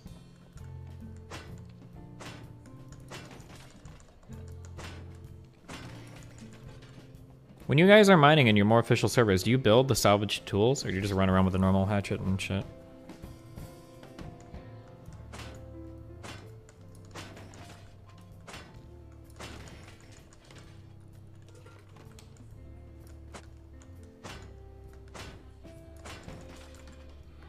It's okay, guys. I know how you feel now.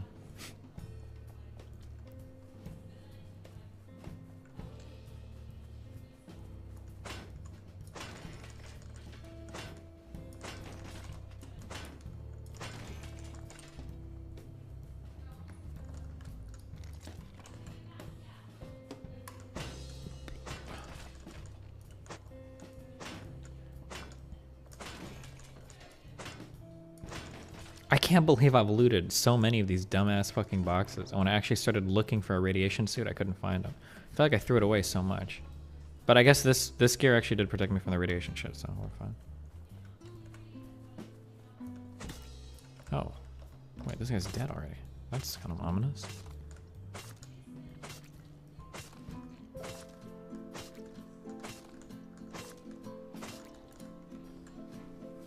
LSD is nowhere near controllable. You can't control shrooms. LSD is way more controllable. Why do I feel like people have so many conflicting... Druggies, the problem with drugs is that they're really cool, but druggies themselves are just really bad people to like take advice from about anything. in my personal experience, and for anybody with a decent amount of drug experience, LSD is way more easy to handle and way more controllable than mushrooms are. But then there's like some section of people, I've talked about this in the past, there's some section of people that like, that don't like to do things. Like they'll say that like, oh, LSD is actually scarier than mushrooms, but then they'll say some really dumb shit like, oh, well, LSD is scary because it's synthetic. It's made in a lab. It's like, well, what the fuck does that mean? Like, just because something is made in a lab doesn't make it, like, easier or harder. Like, I don't think your body knows the difference. Like...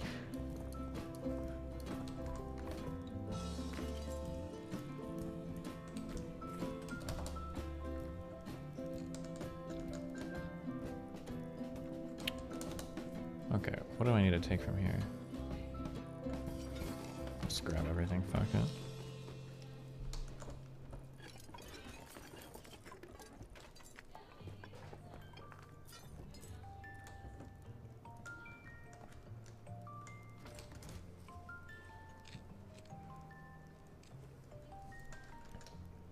Are your drugs all not natural? I don't know, it depends on the drug. I mean, mushrooms are pretty natural.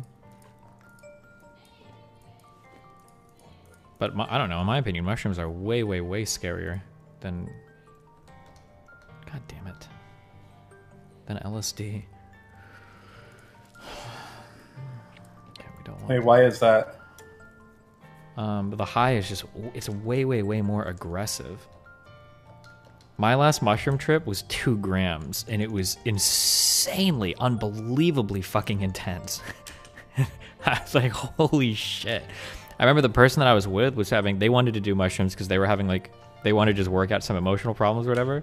And I remember at some point when they were crying because of, they were experiencing a lot of emotions, and I was trying to like crawl out of the room because the trip was like too intense for me. And it was 2 grams of mushrooms, like, and I was like fucking out of this world, like losing control. Acid's not like that? I don't know. My experience with acid, I did 150 micrograms, which is supposed to be, I think like, it's hard to say it's the same as, but I think 150 micrograms of LSD is supposed to be like about like a 3.5 gram mushroom trip. And I got high, but it was so easy to control my thoughts. I felt like with LSD, it just feels like I'm so much more in control of everything that's going on. Whereas on mushrooms, you're way more kind of like along for the ride, and you just gotta hope that you don't go to any dark places, I guess.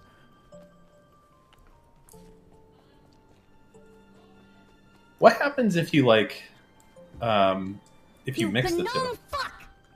Back to being a teal name feels okay, man. Bonus meme. Step. My understanding is that what are you doing, Kuma? LSD and mushrooms all hit the same, I think, 5-HT receptor. I think it's 5-HT.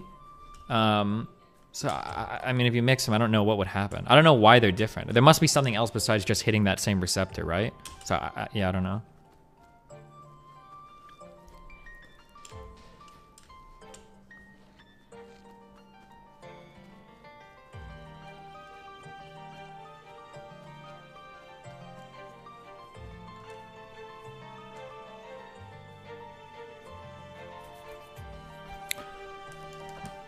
You gnome fuck! Thanks for doing meaningful things in the real world, unlike some other Thanks, streamers Vanfate. I can name like Dan. Damn. Don't shrooms cause brain bleeding? I mean, I guess if you like injected shrooms into your brain, they would, but...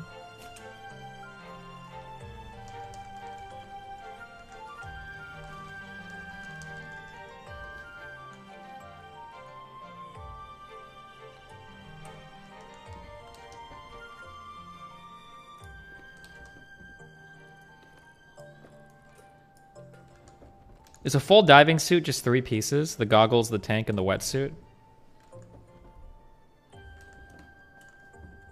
Fuck, guys. I'm getting Donald Wald hard today. I'm sorry. Sorry, what? Nothing. Don't worry about it, Dan. I'm just kidding.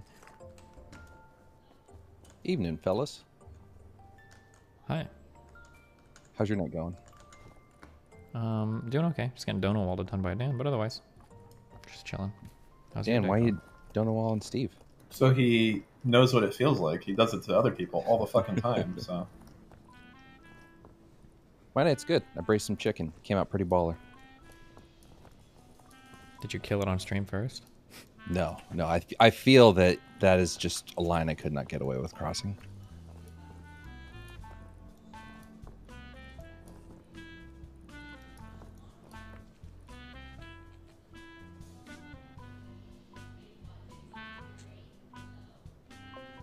There's a story about a guy who went to a hospital from injecting shrimps into his veins and getting a fungal infection. Sure, I guess. Feels like injecting anything directly into you seems like not good.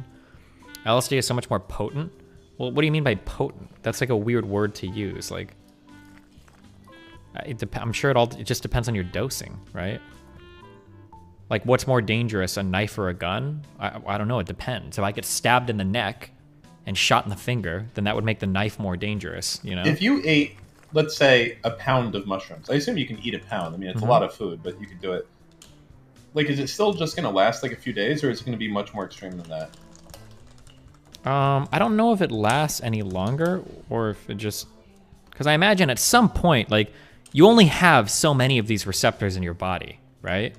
If I had to guess, a total bullshit guess, my guess is that once you've ingested a certain amount, extras are probably just, like, excreted. Like, the receptors just won't be antagonized or whatever, and the extra will just be flushed out. That would be my guess. But what is it? Like, you have the receptors, but I mean, is it causing some other chemicals to be released that could, if yeah, it must affect something else activated? too. It's not just the receptors, but like I'm sure at some point you just like digest the shit and then it goes out. Like if you eat, like for instance, like when you do protein, like obviously you eat a lot of protein if you're doing like muscle building. If you eat too much protein, it's not like you get like super muscles. It just the extra is just excreted, it's processed by your body, and you just pee it out. Right. Or converted to fat or whatever. Hey, he's awake. Oh, the prodigal mutant. Yes, my internet should be fixed. Uh-oh. You put a shotgun-esque filter on it, and I think the smoke ring's been good. So A shotgun filter. Oh, they're doing the memes now. Don't worry, I've been here, young moot, in the Cox memes before. Cake said it's fixed. Cake said it's fixed, so it's fine. The next time he comes out, he's going to put something called an attenuator on your thing. He's going to say, well, it's because the strength was too strong / too weak, so I'm going to attenuate the signal. But maybe, hey, maybe it'll work. It's going to be fine. Hey, we just got to believe.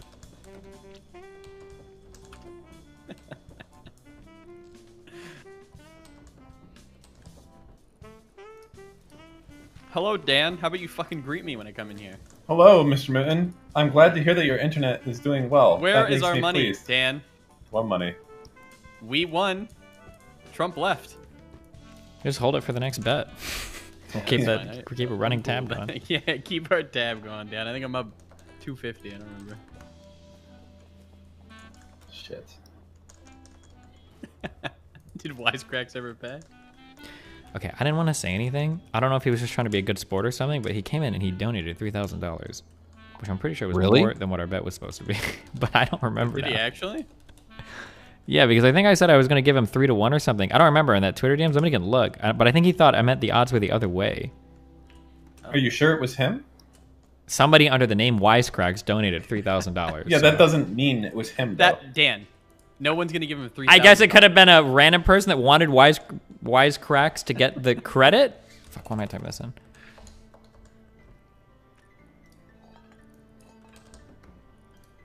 Oof, feels bad for that guy, huh? All right, well, where's Dan's money then? You told him to go to Wisecracks, and Wisecracks paid. It's all right. I'll just wipe the slate clean with you for the new year, Steven. God knows how much the total's been. Yeah, well, keep my tab going. Oh, also the Mark Cuban one. Add that to it, Dan. Uh-huh. What's the Mark Cuban one? He said he could get Mark Cuban on the fucking podcast, and I never attempted. Okay, that's my. Okay. I'm just so busy. And? It's not an excuse. I'm just saying I didn't attempt it. I don't want you to think that like I couldn't make it happen. I think I could. Well, you couldn't make it happen. I could. Oh, I could. No, you couldn't. No, that's not true. Like that's for. Okay, let me give you an example of what the logic you're using right now. I could say, hey, I could go take a shit on the street in front of everyone, and you're like, yeah, you could do that. Yeah, you could. Yeah, but if I didn't, well, you're wrong. No, you could go take a shit on the street. I admit that wholly.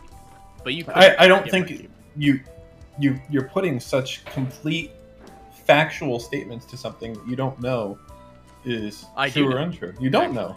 Would you bet your life on it? Yes. You would bet your actual life on it. Yes. Then you're.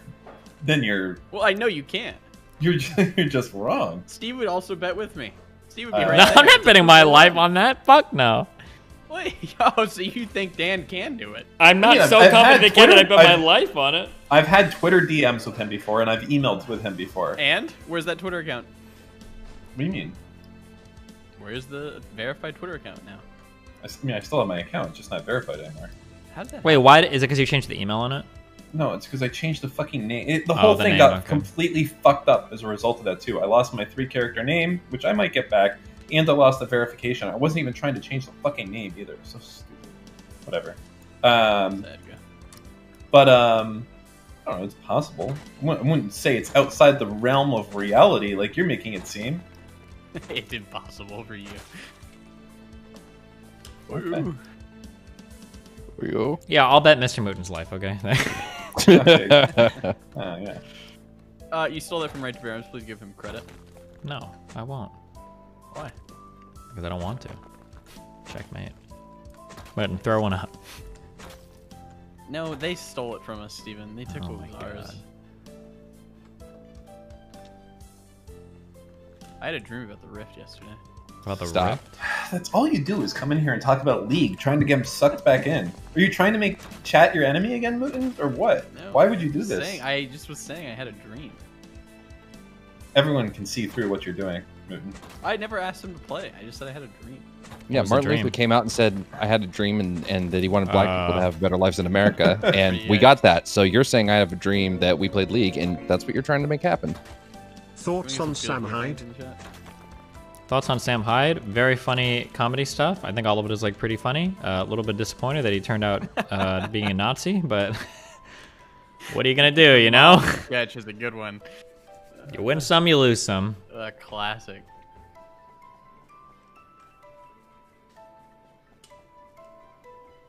Kind of like the he rapes but he saves sketch from Dave. What? No, you know what I'm talking about. No, wait, what are you talking about? You saying Dave Chappelle's a rapist? Yeah, that's what I said. You heard me. Breaking news here from the DGG analyst desk. Head correspondent, Mr. Mooten, just Jeez. reported that Dave Chappelle is a rapist. He raped and killed a girl in 1997, was that it? Is this your Hannibal Buress moment? What are you talking about? Hannibal Buress is the reason that the Bill Cosby shit came up, like, in the public light. He made a joke about it on stage, and that led to all the people coming forward and his subsequent trial and cancellation. Okay, what's the meme with No one knows what memes you're talking about right now. You're out on your own. Everybody knows You're in the what I'm danger talking zone. about. Push 2 in chat if you have no idea what Moon is talking about. No. Oh, it's Bob Saget. Yeah, 1990. People in chat seem pretty confused, Moon. Right to bear arms, nuke them now. If I said that, you'd nuke them. Show us that you're not scared.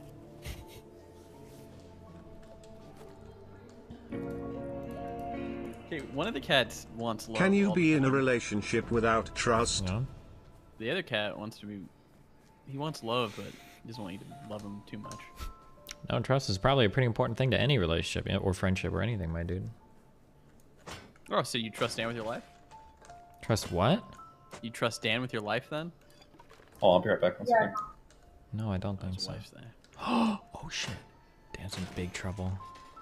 Uh-oh. He muted too. Oh, he deafened. Ooh. Yikes. Yikes. Get some big yikes in chat for Dan. Oh. Can you spoil So the ending what of Attack on happened- Titan? Everybody dies. What? Oh, I don't know anything about that. What happened with the new TOS? Anything changed? I heard Forsen say the R word earlier today. So. I would have assumed that was now they're gonna start cracking down on that, but That's what I thought. listen, man, Forsen's a braver man than I guess. Did you see that clip I linked you? No, what did he say? Or what is it? It was a dono, and apparently it was saying neighbor. Oh, I heard about that. Yeah. Or, I mean, I saw you guys talking in chat about it, but yeah. Yeah. I believe that it said neighbor, but on the dono it did not sound like that. So he might get banned for that. I'm not sure.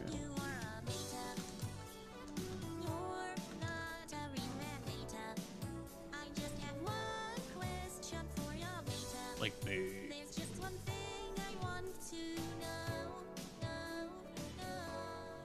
Oh, I'm sorry to the people. I threw up a poll earlier and someone started saying balance it.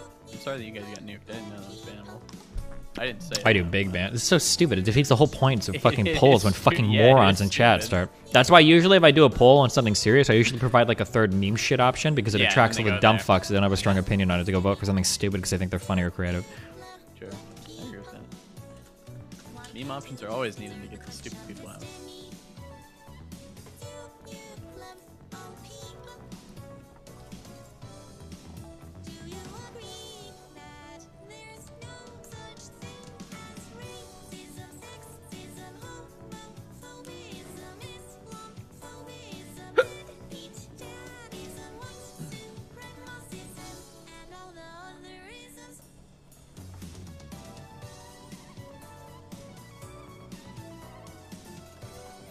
Key fancy sloth alert. In parody in this fucking level! In mockery parody of me. In parody in this fucking level! In mockery parody of me. How do you get this mad at balloons? Oh my god. Yeah, true. Unless like later on there's like a 200 wave level and you lose like 195 or something. I can understand maybe. Over a tower defense game? Strange. Wait, is that like the end of the map? What? What is that? I don't know. Am I fucking losing my mind? What is the what? Oh, I don't know. It looked like chocolate bars, like up in the sky, but I think it was just weird. Are you okay? Steven give you some of his shrooms? What? Just let it hang.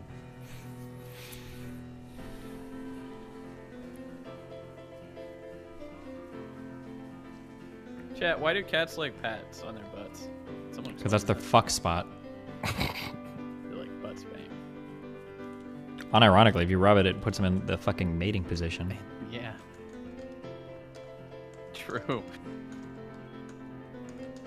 I never knew. Yeah, never mind. I won't talk about it. What? Never knew what? You might as well say it now. You already started. I had seen a video on Reddit browsing a while ago. Of With the someone person's cat that scratching- combs? Yeah. Yeah, we've they all were seen that video. Scratching the cat's spot, and the cat fucking had an orgasm. I just never knew that could happen. Is white privilege real when you live in Sweden? I don't know. Probably not as much, my dude. Okay, so where are your dumb donos from? Are they from Twitch or are they just YouTubers? YouTubers donate a lot. That's a good ass Yeah, chat. but They have they're like, they're dumb. like, you know what? YouTube makes up 14% of the audience, but they contribute 55% of the fucking donations, okay? That's all I'm saying, all right?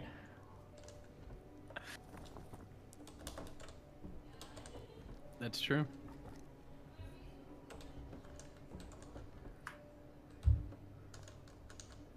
Jesus. Can we bring Pepe back? Yeah, it's been 3 months, hasn't it? Yeah. All right. He's coming back, chat. Ghost Pepe's gone. The beat up Pepe laugh is coming back.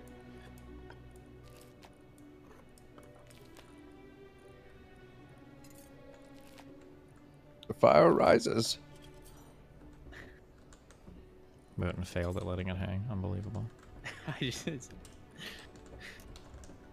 Yee laugh is unironically probably the best Yee emote. It's I pretty agree with good. that. It's pretty good. It conveys something different than Pepe laugh.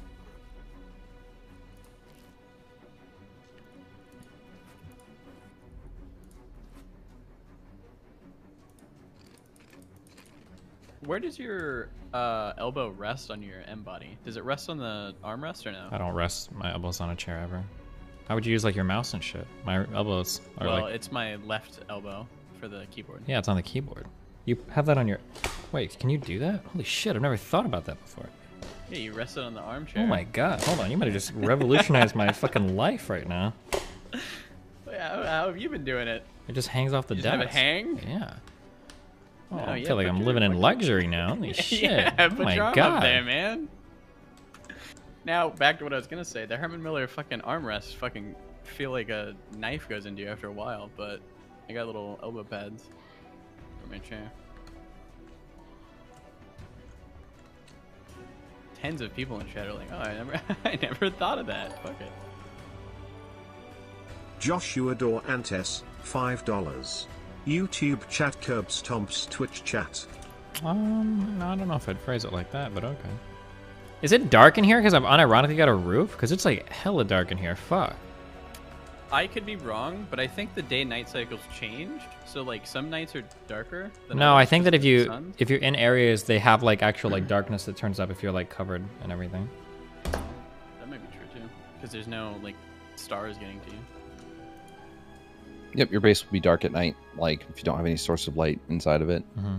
But then when the daytime comes, you get a little bit of light to do some shit. Do dreams have any I don't know if I impact on can your change take Pepe, about sleep and breaking conciseness? I just don't As you can't tell if someone is dreaming. Okay.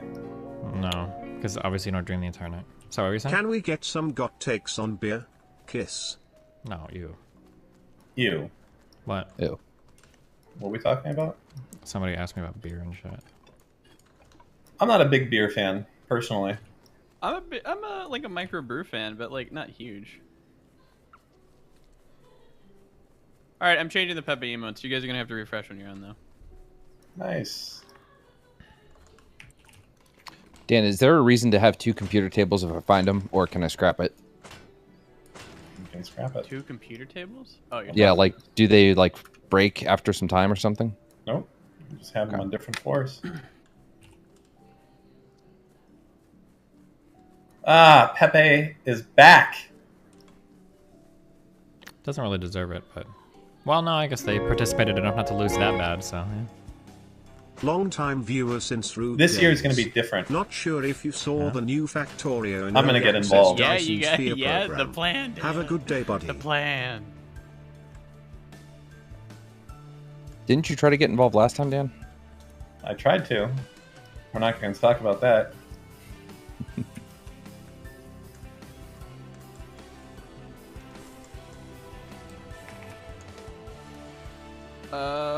I think the Pepe emote should be fixed, chat. If you just refresh. You can't pick up your salvage shells? Okay, whatever, dude. Nope. And you can't pick up your... Oh, you can pick up your small furnace. Sorry.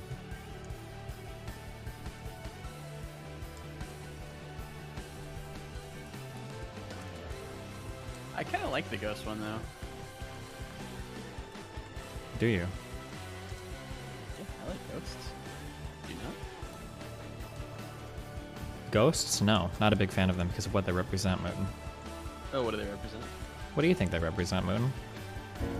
I think they Do you want to come represent dressed up as a ghost for your next canvassing thing? when Dan said I anyway? think they represent a possibility of life after death. So Really? that's kind of nice, yeah. For who?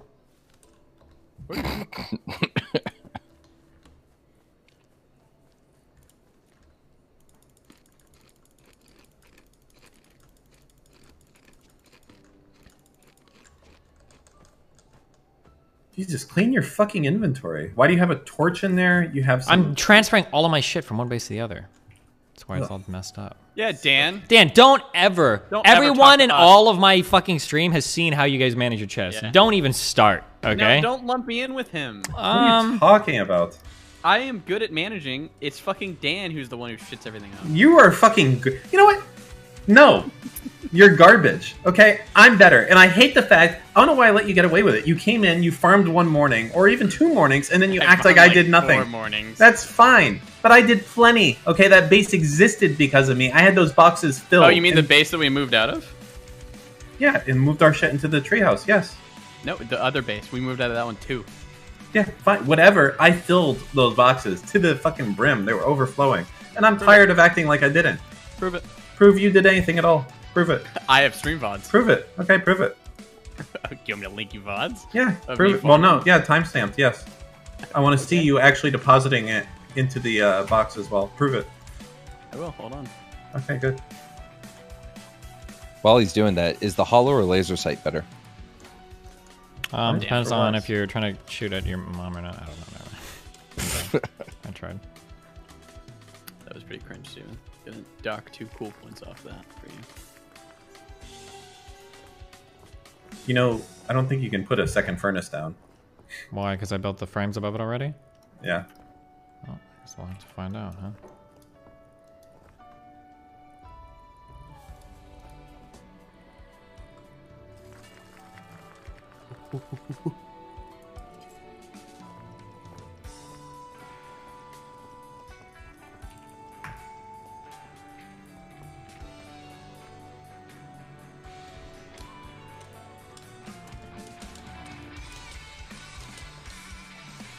When would you like to come see my apartment, Dan? I'll go when Steve's down here. Jesus. Right, so never.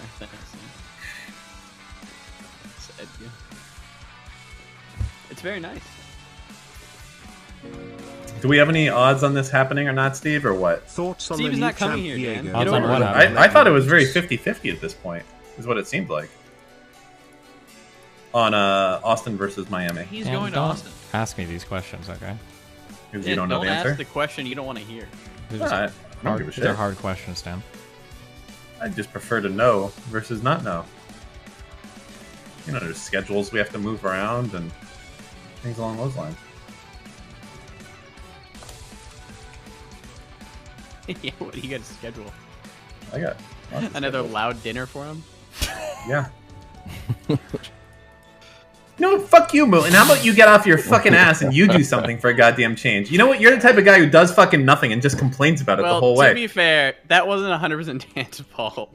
We thought only Melina was coming, so we took her to a spot that she'd like, but Steve got fucked in the process.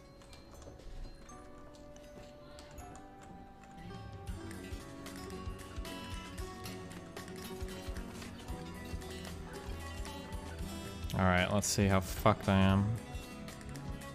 Ooh, Dan the wrong man. Awesome. Oh, I guess they fixed that bug finally.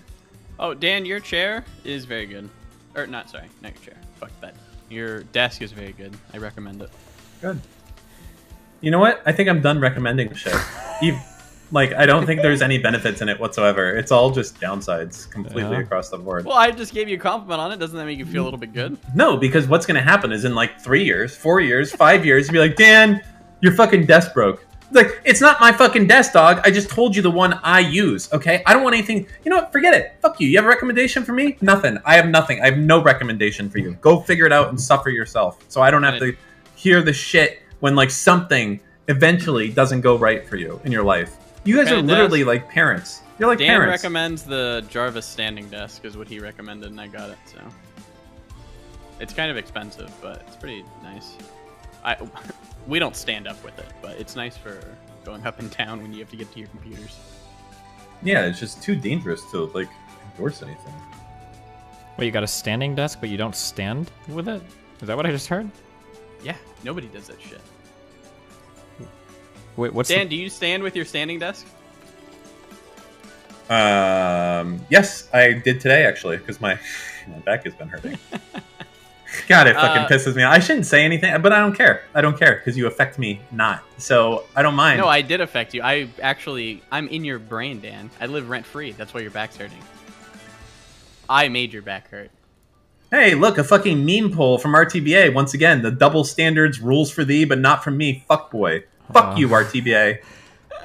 Guys, are we okay? I don't give a shit. Try it again, RTBA. We'll see what happens. I swear to God, we will go mutually assured destruction on each other. Wait, I know how Dan can make RTBA. Stop. That RTBA, that wasn't me. That was Moon. That wasn't me. No, I wasn't going there. I was going to say something. I was going to say something else. What were you going to say? What were you going to say? I know how Dan could make RTBA very mad. How? I know as well. He could be the bigger person and not go after him. That's what you were going to say. I'm not going after. He's going after me, okay? And I got to be honest. I haven't really done anything to defend myself, but I'll start. I will start. You can't beat a bear, Dan. You can. He's a fucking bear. He'll live in DGG, and I'll live in fucking Discord and Reddit, and he can. We're just fucking. I swear to God, we'll just go to war. I don't give a shit. Stupid fucker. So is your new place nice or what? Is it better than the old one? Yeah. Are you on a tall floor or no? I am. Yeah. I'm not on the tallest floor, but I am on a tall floor. I got a nice view, Dan. You would like this view more than the last one. Oh, really? I got a view of the pool. Wait, what do you mean by that? Don't worry about what we mean by that. You don't know. You're not in on the memes. Words That's fine. my ears. That Do sounded it more, Daddy. not very good, guys. It's like water, Steven. You get Yeah, exactly. Wait, did you get those binoculars I told you about yet? I did not know. Wow. Dan is like Master Roshi. Yeah. Oh, Mr. Moon, did I show you that not safe for work? Hold on. That not safe work picture you took when you were visiting his apartment last time? Hold on, I got this one saved. You know what? New rule. Furries, just stop. Thanks. It's cringe. Where is this one?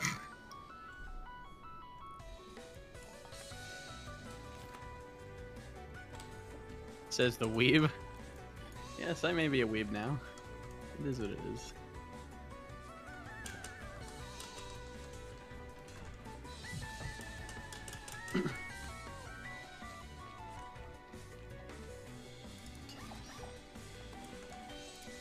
Where is this thing?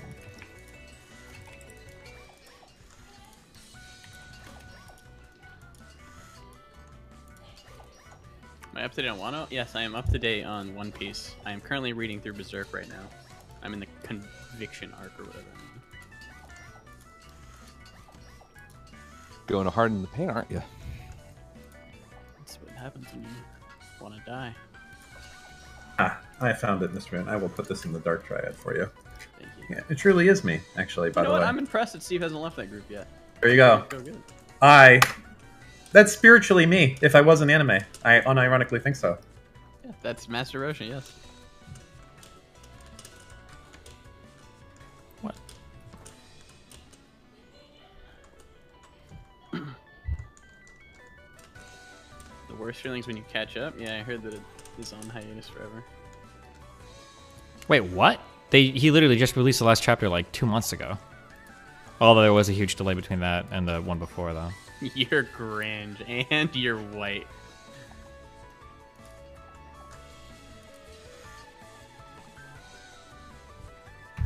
It was 2 days ago, Moon. I can't tell if you're trolling or not. He releases like 2 a year? Yeah, and one just came out like, it might not have been a week, I don't know. Time. And it was like, yeah. And? So you're wrong when you say it takes forever for him to come out, because he just released one, so. Debate one. You won, I stuttered. He won, I admit it. But however, he did lose the McDonald's debate. No, I think I won every debate ever. I think actually, now that I think about it. I got a few wins under my belt against you. Now, are they good ones? Probably not. They're not meaningful ones, but I got what? Balcony Gate? That was an absolute win for me. How could you possibly think that you came out on top of Balcony Gate? You must live in like another world if you think you came out on top during the Balcony Gate situation. Don't even type a poll. They don't know. What about stop signs? What's the name of the mixing station again?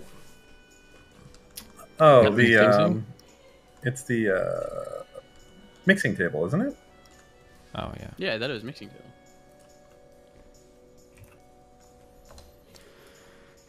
Fuck, where the fuck is this at? I don't remember what the stop sign debate was, Dan. Get a jury of 10 unbiased DGGers. We do jury selection. No, Steve, you can't have right to bear arms. He's got bias.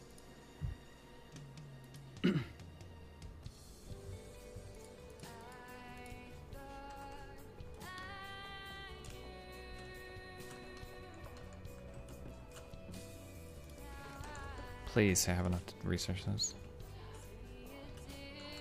DGGstore.com.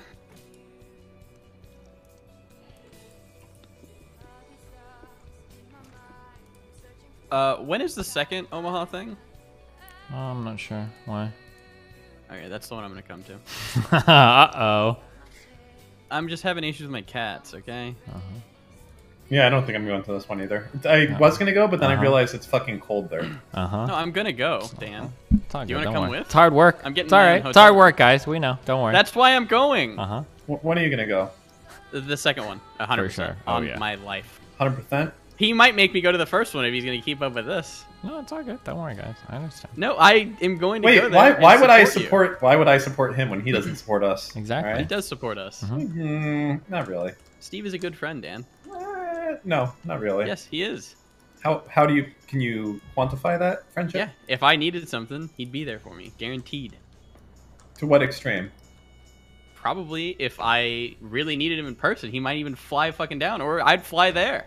That's pretty extreme, right, Dan? That's the kind of man Steve-O is. Yeah, Dan. It's called a good friend. You wouldn't know anything about helping people, all right? True. You didn't even help me move, Dan. True. Not my job. True. It was the movers' job, and they. Yeah, fucking exactly. care. The fuck would I get involved with that shit? Oh, Herman Miller's chat are really easy to repair if the hydraulic gets fucked. Even I could do it. Also, shout out to Cake for helping me through everything. Damn, there's some fighting going on. Fuck, I need to start correcting semis.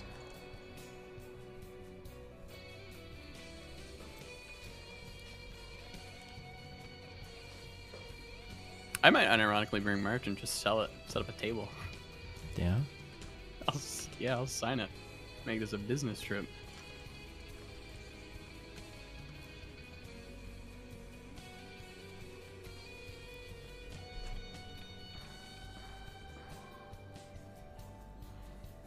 Did you ever play PoE again? Maybe. I just don't like how the game is balanced around the logout mechanic. If it wasn't that, I would play it. But other than that, it just makes it kind of feel boring to me.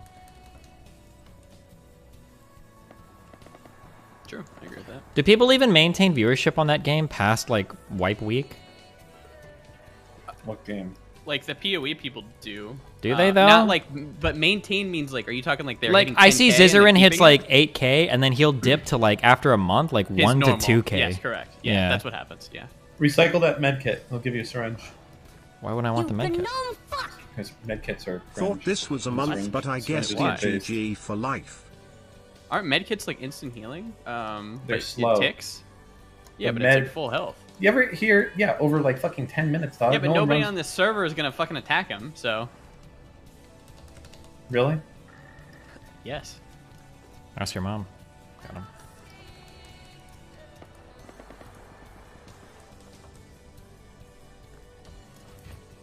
Should I do a poll of RTVAs, man? RTVA is always man. No, careful. You do that, he'll take away your permissions. True. No, RTVA and I are like.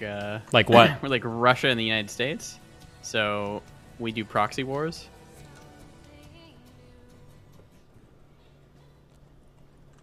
And Dan's like our Israel and Palestine, all in one.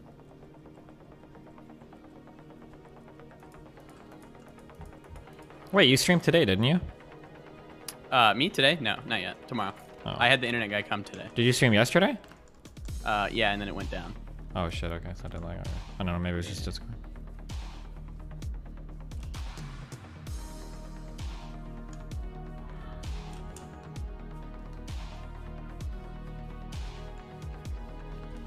Wait, what am I even? I think I just need to start crafting shit now. Is the server empty? No, I thought it would be, but I checked this morning. There were like 50 people on. I think there's quite a few people on now too. But I think they're up near the save zone. So I'm just trying to like build gear and shit when I go fucking kill people. Probably tomorrow. That's That's no the way Dan goal. lost his permissions, but he's too much of a beta fuck to ever admit he acts like a fucking loser sometimes. So whatever. Ho's mad. Dan, what do you have to say to this? Shut up, soy bear. Soy. Look at me. I'm RTBA. I have ultimate permissions. Soy. Don't challenge me. Soy. Fuck off, bear. I will say I love and appreciate the support of all of my mods because they're all great people. But it does feel a little bit lame sometimes that Cake and RTBA will like shit on chatters and shit, and then when they like attack them back, they start banning them. Yeah, exactly. Fuck that shit. I've drawn a line in the sand though. Fuck them. Fuck them. I'll do these goddamn games. I don't give a shit. You have nothing better to do, Dan. Calm down. I don't. You know, I just want to say Dan was pretty chill and happy a little bit ago. Then he went away and came back mad. Just the wife got mad at him. How do you know that? Because we heard her all like a- screaming right before you. You heard her screaming. Wait, what? Was I? Well, you muted, and I heard her in the Rudy Garcia, background. How did you $5. hear anything Are about you us going muted? to play me a Because you replica? muted after talked she started Very screaming. hard. A two best girl. I'll probably play Replicant. We'll see. What's Replicant? The next Nier game. You're gonna look so fucking stupid with blue hair and Newton's fucking chin strap. I want to look like a Chad, dude. I don't think I you're don't have gonna a look like chin a strap Chad. anymore. I got like a goatee going on. Too late. We're going for chin strap mode. No, can you go goatee? Nope. That's the update version. Nope. No, the chin strap wasn't. Chin strap right plus one. the. The Chad haircut. You can call it that. Is this the same server, or is this the RP one? It's the PvP Tell him you one. want. Tell him you want a 2 on the sides and a trim on the top. Yeah.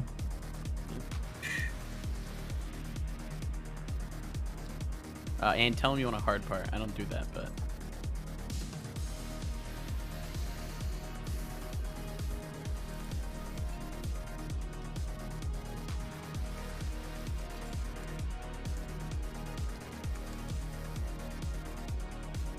You gnome fuck! You can tell when Dan's back is hurting when he's all riled up Is that like true, right Dan? now. What? Is what DGG true? for life. Are you riled up right now because your back is hurting? I mean, that's probably part of it. It's really fucking annoying that, like, of all the things on my body that chose to hurt, it was my fucking back. But it's alright. I'm honest. I don't mind telling you that it hurts now, because usually it doesn't. Usually it's fine.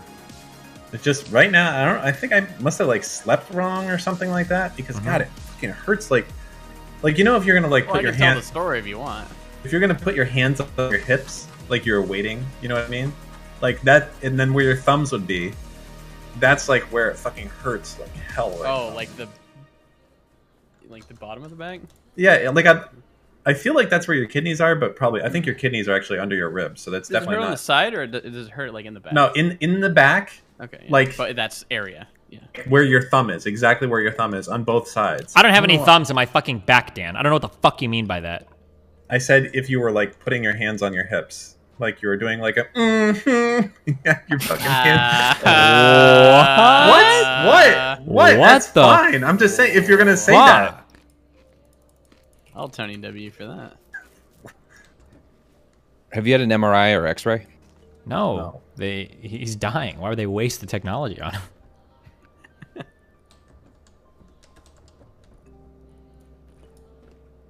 Because he's a 1%er.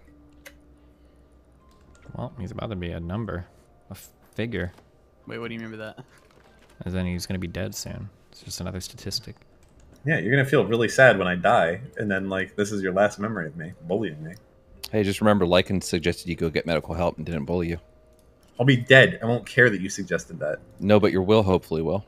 No. Wait, you think I'm gonna update it assuming I'm gonna die, Lycan? I mean, that's how wills work. All right. Well, I'll tell you what. I'll say hi to Larry King for you. Okay. Thanks, buddy. Too soon, Dan. Feels weird, man. Feels weird, man. Wait, did he really just die? Or are you memeing? Yeah. Wait, like today? Yeah. Wait, did he have the coronavirus? Did he die of COVID-19? They haven't released a reason earlier this morning. Am I crazy, or was it confirmed a while ago that he had COVID-19? Had it in like, yeah, I thought so. Or was that a long time ago? Ooh, that's pretty crazy. Larry King was the guy that took a phone call during the Dave Rubin thing, right?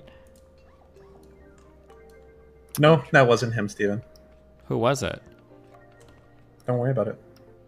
Oh, I think it was. Never mind. You died. Yeah, you know it was because you saw a fucking Reddit post today. You know goddamn well that I it did was. see and you're the trying Reddit to act post. like you have some genius fucking No, memory. I didn't even Fuck watch the off. episode. I saw the Reddit post. I didn't know if it was Larry King or some other You're guy. a That's why I lying asked. son of a bitch.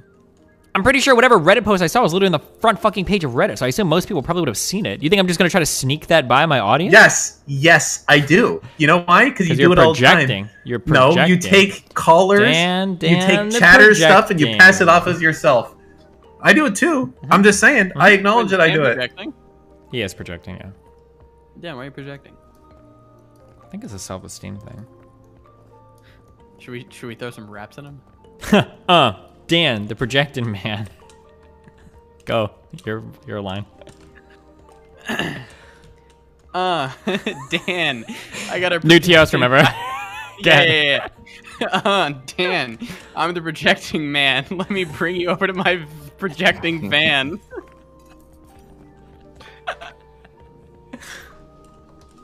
Okay. I think we're good there. Yeah, I'm good. But we have to decide what level of sickness are we willing to live with, so to speak, to move ahead and open the country, because I don't know how much longer we can do this. David, that sounds ridiculous. Come on. You've got a Well, we worldwide have to figure out what pandemic. that No level one is. caused this. At whose risk? Yours or mine? It's okay if you die, right? But we have. Ouch.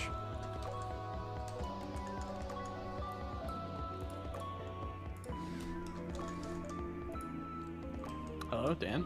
Hello? Hello? Hello? Hello? What happened? Hello. Nothing. Okay, let me just stop, collaborate, and listen. No. Let me just like put key codes on my ladder hatches. Oh, I need these grates, and then I'm done. Okay, guys, just chill.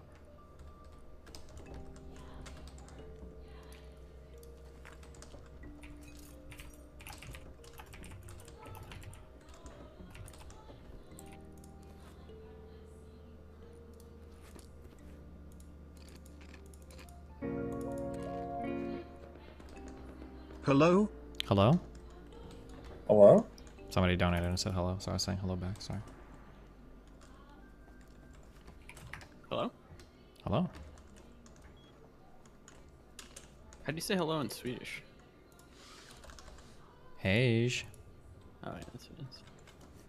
Don't like Danish people like click or something? What the fuck? No, I'm pretty sure that it's like a, or I don't know. It's like something weird. Someone knows what I'm talking about. I don't think anybody knows Oh what no you're no no! talking It's about. like a, it's like an inhale. It's like a, I'll be right it's back. like a sup. I don't know why. I don't know. Yeah, If it's I'll be right Danish back people- too. No, don't make it weird.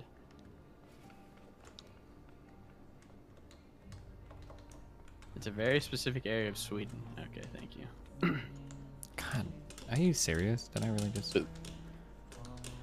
Is it the human sacrifice area?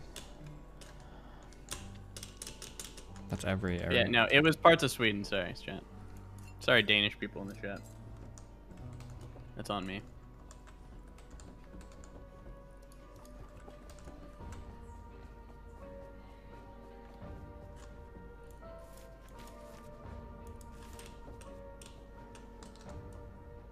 Moot, what's your favorite Marvel movie? I'm gonna have to think. Take your time. The first thing that comes to mind is the one good Avengers movie, like the Ultra, or not the Ultron, sorry. Infinity War Yeah, or probably that one, the Infinity War one. Yeah. Okay. Well, who's your favorite Avenger?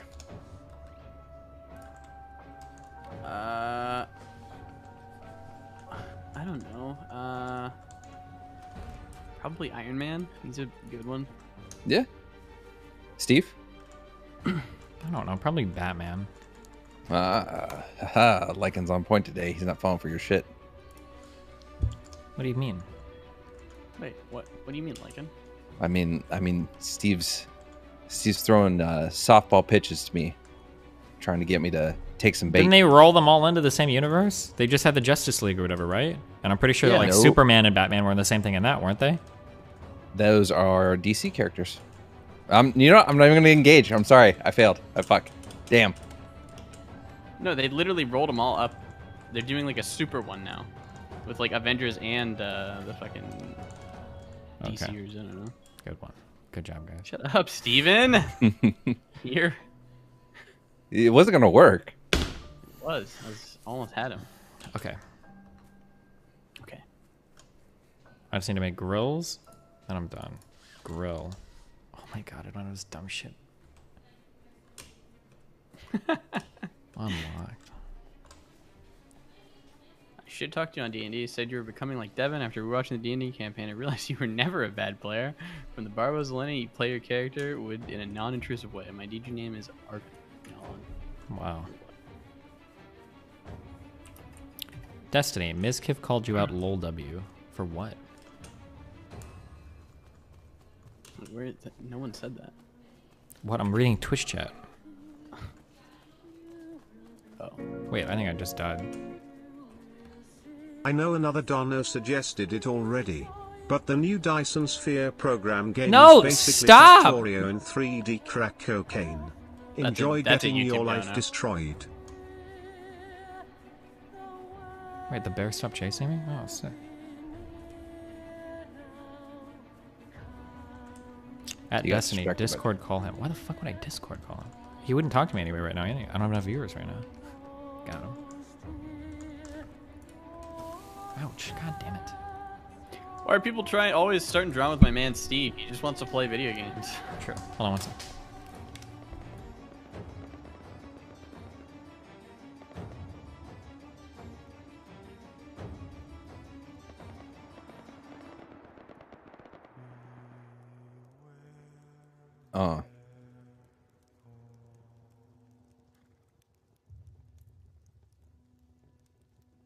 Oh, he's smacking a bowl? I can smack a bowl, chat.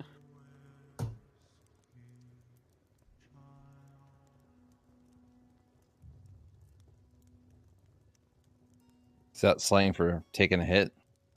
No. It sounds like he's hitting a bowl in the background. I don't know. Yeah, thank you.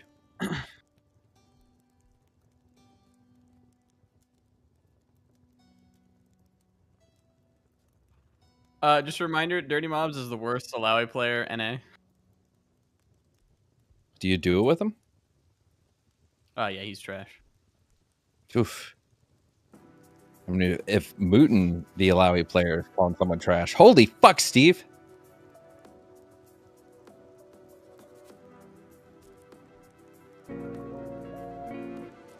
He's doing it on purpose. Matt, I know you're watching Destiny's stream Did he right buy now. my fucking... Production is down and we need someone to look into I it. don't remember what it's called, never mind. Who's winning tonight, Poirier or McGregor, chat? Fucking McGregor.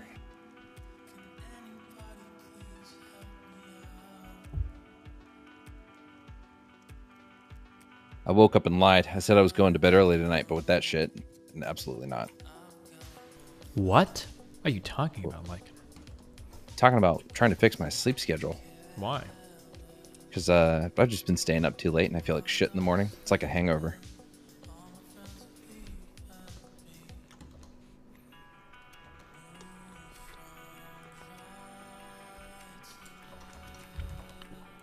Why are you and Dan posting porn to each other in our group chat mode? What the fuck? We weren't. It's not a mutual thing. Dan was just posting porn. Was it good porn? No.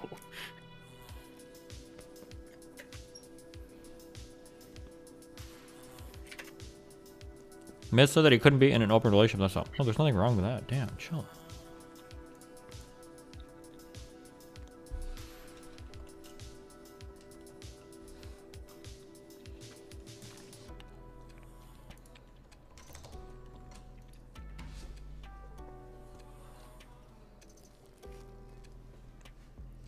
If I wanted to watch an Irish person get fucked tonight, I could just watch the cam show of Teresa.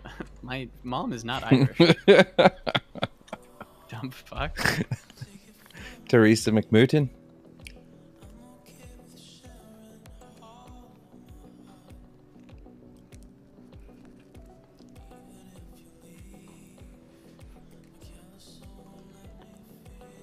Dan?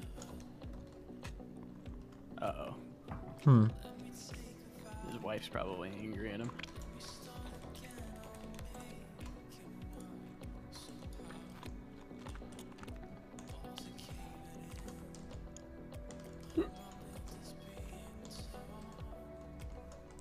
I wonder if she's stressed. Like, does she still have family over there? Who? Dan's wife. In Russia? What is she Yeah. stressed about? The protests and stuff going on. Were you people stressed when you had family in America when we were protesting? What does that mean? I mean, I feel like a protest in Russia is a little more significant. Or no, I'm sorry, let me rephrase. The kind of protesting they're doing over there is like a more like Probably more entire tame. country. I mean, like, wait. First of all, our protests were definitely more extreme. The BLM stuff. Secondly, Yeah, it's true. Russia. Like, what's gonna happen? They'll be fine. I don't know, get fucking black bagged or something. I don't think I can start blackbagging the entire population. Technically, Russia has a very good track history of like falling apart as a country. Like the dissolution of the USSR was surprisingly nowhere near as violent as a lot of people thought it would have been. It's true. I don't know. I was trying to just make an offhand comment. Well, we took it a little you too get called out seriously. on it. I wasn't prepared to follow up.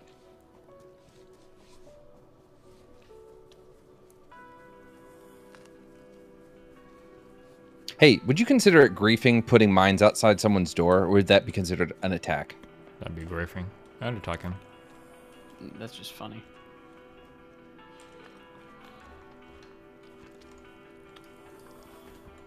Would you rather fight a dog, Steven, or a crocodile? I don't know. A dog, Steven, sounds pretty interesting.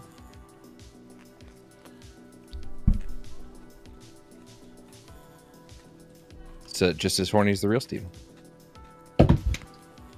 What? I tried. I'm done.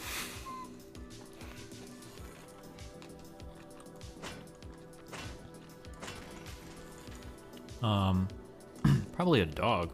Or a crocodile. Crocodile, no contest. I mean, are you just like running away an option? No, you gotta fight it. Are you on land or in water? On land. Hold on, I think I was wrong. I'm fighting the dog. Sorry, my bad. Yeah, because the crocodiles are scary. If they like bite you, I'm pretty sure you're fucked. Whatever it's in its mouth is gonna be separated from your body. Yeah. Dog, you give up your arm and you can just like. I wish I had the opportunity without like actually dying in real life. I feel like killing a dog seems like it would be really easy, but maybe not. I don't know. Like, dogs just feel like not very like sturdy things. Like their legs seem like they'd break easily. Like punching their face or their eyes or whatever, it seems like it'd be like pretty easy. But I don't know. I've never like. On the dog, but yeah, I'm not sure. If you have a weapon, I think destroying a dog would be easy. There's no situation where you want to go against an alligator. Like you're fucked. Even if I don't they even get you know on if I could land. kill an. I don't know if punching an alligator if he'd even feel it. I don't know. The what only way you fuck. can get it is like maybe if you gouge its fucking eyes out, but it's not. I don't even think know if that's they gonna kill need it. eyes, dude. They're just like lizard things. They're like not even. They're like dinos. They're just weird. They like live on another plane of existence. Have you seen the video where like the guy's throwing chicken to alligators and the one alligator snaps another alligator's leg and does the death roll and rips it off? And the alligator like doesn't even care. He just like is chilling. He just keeps going. He doesn't even go. He just sits there. He's like, whatever, bro. Wait, what is this? It's a hot air balloon. Can I? Oh, never mind. You can, but you don't have logo.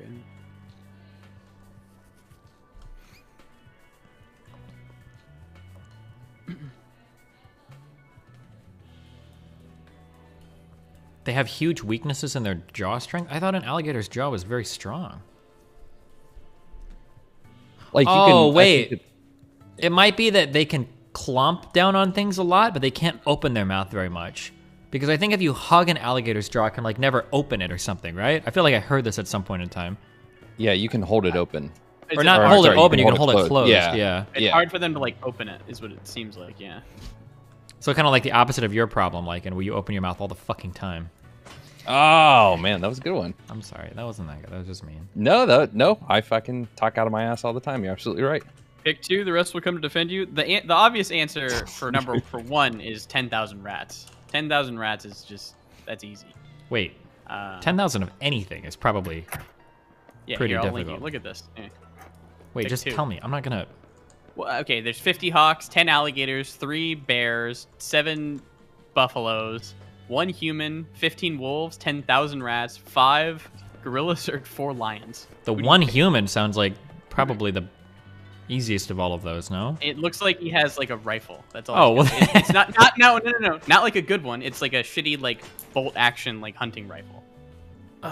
Okay. And then, so for me, it's definitely 10,000 rats. 10,000 is a lot of. That's a lot of. Wait, hold things. on. Hold on. Sorry, I'm back. Are they coordinated? Are they a hive mind, or are they typical moron rats that are just like in a stadium? Obviously, they're gonna try to defend you. Listen to me. Is this just like you drop off 15 wolves inside of a stadium like any other day, and you're just in the stadium too, and like? No, they are actively trying to kill you, and then your people are actively trying to defend you. So that's why I'm picking the 10,000 rats to be on my side, defending me. Oh, I thought you were saying to like kill them. To fight? Oh No. yeah, of course. 10,000 rats is OP as fuck. Yeah, and then you need one other to like defend you.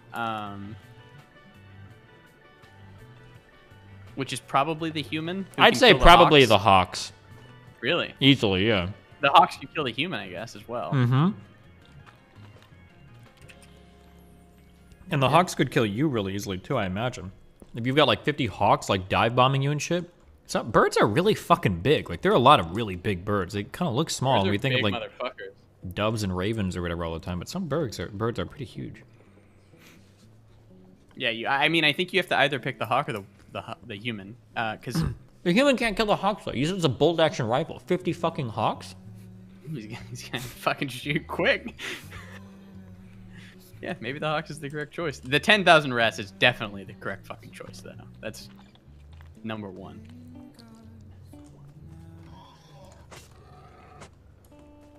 Excuse me. Don't start a fight with me and then run away. Dumb fuck.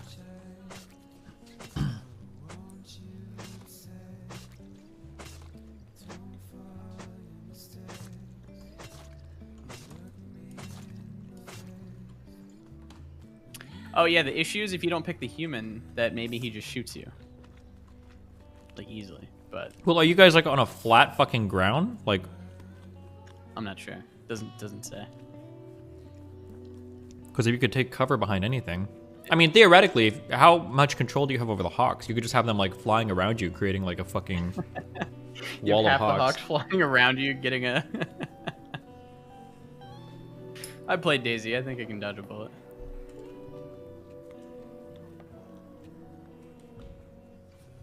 That has to be effective in real life. Just doing like the zigzags against someone trying to shoot you, right? From a Shooting distance. a moving target that's something that's moving laterally is pretty difficult. Fucking beast. Or more difficult than just shooting something. Running straight forward, yeah.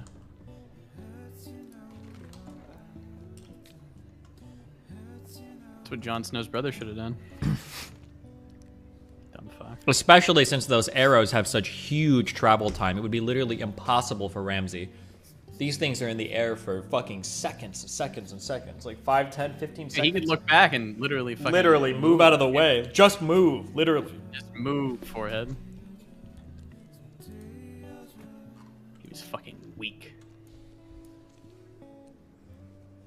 God, don't bring up. Why would you bring up? Don't bring up Game of Thrones. Why would you do that? Just stop. Shut the fuck Charles up. We're not talking Mayello, about Game of Thrones. $5. Christ. 10,000 rats versus Mr. Mouton's mom. Who do you got? Let's talk about Berserk. What's Berserk? Imagine how amazing that fucking Ramsey was, or that he could like aim that arrow and hit Tommen from 12,000 fucking leagues away. But when Jon Snow is holding a shield above his body, he can't just aim for his fucking foot. Oh, what a whole everything about it was so stupid. Where are the floor triangles, guys? You said what's Berserk? Berserk is a revenge story like no other. Very good manga.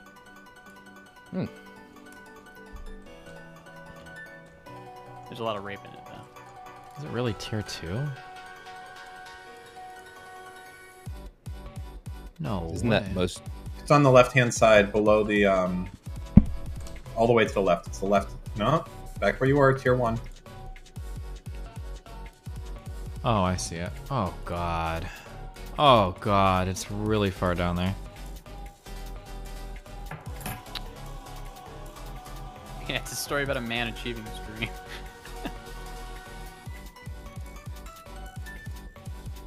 Oh wait, these are all 20 unlocks.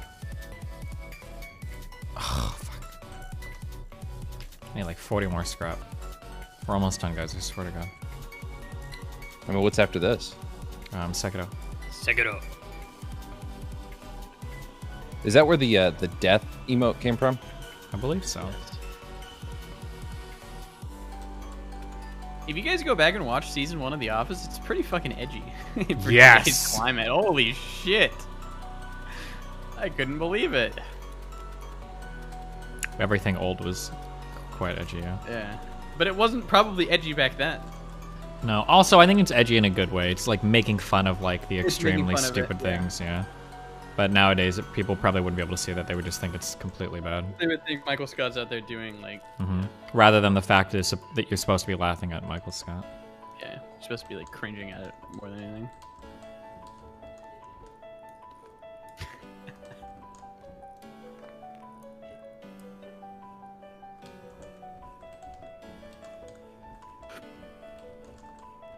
Scott's Tots is one of the hardest episodes. Oh my god. It's a bad one.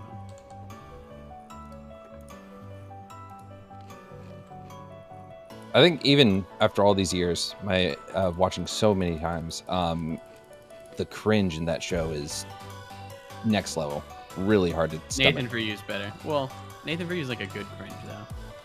Dude, there are so many crazy, horrible things about the Trump administration. We didn't get to appreciate any of them. It was a content overload, okay? I'm sorry, but one of the funniest fucking things of all time was the fucking press conference in front of that Crown Royal fucking construction group. And we don't even get to really talk about that. That was like 2 seconds on the news cycle. And that's oh my god. So Crown there's like the 4 Points Hotel or something. The Four Seasons. The Four Seasons, yeah. This is like a famous hotel chain. And Giuliani booked a press conference, but when everybody showed up, they were in front of like a construction company called Four Seasons Landscaping.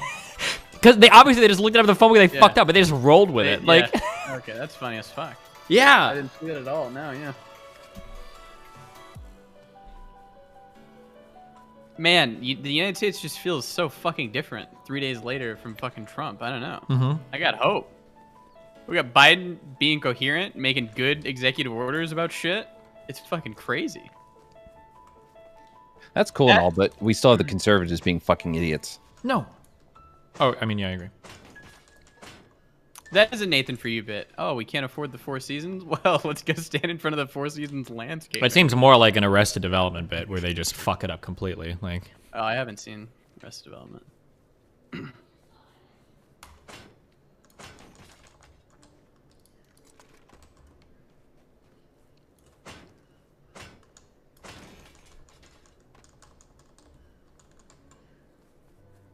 oh, poor Fauci seems so much happier on his little press conference. Holy shit. Okay, you can go places now and talk, I guess. Mhm.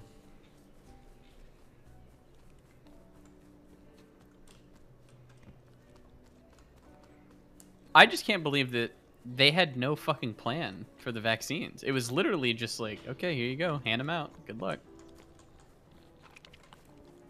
I thought this would be like a federally, I don't know, ran thing, but I guess fucking not. You know what's good to know? 100% we don't have aliens. Okay? Because if we did, Trump, he would have fucking told us. So, like... That's pretty good to know. Because, like, there was always a chance, right? With the infant baby whose parents were killed in the El Paso mass shooting because they wanted a photo op Yeah. so bad. Omega lol. Nice. I could be wrong, but I think once you start to hit like the TSSCI, that starts. Is that? So TS is like top secret clearance, and then SCI it stands for something compartmentalized Sensitive information. compartmentalized information. Yeah, I think that all of that for everyone in the government might be need to know. Like, I don't know if the president comes in. I don't think the president comes in and is like universally briefed on every single secret clearance thing. I think that it's just like if they need to know about it or if he asks about it specifically. If he wanted to, he could get it, right? Like if he wanted to know about You know, if he wants to, the president, Yeah. my understanding is the president should be able to gain access to anything if he wants to. Of course, it's his, right? He is the one who determines classification. Yeah, But is this like some Jason Bourne shit where like you have career people are like, oh, there is no Treadstone. I don't know what you're talking about. Yeah, exactly. Like if the president Yeah, it doesn't could ask happen. specifically about it, it's possible that he would never know. I think. I'm pretty sure. Yeah, like you if he can't went just... in- yeah. Yeah. It is really If you- scary, though, that a man like Trump knows all of the U.S. international and national secrets, though. That's really weird. Or whatever he would have thought to ask about. Yeah. But he probably didn't ask the fucking crazy questions, so. Maybe. I don't know, dude. Or not the crazy questions. I don't think he asked like questions that could get us in trouble. Because he didn't take any fucking briefs apparently. He just like turned them all down. He's like, I don't want. So who do we think knows about the aliens if they are there? Is that going to be the Air Force then? Yes. Yeah. Or would that be like something like the CIA or FBI then? It would be like the Air Force. But now that maybe the Space Force. Or maybe Department of Homeland Security today? I mean, so if we assume that anything extraterrestrial has happened at Raw as well, it's going to be Air Force. It's an Air Force base, right? But I think most of the shit that happened out of there, to me, is just Air Force testing super secret programs. Imagine fucking Republicans have been fighting all this time for ICE, and we finally get rid of ICE, and we find out that ICE's primary job and all the funding had nothing to do with illegal aliens, but it had to do with extraterrestrial aliens. And then we get rid of ICE, and then we get taken over. And the Republicans were the good guys all along. Feels strong, man. That's a big piece of humble pie to eat. I don't know if we can handle that. What do you think would happen to the markets? Let's say tomorrow, Biden announces that they've made contact with an extraterrestrial race and that they're going to be visiting our planet in the next 60 days. What do you think happens to the markets and everything else at that point? Do you think it's like total fucking catastrophic sell-off or what? Yes. I don't know, man. I feel like people would try to be guessing what alien they're probably my guess would be is that investors are going to try to think who's best positioned to take advantage of communications with extraterrestrial life. So just because people are stupid, every single Elon Musk stock would increase because they would want to be involved heavily in like tech, like any technological related thing that could benefit from extraterrestrial information would probably Magic increase. Kate Ball, $5. That'd be my guess. What about him shooting jump gun shots stocks at and paper shit, for towel sure, into 'cause crowds, people are gonna buy the hurricane fuck out of guns survivors? and ammo if they know aliens are coming.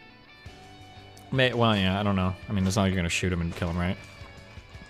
But private military companies, so Lockheed, Boeing, Raytheon, all of those would probably increase. That was funny too, though. Remember in I think it was Puerto Rico, right, where Trump was just like throwing paper towels out to the crowd. Yeah. Dude, oh my god. What would go down? Like fucking movie companies or whatever, because we're gonna get cooler shit. I don't know. Oh. Well, in general, people don't like markets really don't like unknowns, and an alien race showing up is a pretty goddamn big unknown. So most shit would probably fuck. Crash. How crazy is it right now that you could like unfollow Joe Biden and not worry that you're missing some dank fucking memes? No. Like that is so nice that like there's just no crazy shit. That like politics is boring again. Like I fucking love it. I don't. It's not boring though. Like we It's still definitely have. it's way more It is boring. It's way less like edge of your seat every day. But I mean, we still have all the problems that Trump caused to think about. So like my anxiety has not gone down as far as like what the fuck's next with this country. Well, but the thing is that like we have all the problems that we used to have, but at least we're pretty confident there aren't going to be any spontaneous new ones when you wake up and check Twitter. You think we just went right back to 5 years ago? Because I don't. It still feels like we've ramped No, up but and we enabled a there's lot not of the- shit. There's not the imminent threat of us apparently being at war with like fucking South Sudan because of a Trump tweet. True. Like, yeah. Then again, that war would be pretty quick. Hi. Hi. We I lost still the think the rest. scariest thing is to consider the idea that, like, I think it's pretty possible that there are no aliens, that we've pretty much figured out, like, the majority of physics, and then this is it. I'm feeling like that one. It's like potentially the most probable one. I'm sorry, I'm in the Air Force and I have a TS. They haven't told me about the aliens yet. I'll let you know if I find anything, buddy. Also, all classified information need to know. What is the first level of classification called? Lycan? I think it's confidential. Confidential? Oh, well, yeah, I guess everything is need to know because they're not going to tell you a blanket for everything, right? But if you've got if you have like a TS clearance, can you ask for information about any confidential project, or is it all need to know? No, you like everything's need to know. Like, oh, okay, you have, gotcha. And you have to be read on to any project. So, like you said, I think the president is and should be able to like ask about any project, but beyond that, yeah, you don't. Like, people will literally say, "Oh yeah, that project doesn't exist," because they're not going to fucking confirm that shit for you. You have no need to know. Well, won't you get in trouble for like even asking? No, I mean, yes, okay, yes, yeah. If you're fucking going around asking questions about all kinds of shit you shouldn't, yeah. Security is going to come knocking on your office door. Like, how the fuck do you even know to ask about this? Right? You can know fuck. Treadstone. 2.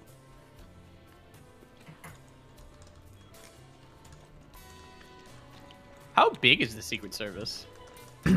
Just look it up. It's a secret. Secret Service employees. Wait, guess before you look it up. My guess is going to be... I already looked. Oh, fuck. Okay, I'm going to guess...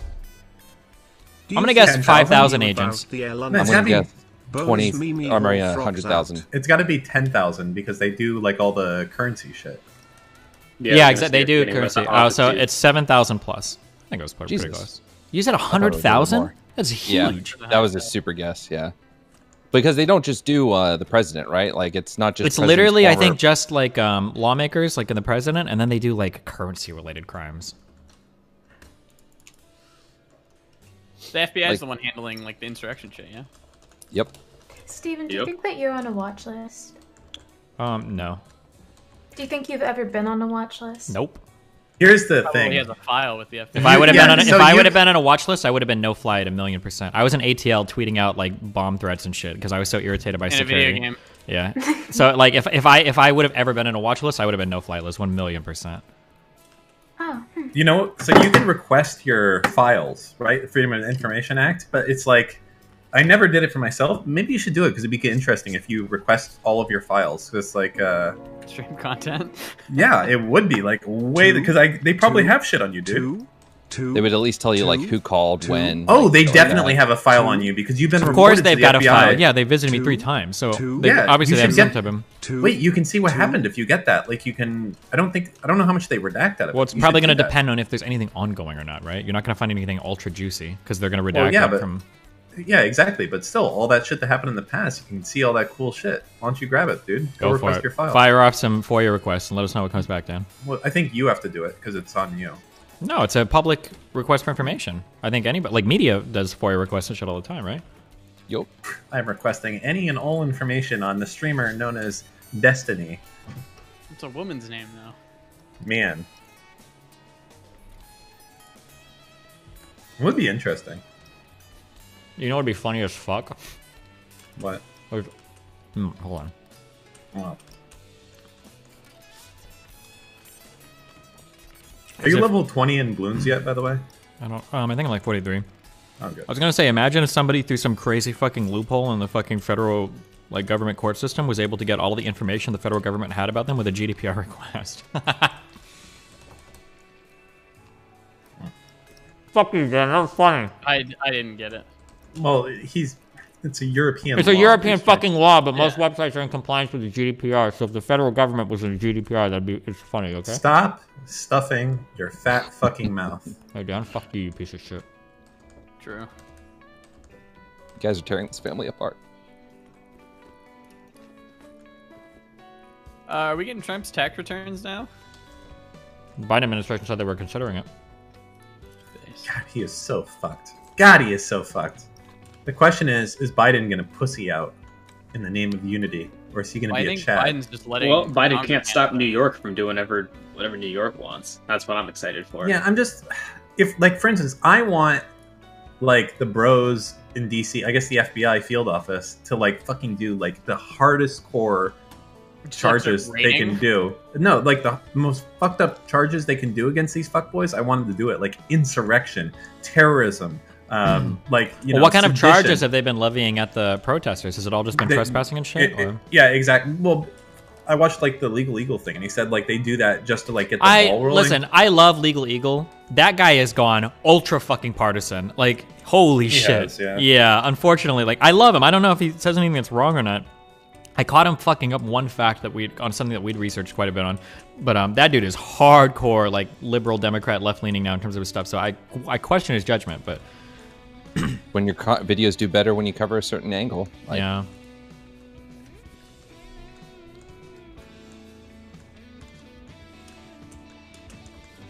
Also, I'm sure that like you probably have to be very, very, very careful how you charge these things because the precedents that you set can get really scary really fast. Like if we start charging these people with like sedition or whatever, like there's a chance then that like anytime you do anything in any lawmaker's house, like this is like a sedition charge or something. Like how they make those charges work is probably going to be very carefully done. Yeah, from what I've seen, the big legal case seems to be they're going after the Oath Keepers. It's one of those dumb fuck right-wing militia groups. Seems to be they're trying to get a whole bunch of them on conspiracy charges. That seems like the main legal strategies, like gutting that group by just getting all their leaders and shit on conspiracy charges.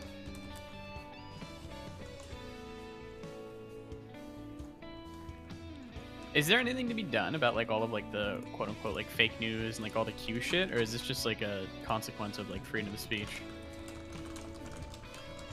The most you can do is deplatforming. Fuck RTBA, honestly tired of their dumbass banning people for no reason, just trying to watch shit, and I randomly vote and I get banned. Please fuck off. Prob has a small dick too. Good bandana. Damn.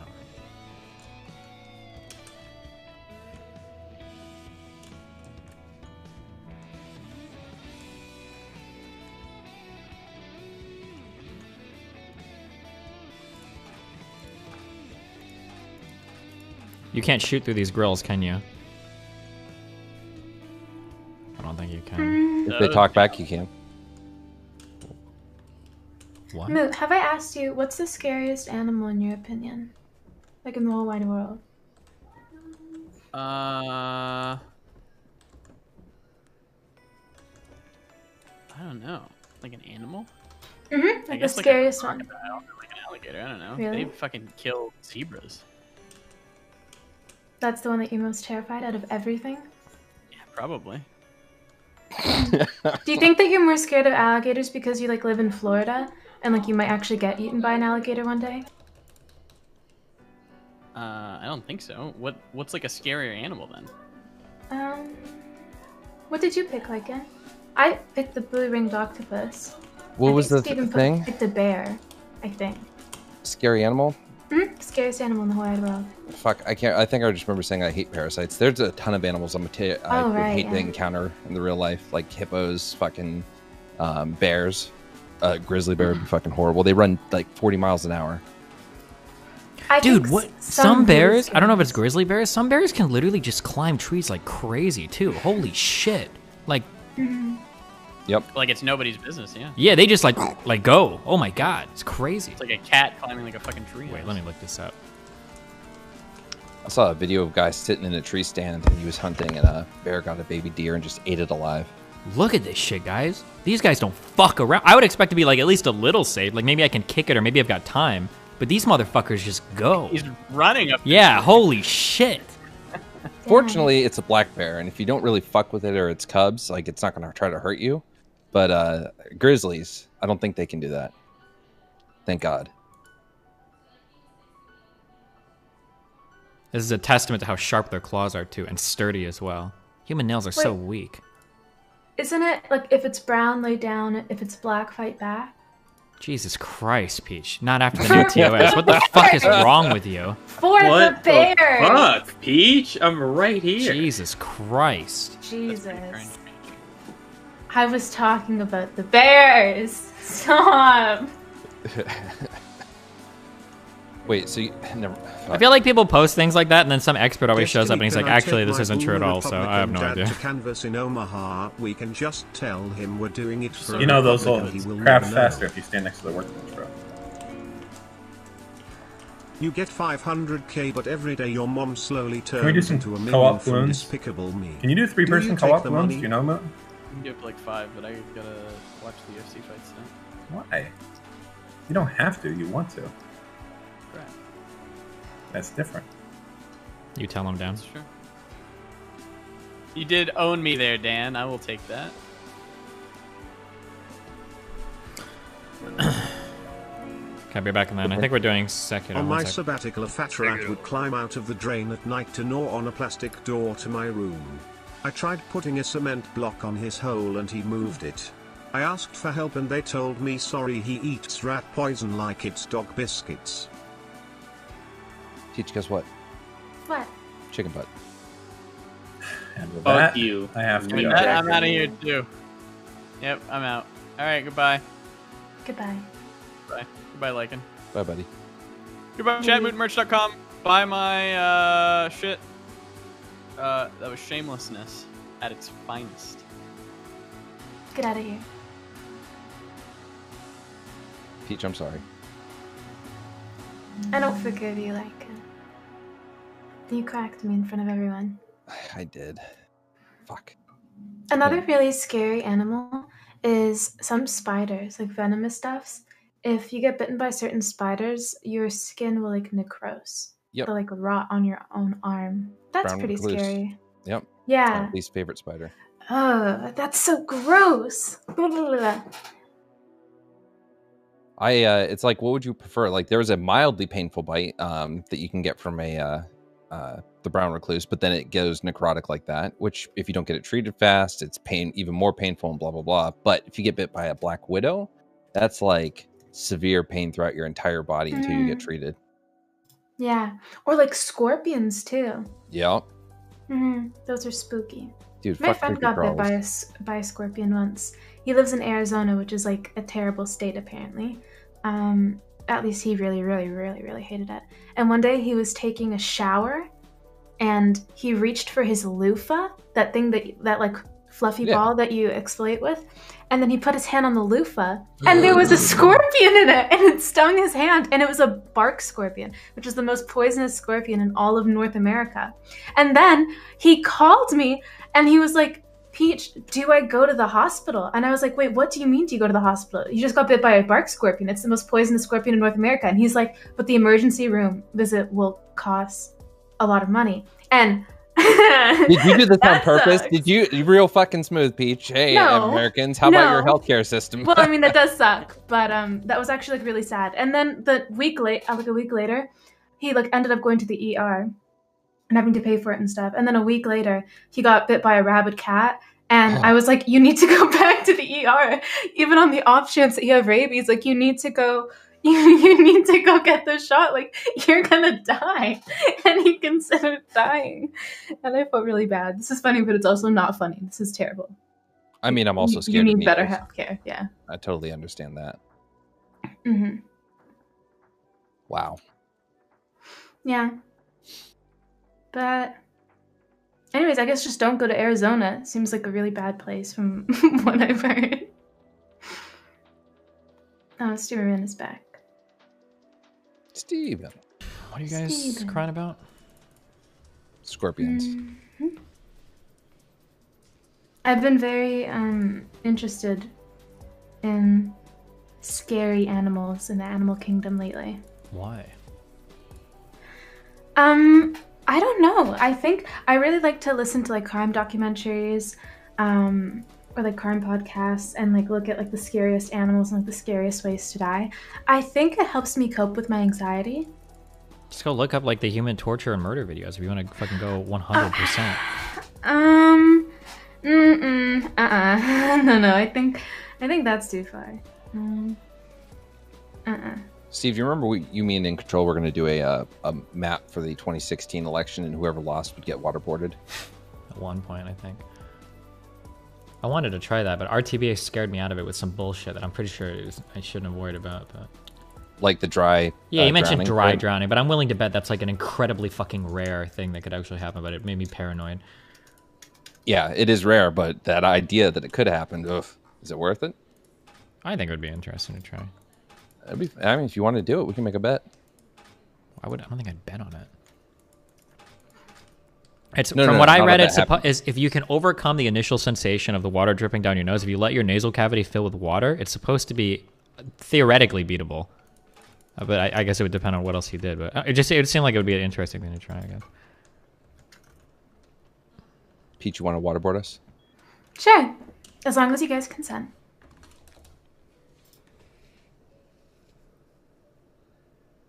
Do you have like a time and date in mind? After COVID, you know. Okay. Like, we're gonna fuck with our respiratory systems. We might make sure they're gonna be okay. Yeah, I'm down. I will not spare mercy. I've done this before, so. Wait, you have to shibari us to the table. Yeah, no, I expected that.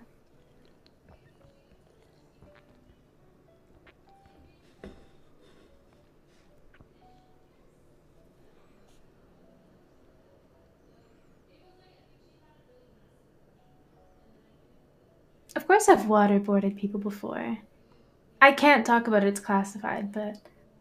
You don't kill spiders in your house. You've never waterboarded somebody. You don't know me. Okay. Did you know that people, after they're done working for like the CIA and Secret Service, sometimes they're given identities to take over? Have you considered that? That maybe the veganism is an identity that I have, that I say I'm vegan, but really I'm like a psycho killer? And I'm Whoa. just trying to throw people off my scent, off my trail? Uh-huh. It's a far jump from I'm not a vegan, I'm actually a psycho killer. Like, there are steps in between, you know. Sure. Sure. Sure.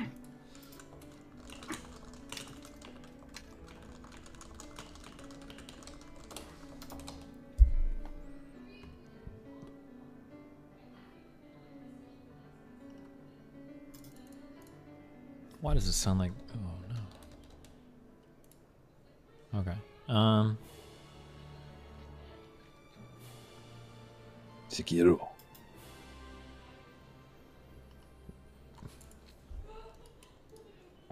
I just need to be morning. My stuff should be okayly safe, I think.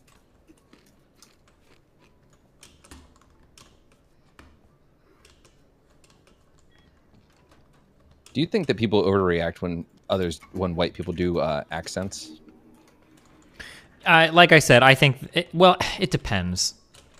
I don't think anybody knows why anything is bad anymore. We're just like not supposed to do a bunch of things, which is kind of annoying, but it's whatever.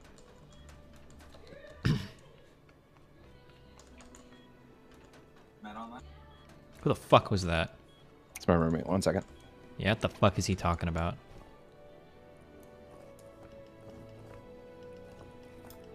When was the last time you had hot chocolate? It's been a while. I've been in a pretty good mood lately, I think. Oh, good. Very nice.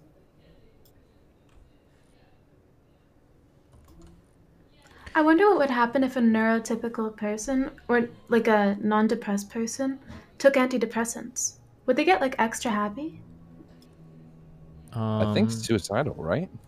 I don't even I know have if no idea. I don't even know if that would if we necessarily would even think that that would make somebody happy. I'm not sure. Because it, like, if someone took like a serotonin reuptake inhibitor, right, and they already had a lot of serotonin. Yeah, but then the it would problem just- is it's not like a one-to-one, like you just need more serotonin and it makes you happy. Like serotonin is responsible for so many things in the body beyond just like your mood.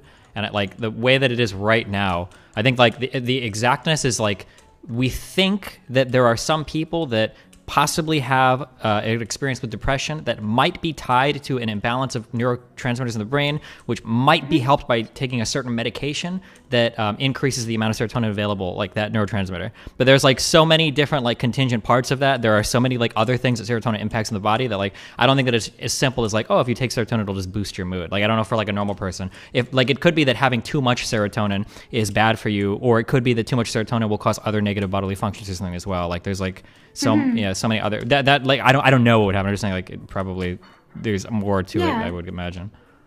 Yeah, I'm curious what would happen. I mean, I'm sure you assuming can that there Google it. is- Like, Yeah. what happens? Healthy person takes SSRI.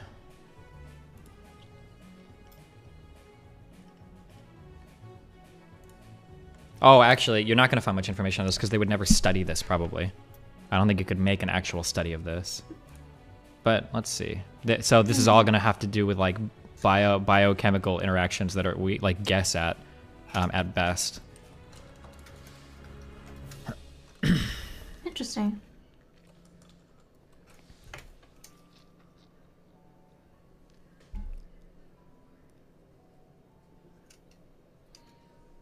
Oh, it's an Australian school. It doesn't count. Yeah. It's criminal how little research is done on this shit compared to like what should have happened over the past like 50 years. It's insane the amount of restrictions around all these chemicals and shit.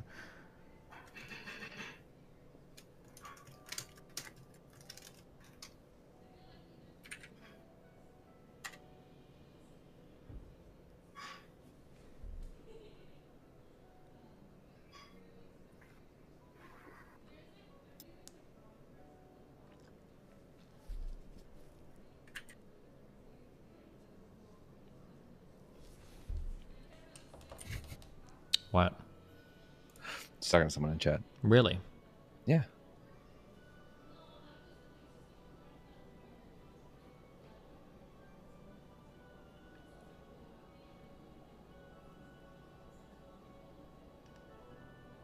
Huh. Ethics are everything for a reason. Yeah. Okay. Well, I don't know.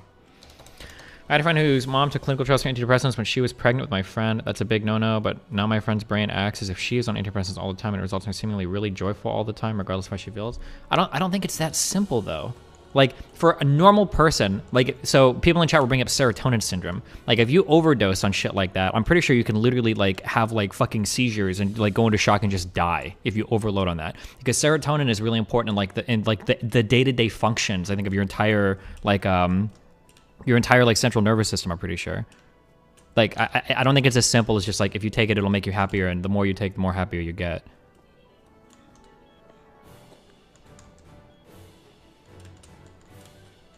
But the problem is that everything related to neuro anything is like so poorly understood at the moment because it's like the softest of all the biological sciences because there's like a trillion different variables involved and who the fuck knows what anything is doing at any particular point in time. Like it's really, really, really complicated.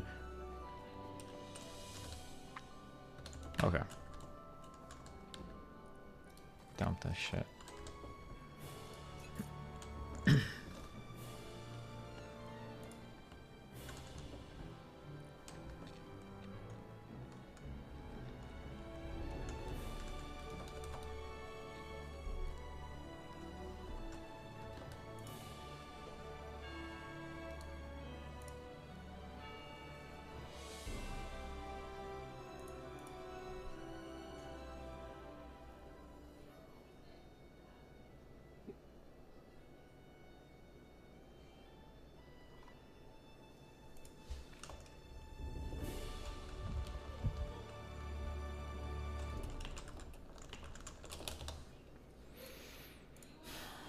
Okay. Alright. Wait, I'm almost done. Fuck, let me bank this shit.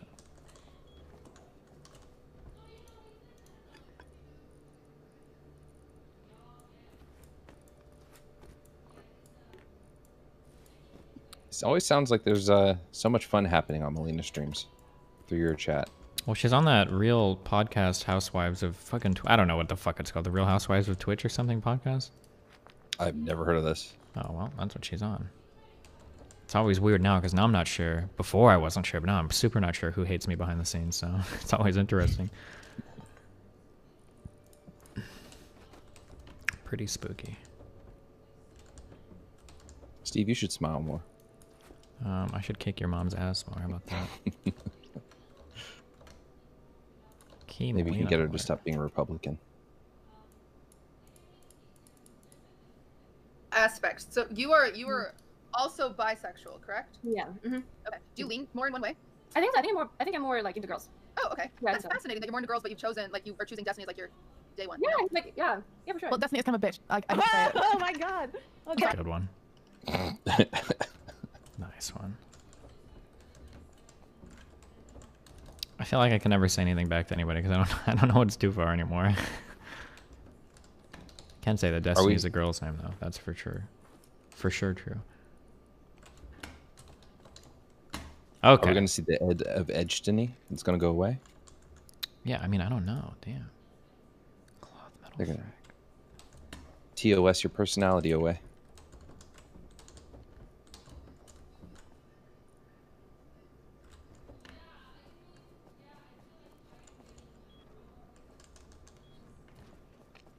Okay. Peach, Steve, have a great night. Talk to you guys soon. Okay, have fun. Okay, good night. Bye. I don't think Melina has any bad opinions of me. Melina? However, I don't know how you pronounce her name, but...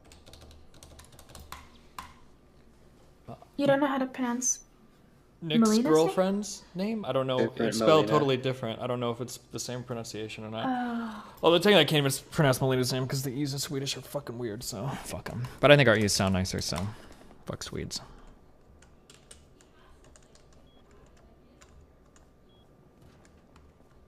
I don't know why I keep jumping in here like a dumb fuck. Melena? Is that her name?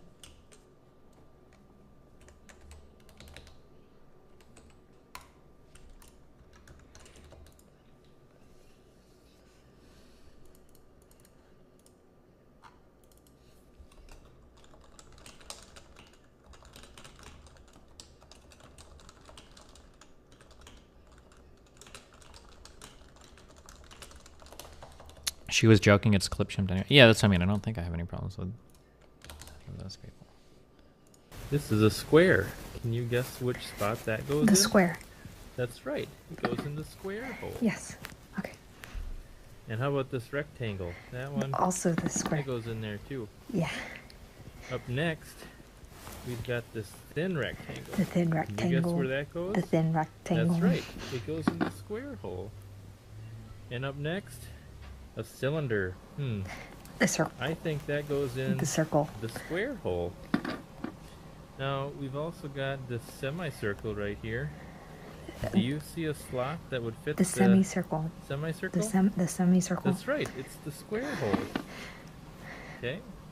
Up next, the triangle. We know what hole that goes The into, triangle. right? Triangle. That's right. The square hole.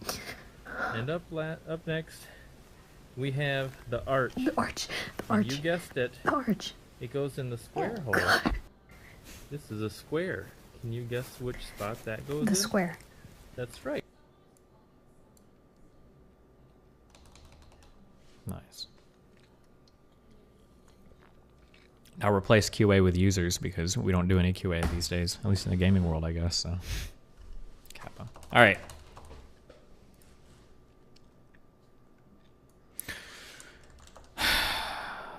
Damn, I played this shit too late. 3 hours.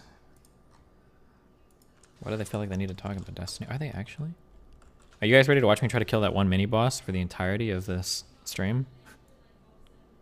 What And I think she's asking that because we're not perfect. Absolutely not. Especially after like Bob 7 leaking all of like my most like deepest, darkest secrets like that I've ever said to someone ever. Like I'd say like yeah, we definitely have problems. Especially when we were long distance. That sucked because we couldn't really work on each other and like have any good moments, of course. And it's always hard to communicate through text and phone too. Yeah.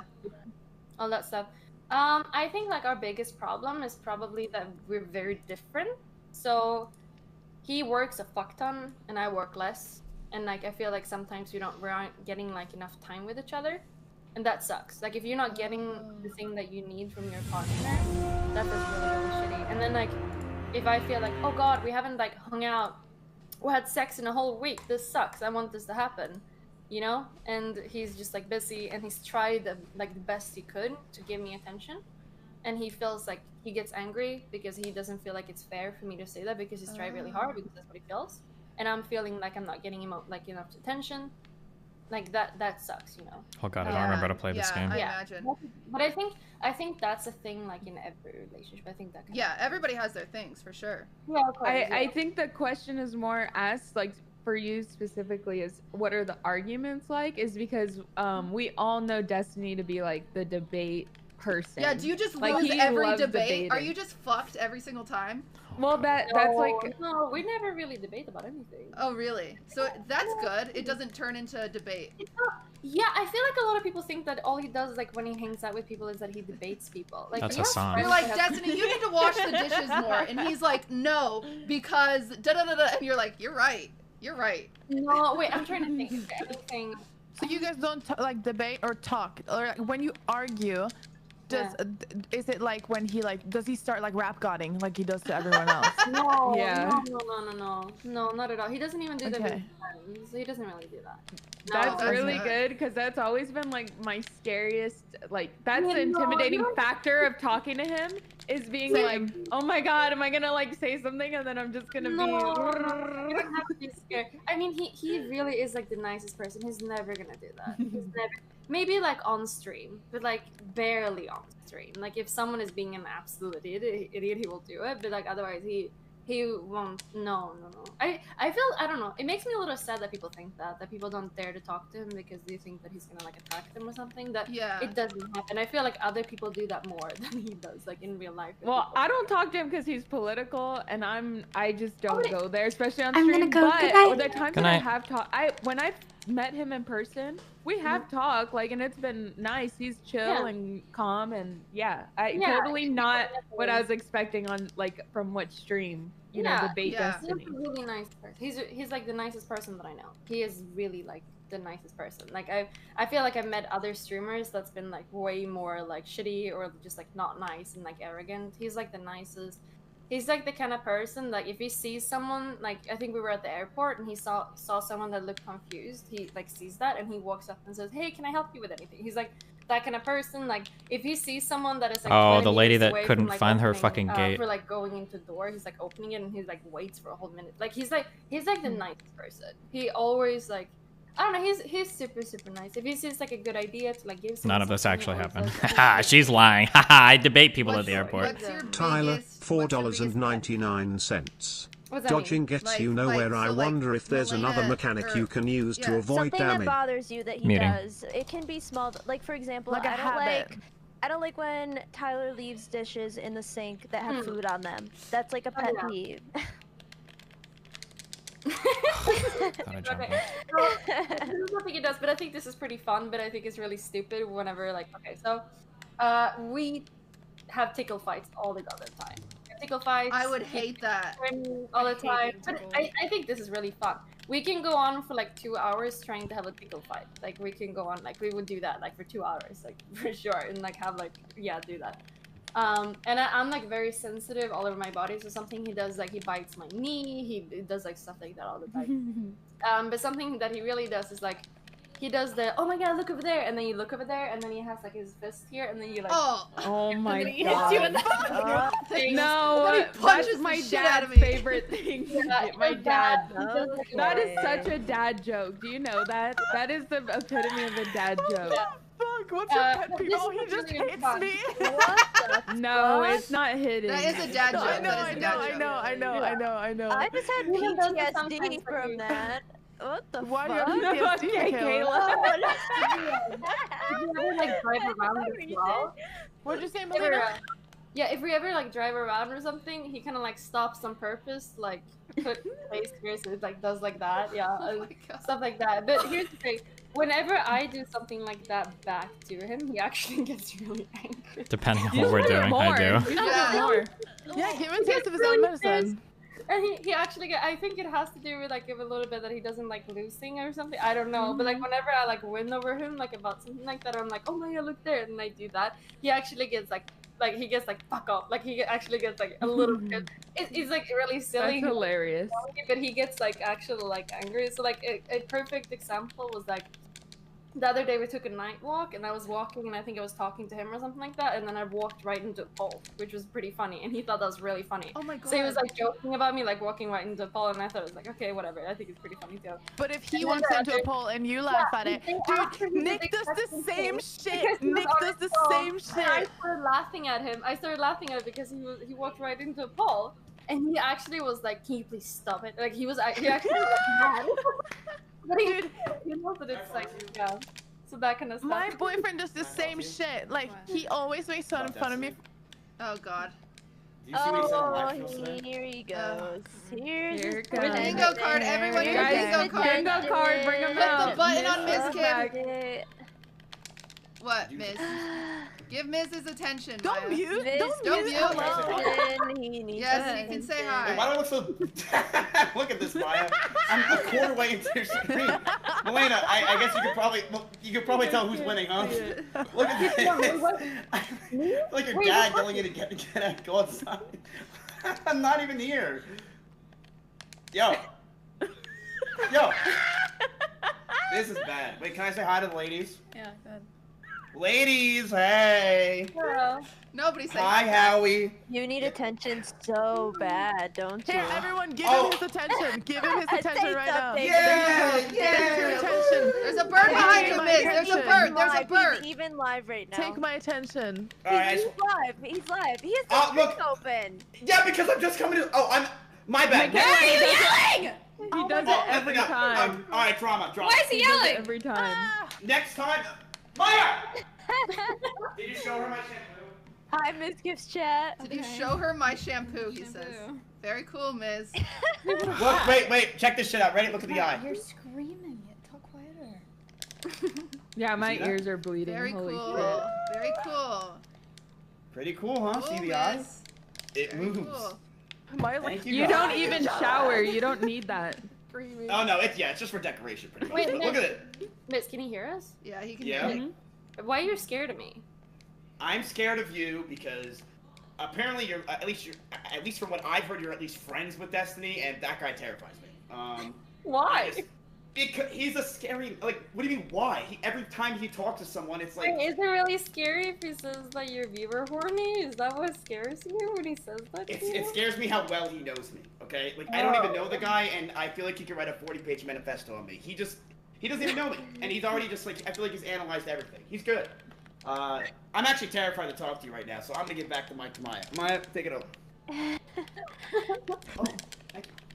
Does that make you sad, Melina?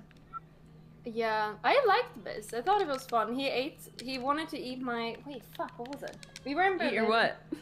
Yeah, he wanted. Maya's like, please. Wait, there's that. Come again? We were. Oh god. Jeez. Okay, we were eating falafel in Berlin, and then I couldn't eat anymore. You wanted to eat your falafel. He wanted to have one bite of it because he took a bite. I was like, You want to take a bite on your falafel? Yeah, he wanted to have one bite because I ate them, and this was before he met Maya. So I was like, this is kind of weird. It was because I took a bite. That's not what. Okay. I felt like he was probably not like in contact with any girls at the time or something, so he was like, "Oh my god." Stop. Okay, wait, back up. Why is it weird if you wanted to if it's act? Are we talking about falafel? Are we talking about? Stop screaming! Stop screaming! Your microphone. Stop. Why is that weird? Are talking about falafel. Do we all had weird? Because I touched it. That was the thing. That was the whole thing. But it was Oh, like, 'cause you it touched was it. Can I have a yours. bite Fuck of it? you. Yeah, he was like, can I have a bite of it because you ate it? I was Okay, like, I get it now. Yeah, I stomped him. That makes way. All right, we're done with this. When I set out to play this fucking game, I looked at the playtime for this fucking shit, and it said like 30 to 40 hours. And I said I was going to intentionally avoid doing any of the normal, like, can I say autistic? I don't mean it in an insulting way, things that I do in these games. And here I am, 5 hours deep into this fucking piece of shit. How much money did I even get? Wow, 58. I think I lost about 1,500 killing this guy.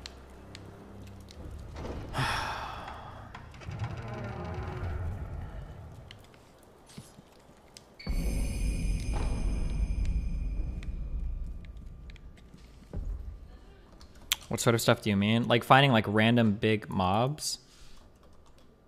And like spending...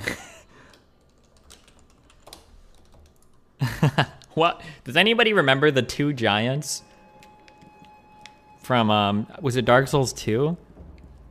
I think I spent 8 hours killing these stupid things. They weren't even mini bosses.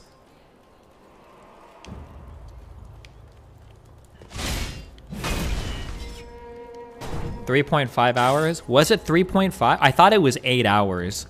I think it was 8 hours. I don't think it was 3.5. I think it was literally 8 hours. Why did it take 8 hours? I don't know, because I always play... All of my characters in these games, I usually leave the vitality at base, so I get one shot by everything, and then it just makes some things take a long time. I will say, my biggest regret for the Dark Souls games is that, like, a lot of people do one soul runs. I could have done one soul runs on everything, but I didn't realize how easy the game was if you used, was it raw enchants on weapons? Because I remember that, like, when I would play through Dark Souls, I would sink everything into, like, strength or vitality. So it's like, oh, okay, cool. Like, at least I do a fuck ton of damage. But then when I watched other people, like, damn, like, how does he kill this boss? Like, it probably takes him forever. And I'm like, wait, what the fuck? Your weapons are doing almost as much damage as mine. And I've sunk everything into offensive stats. But, like, the raw enchants that you can put on the Dark Souls weapons are actually so fucking good. You don't really need, like, you need a lot of strength and dex to overcome, like, with stats alone. And even on high-level weapons, like the actual like raw enchants or whatever. It was really, really, really stupid. And when I looked at that, it was like, wait, I should have just done soul level 1 runs. This is so dumb because I'm getting one shot by everything anyway. My weapons aren't really that much stronger. Like, what a dumb waste of time of my life. I'm gonna die here, though. Oh, God. Oh, am I dead? Oh.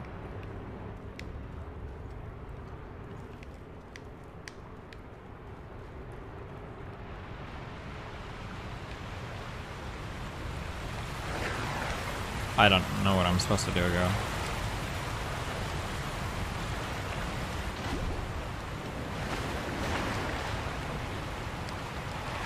Use the smooth idle to go back? Wait, was there a thing? Use the idle in your inventory? Does that do anything bad? Homeward idle.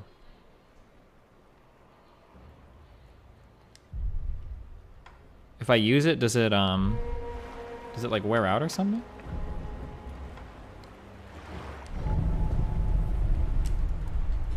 Oh. Are you the type of person to hoard all your pots till the end? Yeah, I do. I do the same with my cereal as well. It triggers the fucking me because Melina will finish cereal and there's still like, there's still good stuff in there. But I'm the kind of person that like, you save like all the marshmallows or chocolate things till the end. Oh yeah. You ever lent money and they never paid you back? To a lot of people right now. But it's coming, I'm sure. Oh wait, hold on.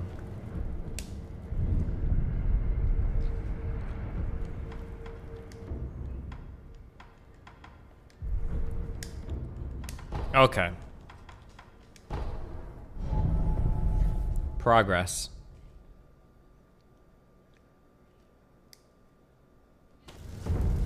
Do you like Reese's Pop cereal? It's okay. I'll eat almost anything chocolatey, unfortunately. Because that shit is way more fattening than like, whoa, than like salty snacks or whatever. Like, you're probably better off eating chips than anything like chocolate based if you're just trying to not gain a fuck ton of weight. Your uncle used to owe you like 20 or something? My uncle owed me $2,000, I think. It's either $1,000 or $2,000, but Probably not getting that back. Vanilla ice cream is better than chocolate ice cream? I don't know about that.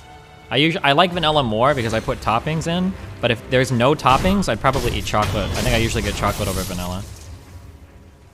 Oh wait, hold on. Let me unmute these. Yodest scuffed. Are a Watching your face while you fought that last guy made me laugh so hard. You have such a focused butt pucker face like I do. How do you know what your own face looks like when you're focusing? Or are you focusing on your own face in the mirror? Kinda weird, bro. Ah, 1v1. Come.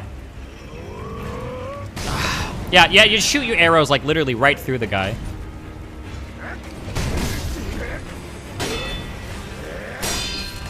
I'm stuck in the wall. Oh my god.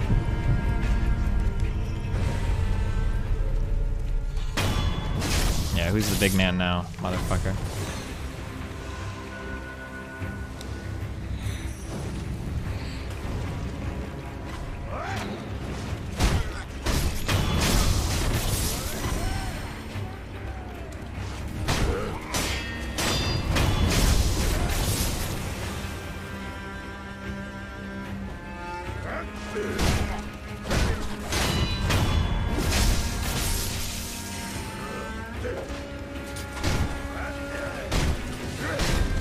No! Oh!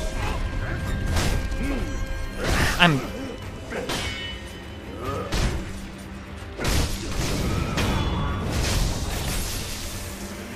Who is shooting at me? Oh, that guy is.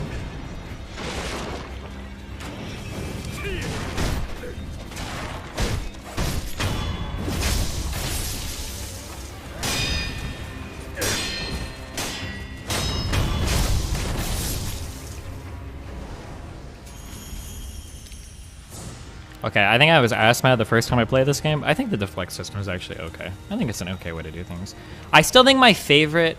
Can I be strong? Can I put a strong enough statement on this? The best Dark Souls game, when it comes to like aesthetic, playability, and everything. Do you guys know the answer to this? It's a kind of a trick question. That might have given away what the correct answer is. Yeah, there it is. It's fucking Bloodborne. Hell yeah. I like the gun sword combination and everything in that game. And then like, could you block in Bloodborne? I know there were no shields, right? Because you had a gun.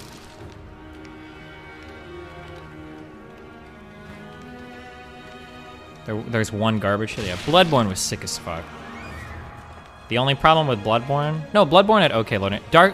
Was it Bloodborne or was Dark Souls 3 the one with the meme loading times? I think it was Bloodborne, wasn't it? Where when they initially launched the game, it was literally like, if you died, it was like a 45-second load time. Oh, it was Bloodborne, because I remember because I died to that Emil Vicar person for like 10 hours too. And every time I died, I had to reload that whole fucking area.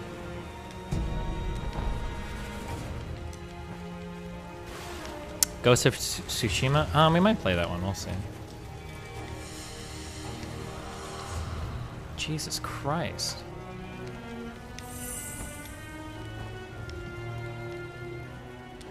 Oh.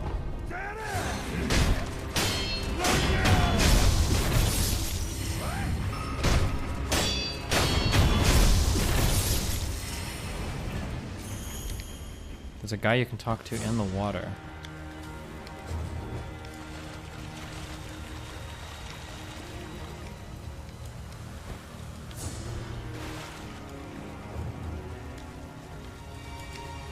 Wait, am I just fucking blind?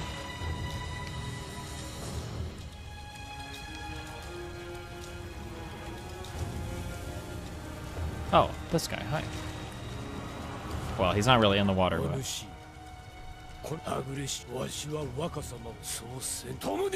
Wait, oh shit, you're dead as fuck, dude.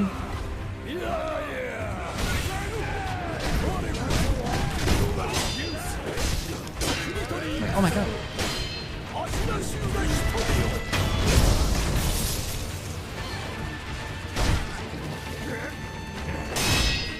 Dude, I'm dead as fuck. I have like 1 HP. What?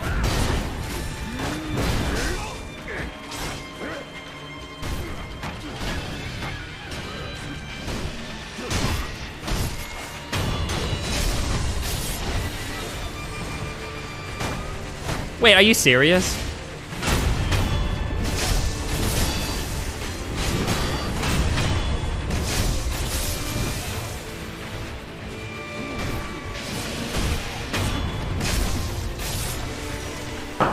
Oh my god. Fucking Mel's phone.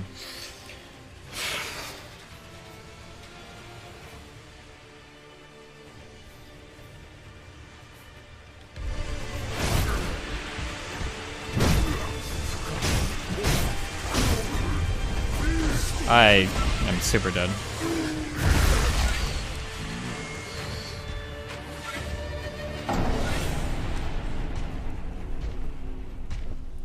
How did that fall off? What, is it possible if I fight with that guy, can I save him? And then he, like, is important, or? You gotta be more stealthy? Well, I had an ally that I had to fight with. Okay, we're gonna save that guy.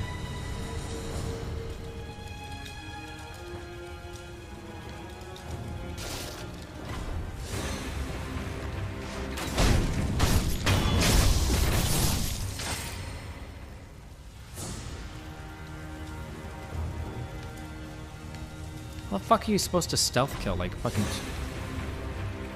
Wait, who just saw me? Oh, you're just literally map hacking. Can somebody tell this guy that he's still fucking cheating?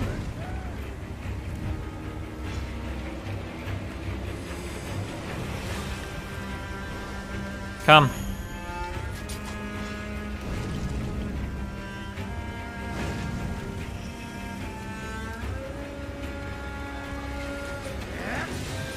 Dude.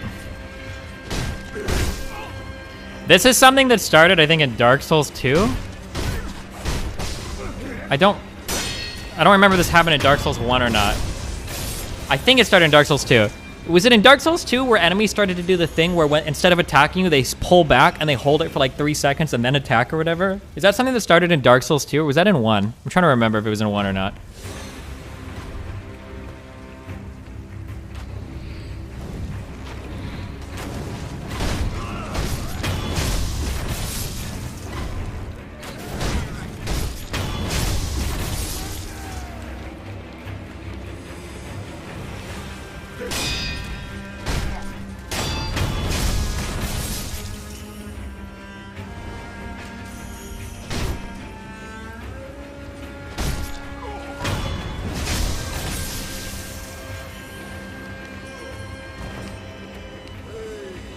Hey.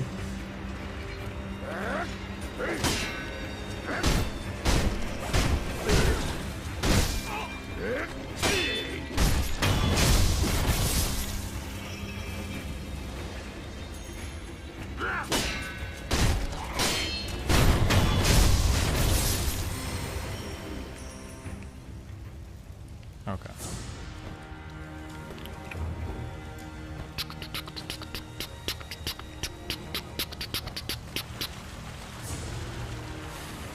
Okay, you chill over there for a sec.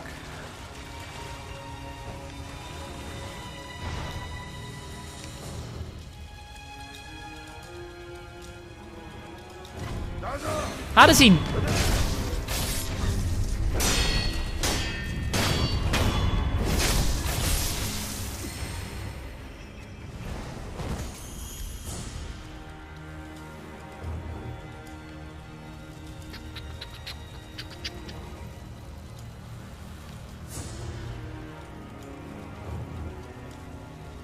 If I sneak attack this guy, is it gonna alert all of them?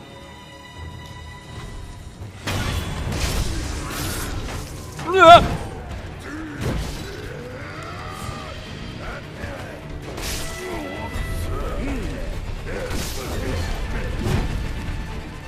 well, that was fun. Oh, you're not alerted.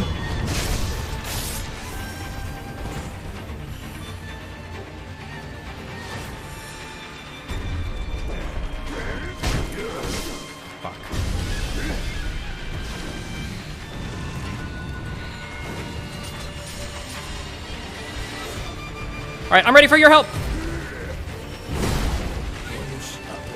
No, just okay.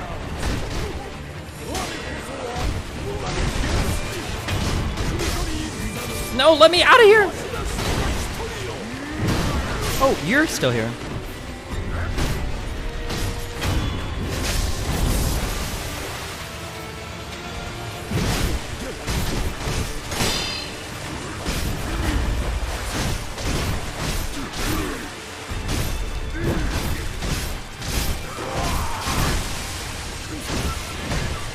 Oh, fuck. Wait, don't die, don't die, don't die. You're good, you're good, you're good.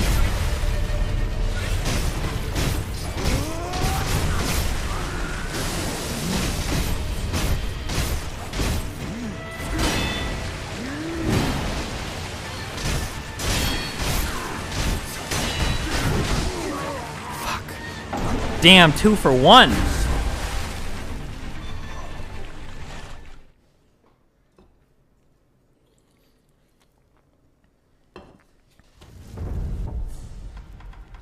Okay.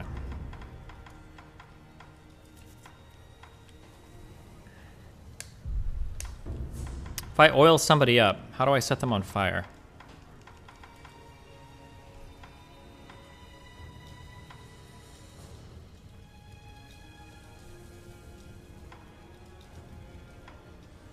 Oh, my flame hand. Oh, wait, hold on. Can I use any of these yet?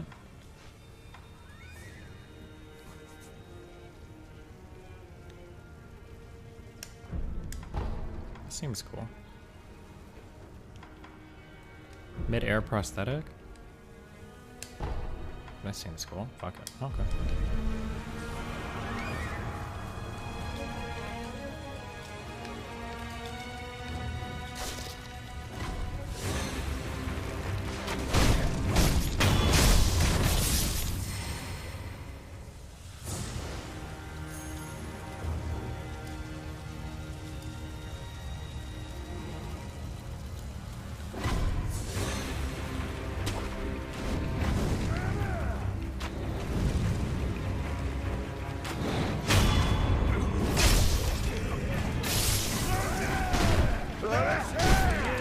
No!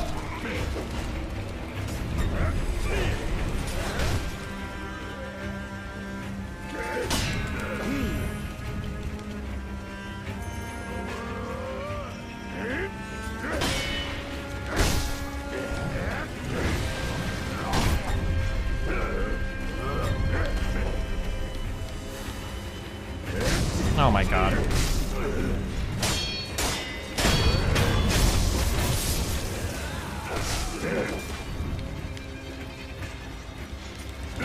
Dude, the delay on that is insane.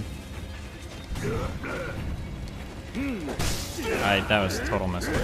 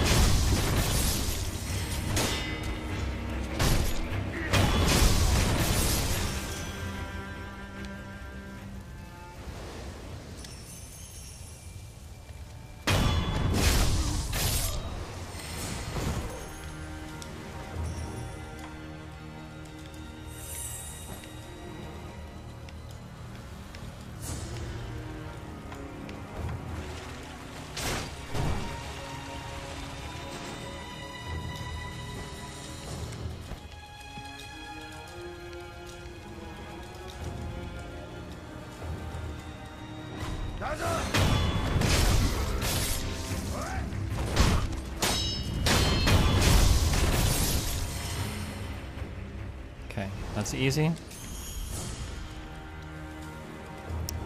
Okay, I don't think there are any other easy kills I can get, right? I tried to do this guy.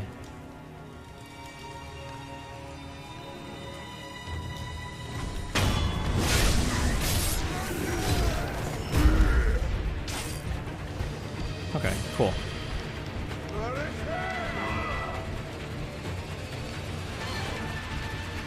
Oh my god!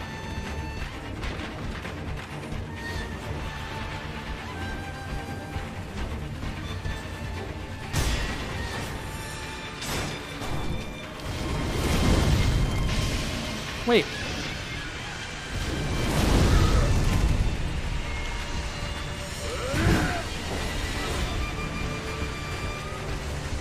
Did that even help?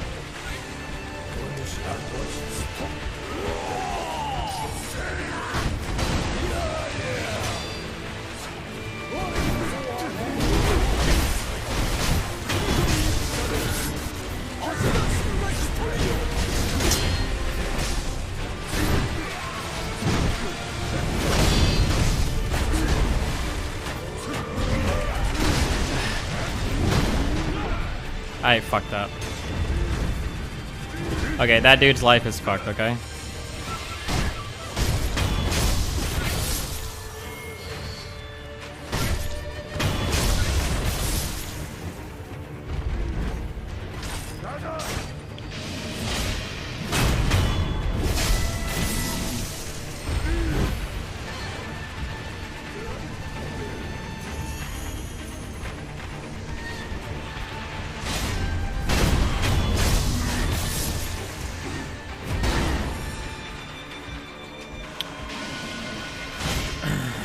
Wrong button.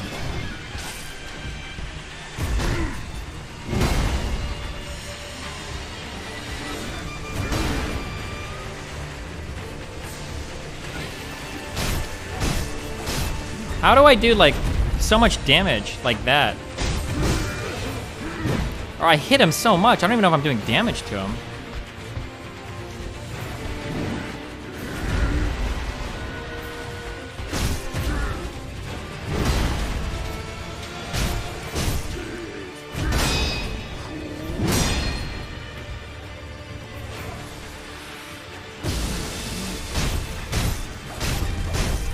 Oh, I need to jump that.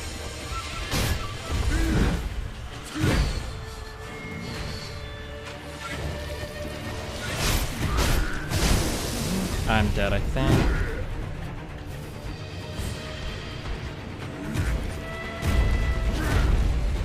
A third attack, nice.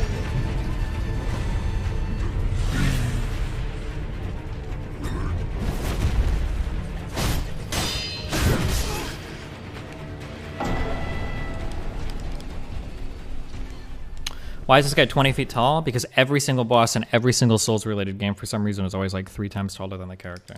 There will always be a lore reason for this, but I don't know why. That's just how they do it.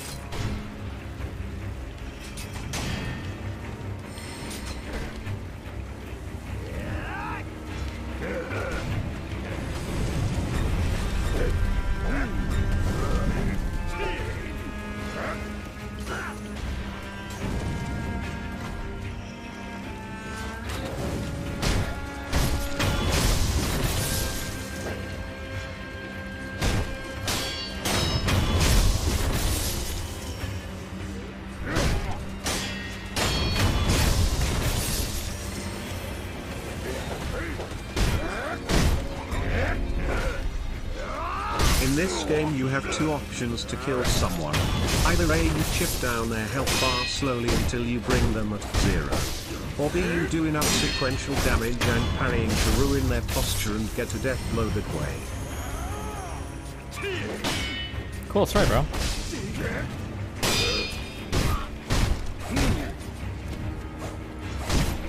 Wait, what?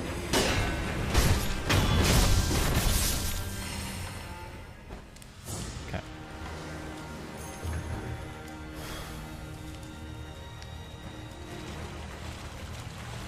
Any other tutorial donos? Yeah.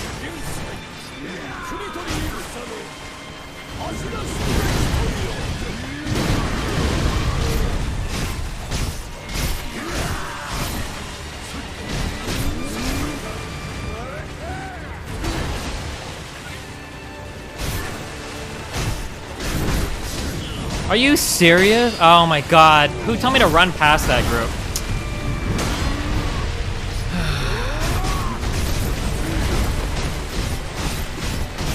I'm ready to die.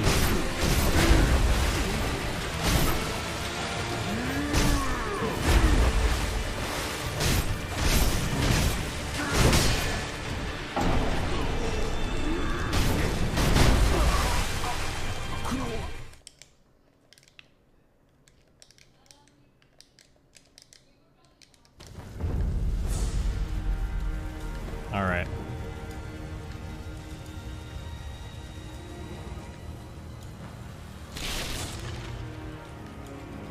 Can you take down the archers before the fight? Yeah, we can take down everything, I think, almost.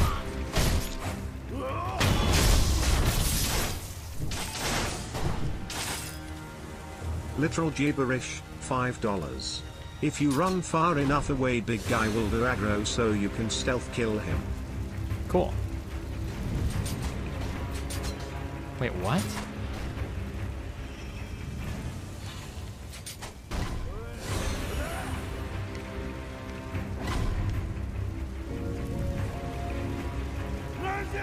I won't say how to get the ending, but there is an ending where if you start it and get to a certain part you can fight a secret boss, which for a lot of people it's the hardest in the game, but it's cool. AF won't say how to get it, so figure it out, bitch.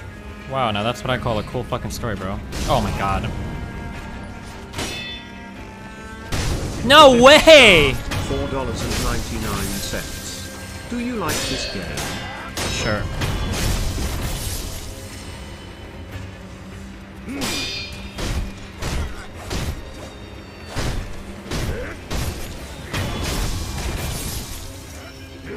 No, late.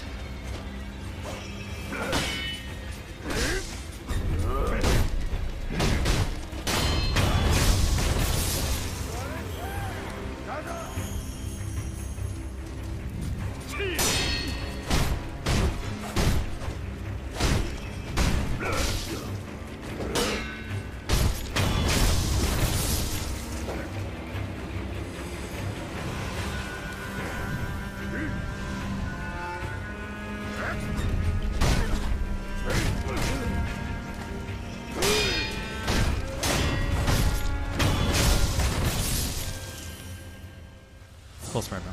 Okay. No problem. Learning the game. One encounter at a time.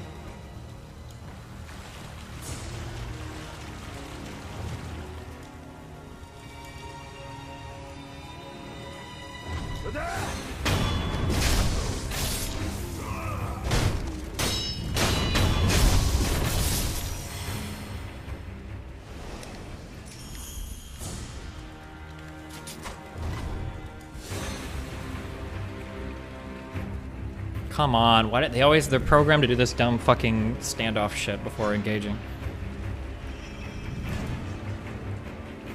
We get it, you're big cool, dude.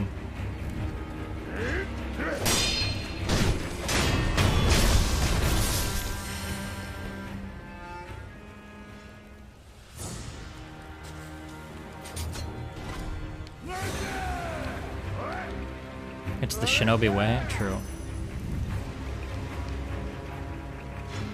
Now he's gonna run up, now he's gonna do the weird thing. Oh, he didn't do it.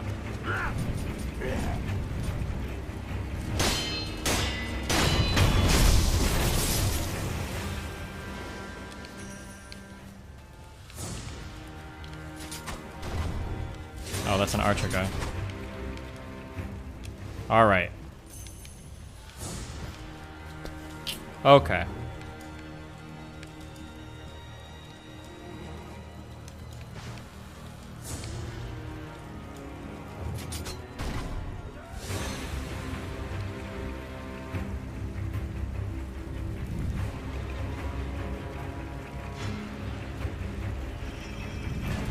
Keep in mind that shurikens cost spirit emblems. Does that matter? These things seem like they're fucking free.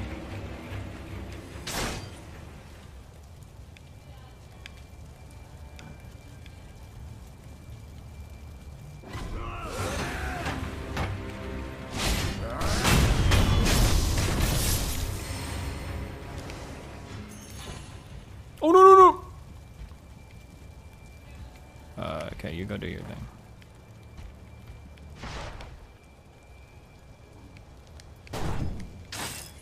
Ah, nothing here.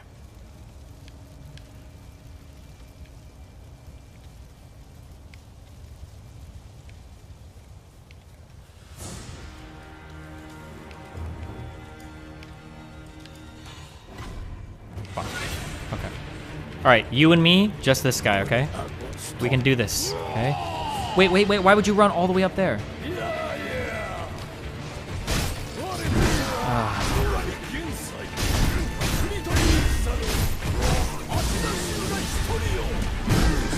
Oh, no, that's good.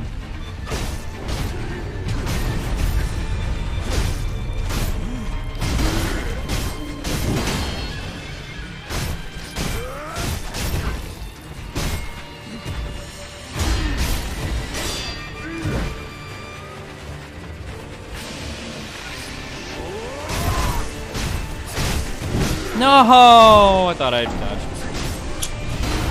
Almost.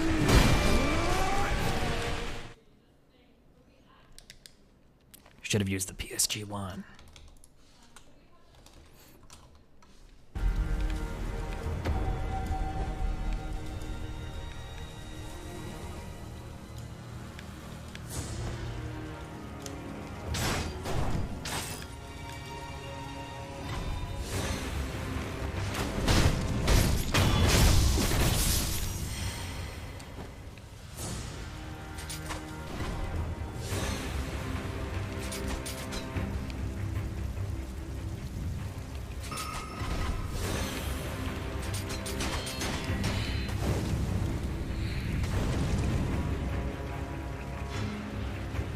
Please just come run up here.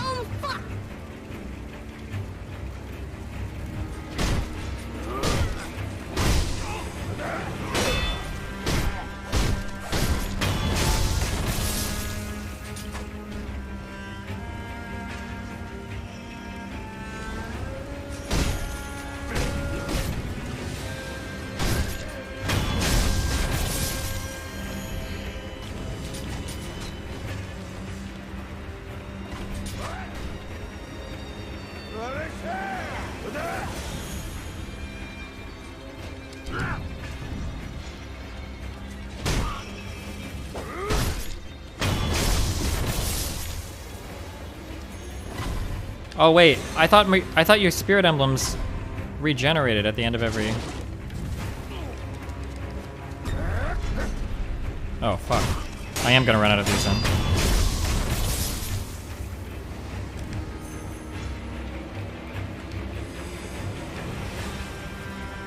Only if you have some in storage? Yeah, fuck, I didn't realize that you were banking them. Oh, that's pretty awkward.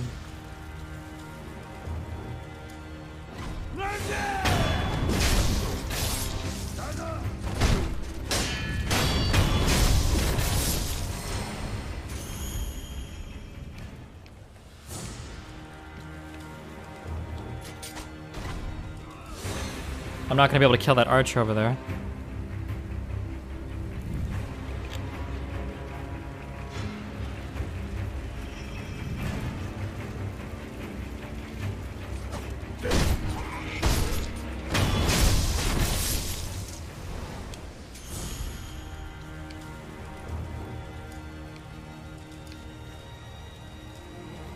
Can they really not see me? Oh, that guy saw me. Or he thinks he saw me. Now he sees me. Oh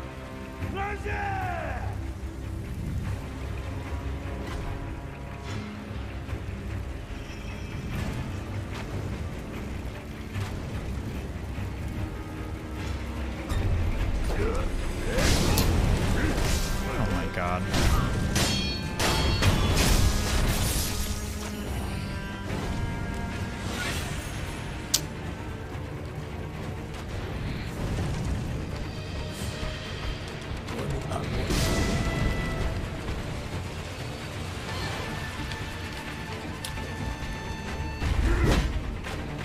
If I kill this archer, it's gonna aggro all the other fucking dudes.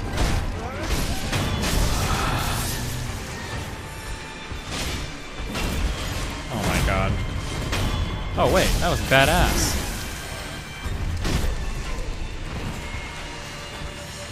Wait, did the other guy already die? Wait, why didn't you do anything? Oh, our convo got interrupted.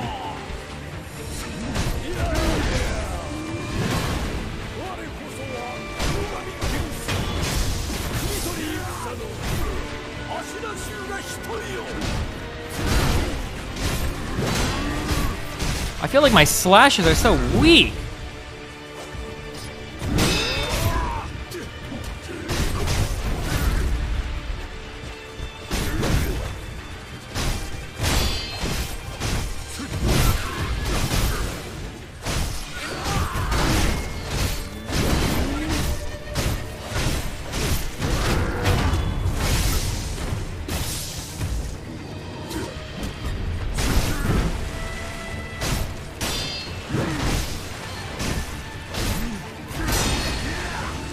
No, I need to stop jumping. I can't block while I'm jumping. Fuck.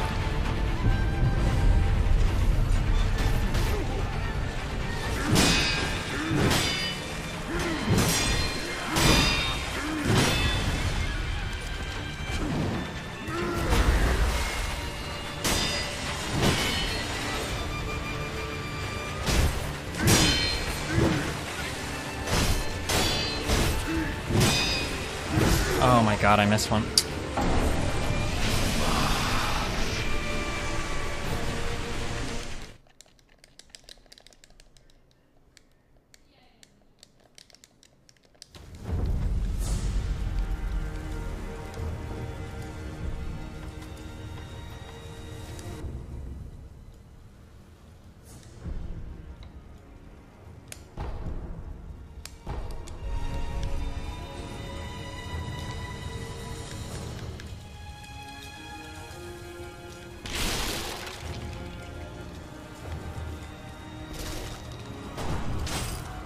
What?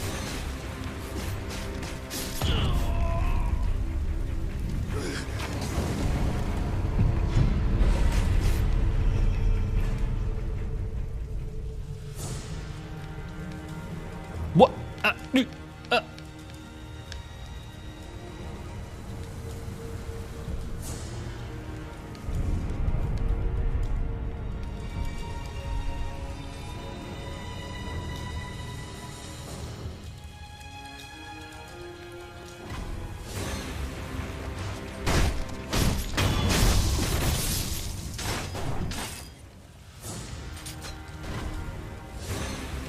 Oh, whoops, that was the archer.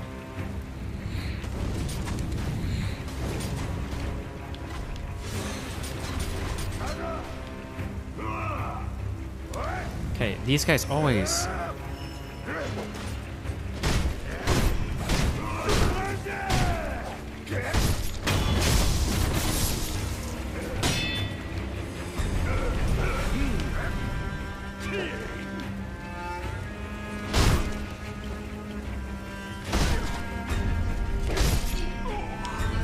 No, I lost the... Oh, okay.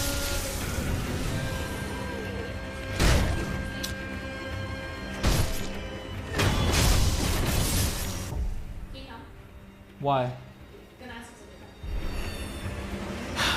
Okay, hold on.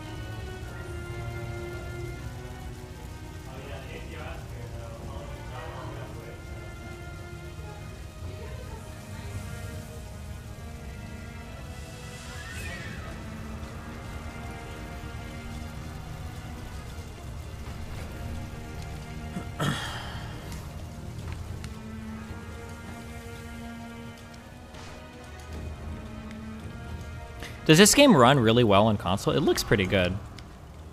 I will say that. It's really hard to tell the difference between like a good looking game versus like good art.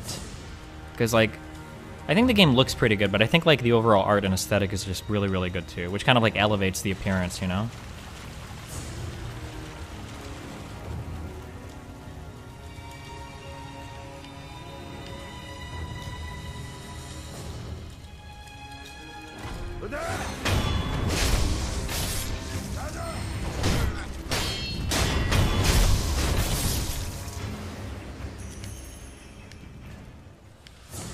You hooked up your new computer yet? I'll wait until I'm done with this game to do it.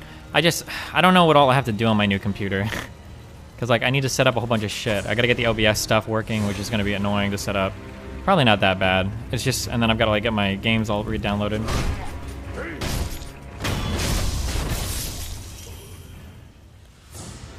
Just swap SSD. I'm not gonna do that because there's new drivers and graphics cards and all that. I'm gonna do a clean install. I'm not gonna risk like.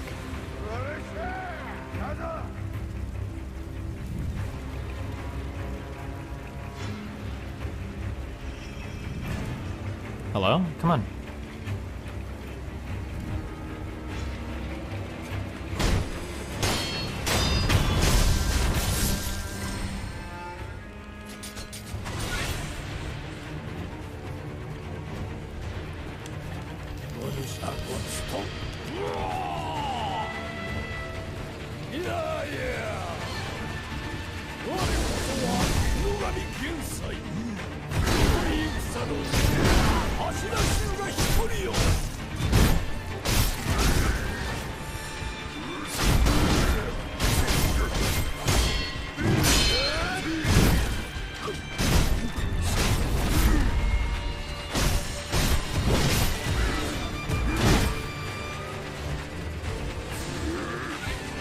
No, I'm stuck on a rock.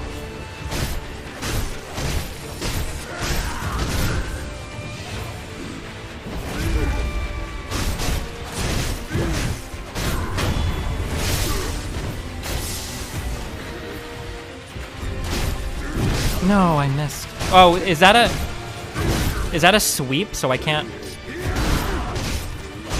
No, no, no, my friend.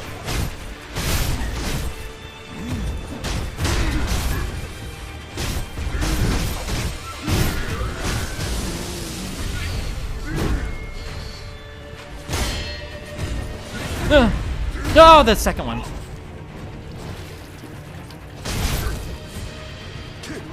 No, no, on me, on me.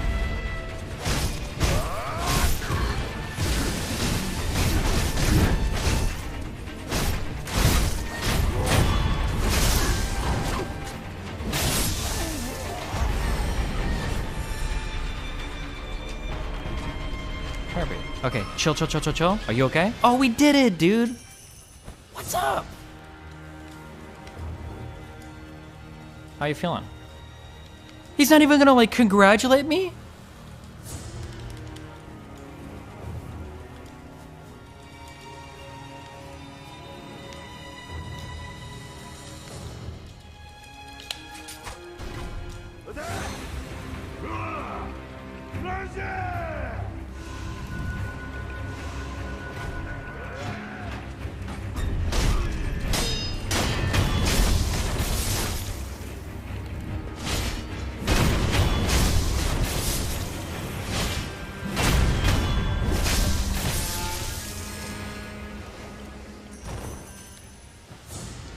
Oh wait, now he'll talk to me? Hey!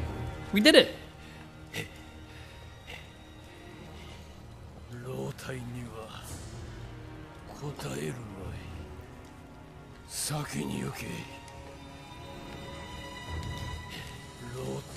Oh well. Fuck you. I feel like I deserve more than that.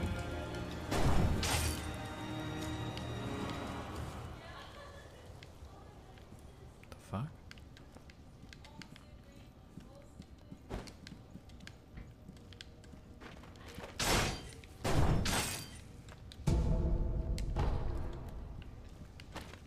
There's a secret room on the left of the house. Now that's what I call a story that's cool, bro.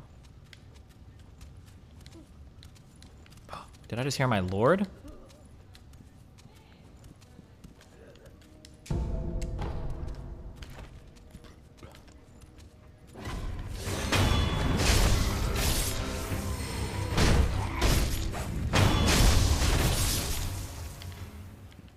Oh.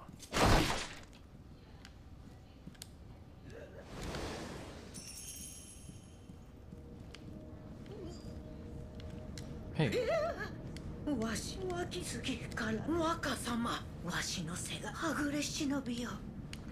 Does the storyline of this game seem kind of similar to Sword of the Stranger?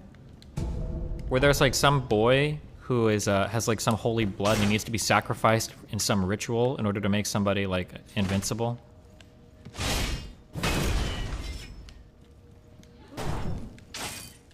Okay, what hold on. Press hug on that wall. Oh, okay.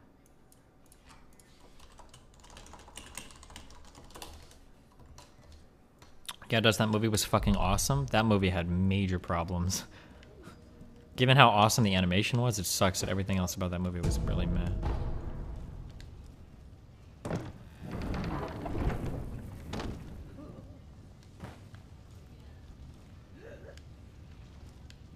Don't open on stream, but a cop ran over a person. Jeez.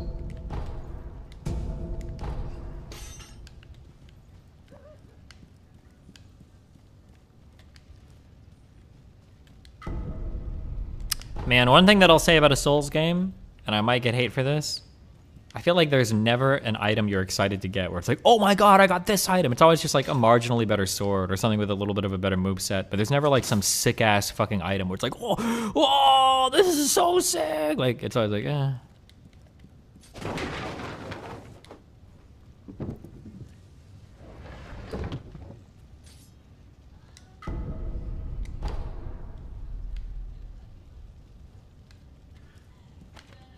Contrasting this with like Zelda games where every single item you get in a big chest is like of crucial importance and advances the story and blah blah blah.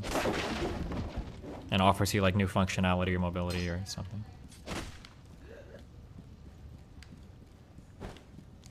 Shit like the Black Knight silver weapons are pretty pop. Was that Dark Souls 2 or 3 I played where I killed the Black Knight? I think the very first one I killed dropped like some black long sword or something. I know everybody got really ass mad. Because they were like, you don't understand, that's a 1 in 500 drop, that's a 1 in 100 drop, you were never supposed to get that, like, blah, blah. Oh man, dude, people were ultra ass mad. Was it Dark Souls 1? I feel like I played that game in 20, was it really that long? That game I played a long time ago.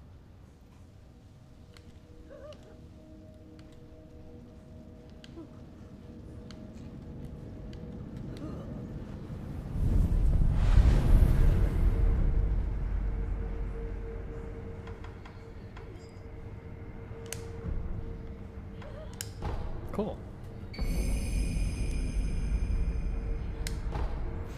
Cool. Please get mid-air deflect. Oh yeah, that actually seems pretty cool.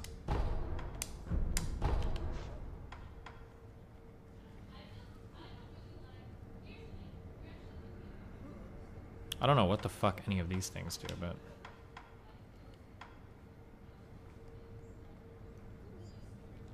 What is your favorite Souls game? I think, yeah, I said Bloodborne. I think.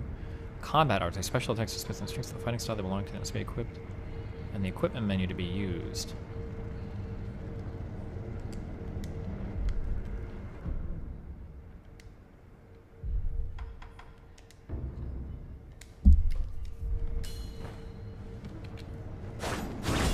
This looks like a dog shit move that will never come in handy ever, but we'll see.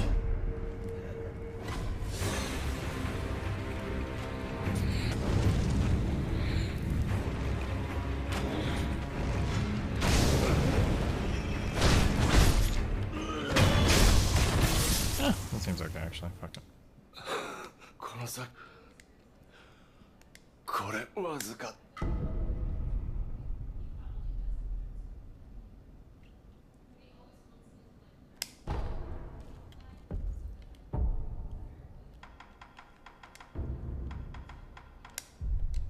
Okay.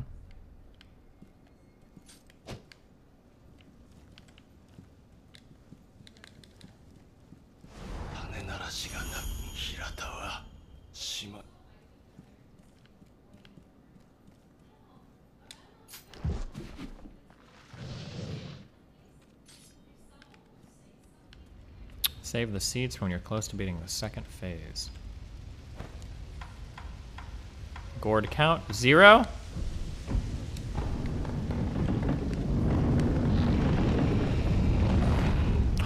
The master.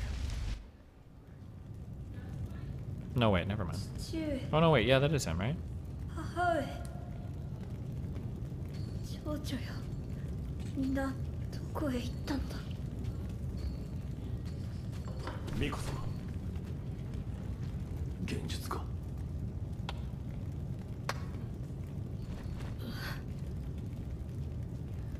久しいなフクロウのせがれよお嬢殿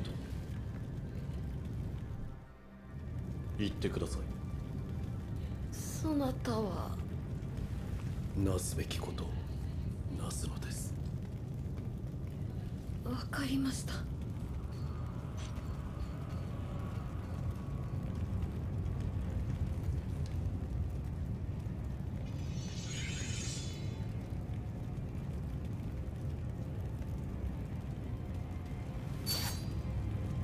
さてやろうかせがれ殿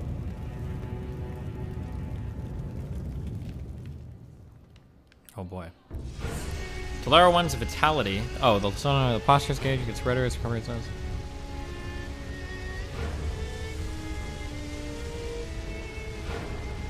O is step dodge. R1 after dodge is dodge counterattack. Wait, what? Oh yeah, duh. Oh fuck, I wasn't ready!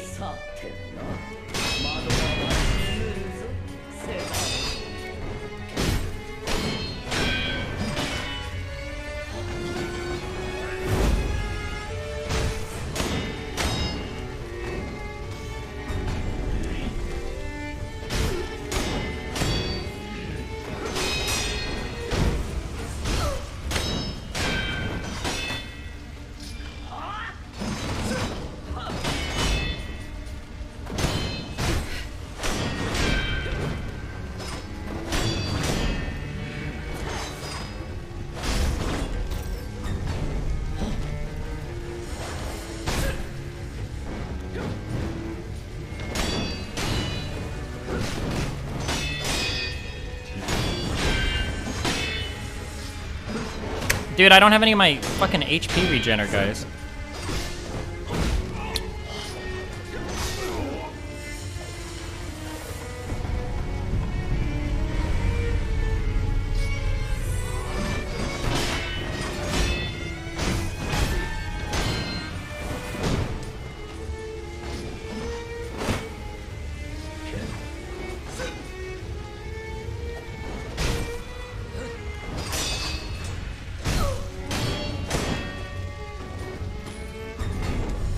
That's a sweep, right? I can't do anything about that?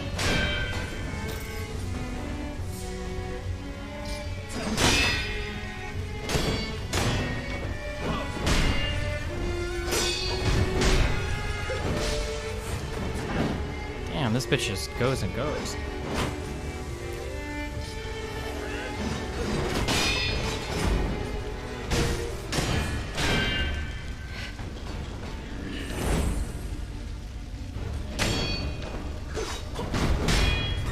No!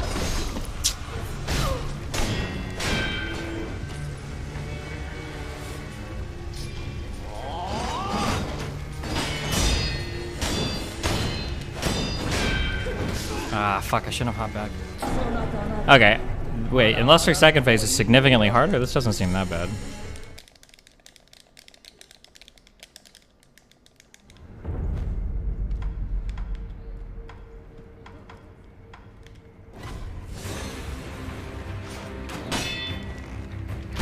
Oh my god.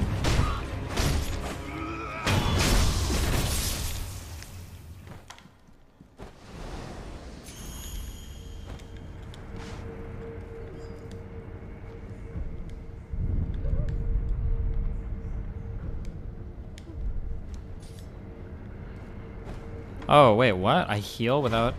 Oh, no, wait, whoops. Never mind.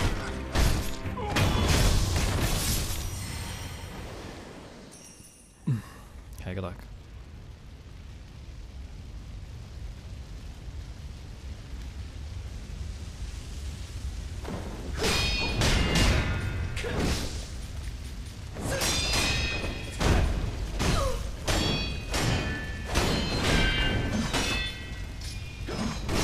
Wait, what am I doing? What am I doing? I'm playing like a noob.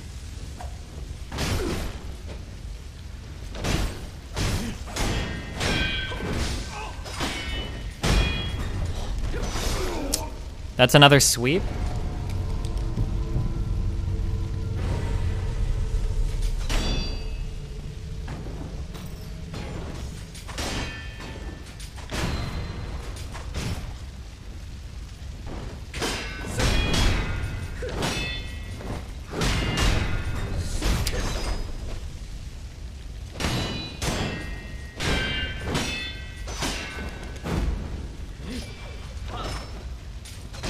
Okay, recover.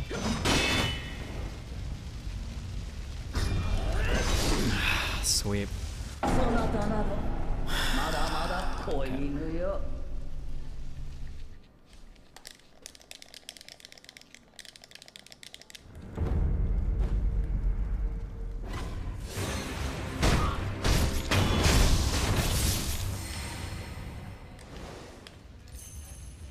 You can jump on them when they sweep for damage. Okay. We need to jump more and dodge less. Let's try that.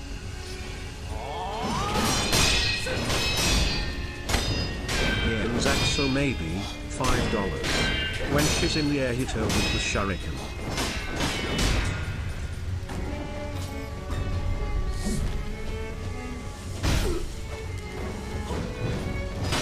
Hey, stop! I am trying to recover.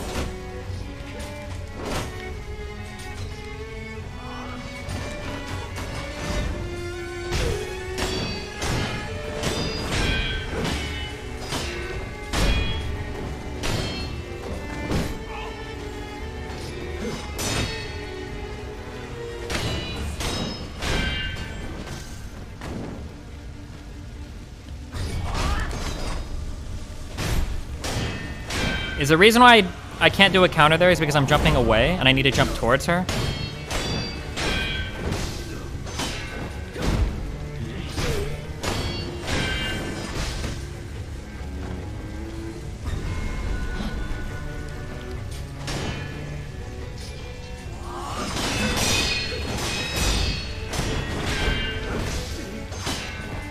Oh, fuck.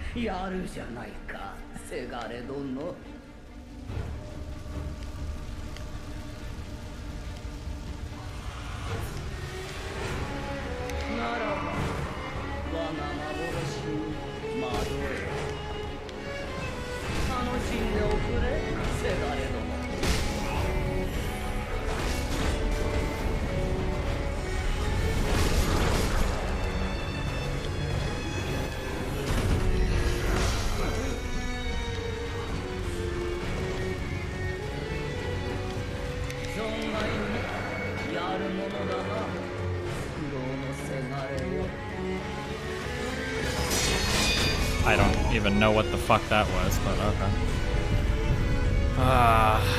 Okay. Do I have to use these fucking seeds? If I use them, will I never get them back?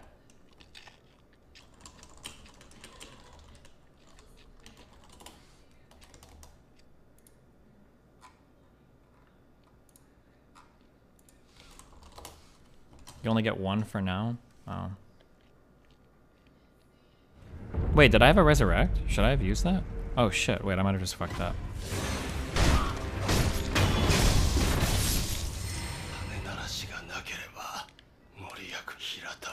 You can simply ignore the ghost, just run around until those stars miss you?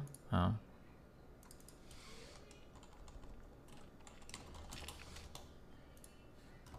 Later on, vendors sell them indefinitely. Hiding behind the wall works. Okay.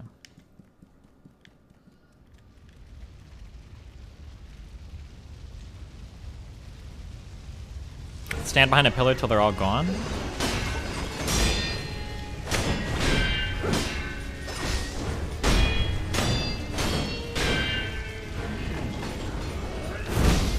Wait, I should be able to deflect that, right? If I time it right?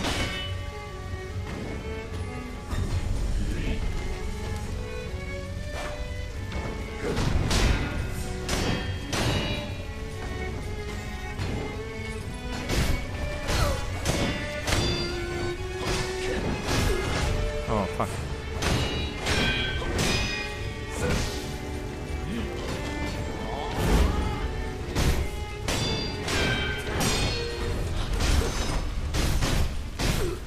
So, like, that sucked. I feel like I should have been able to do way more there, right? No? Maybe?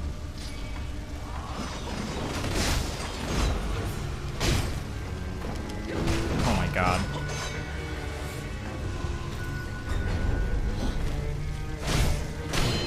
Double tap jump? Oh.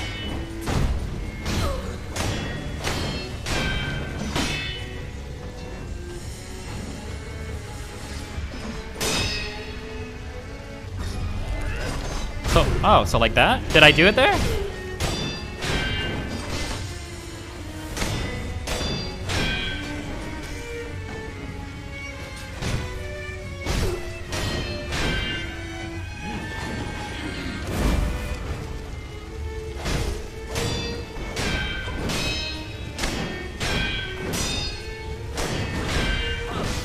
How do I miss?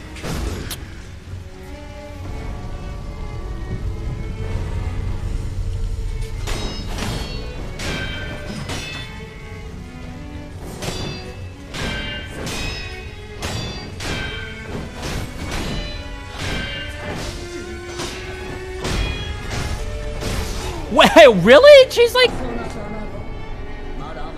Yep, that was right. And then you can attack on the way down after the ground pound.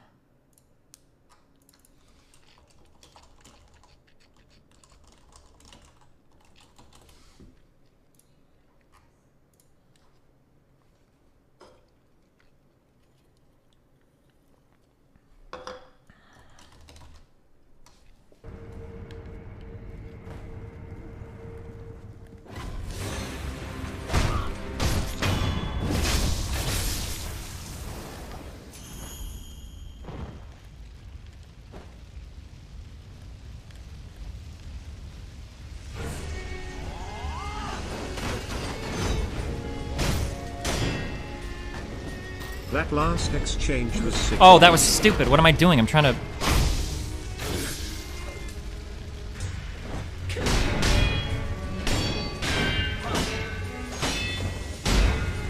Yeah, I'm out of stamina.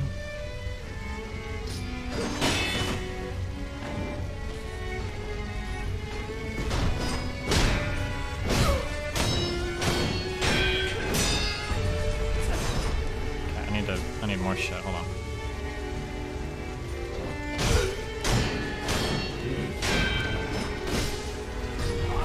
I didn't even jump. I'm not thinking. Just kill me. I don't even want to resurrect. Dive underneath the building with one stand of the rooftop. We found one of the roof. It's a half-sunken building. One more. Wait, what are you screaming about?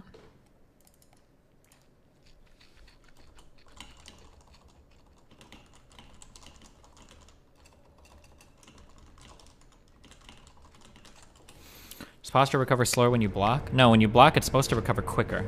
So you're supposed to like hold dodge or hold block and then like walk around, I think. Right? Is how to recover posture?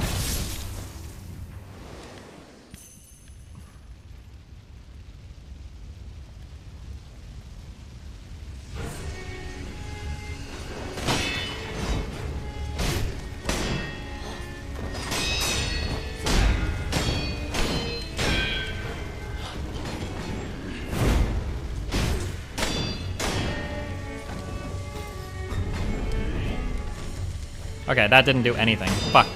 Can I not do anything about that?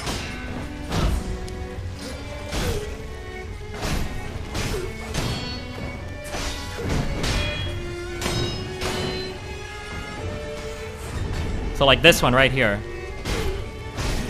You just have to dodge it. I can't Mikiri or... Oh fuck, that one I could have jumped. I fucked up.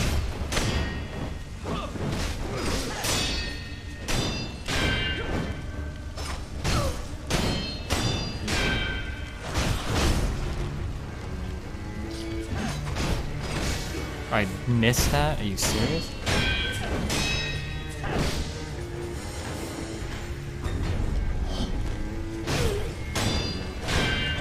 Oh, I tried to dodge back so I could fucking heal.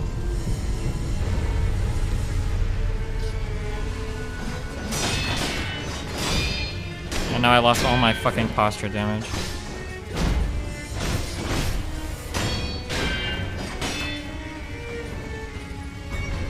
Jump? Jump? No. Nope. I think on that one we just dodge when she's coming from the ropes.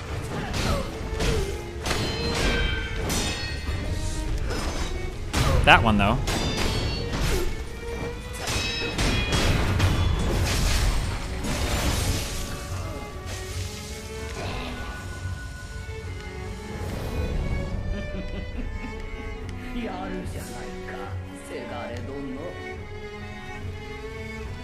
You can dodge backwards and counterattack? Yeah, we'll see.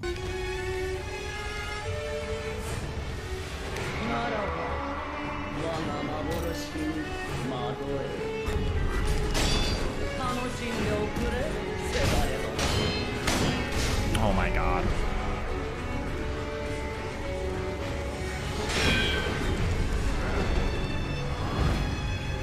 So I'm waiting for them to do some big bullshit attack or something?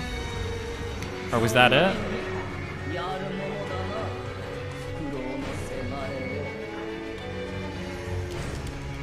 Ugh.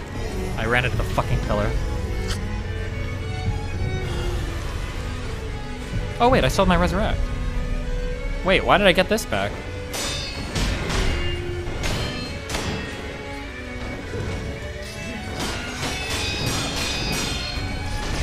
No. I'm dead, just fuck me.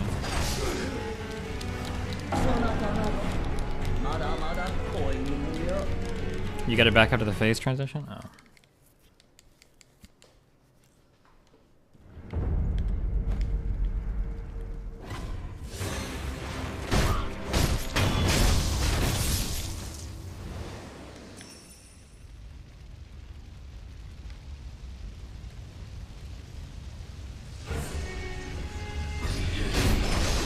I keep trying to use the Mikami shit. Just kill me.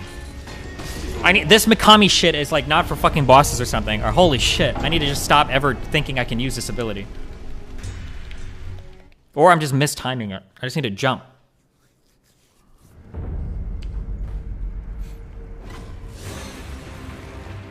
Oh. Throwing a shuriken when she's on the ropes would knock her off. I don't want to knock her off. She just doesn't seem like that hard of a boss. I mean, compared to what things could be in this game. It seems pretty straightforward. I just need to not die on the second phase to the dumb shit.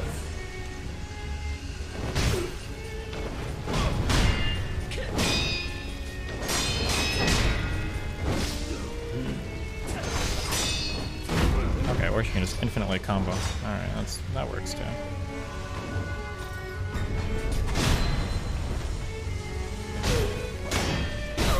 See, like, I think... Oh, never mind, that works.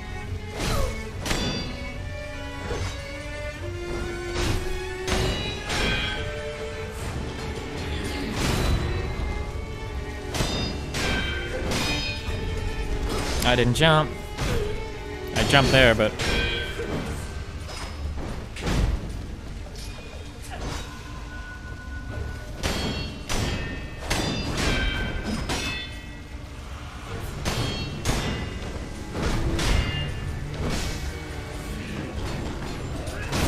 I threw a shuriken, but I guess she was moving.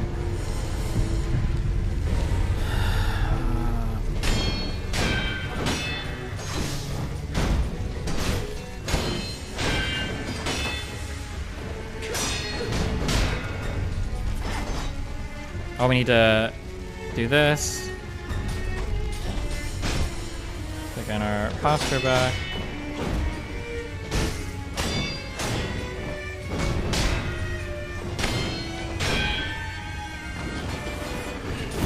I tried to Shogun again, did not work. Fuck me, not good. Is Destiny the next chess pog champs? No. I don't think that's ever gonna happen. This boss isn't too hard, but it's meant to be fought way later because of how much damage he does. It feels like everything in this game pretty much one-shots me.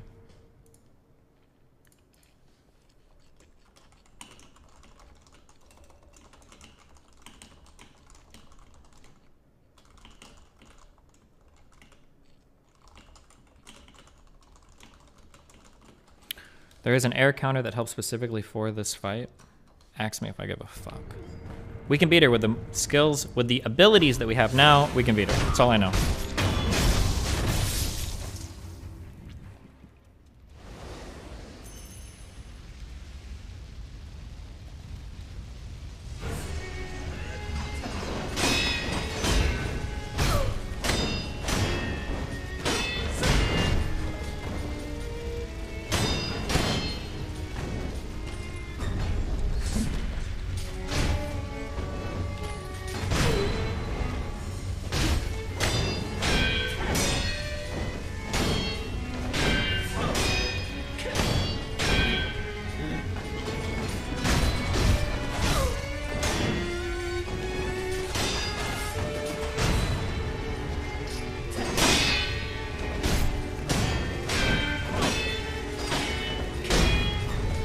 No! Wrong.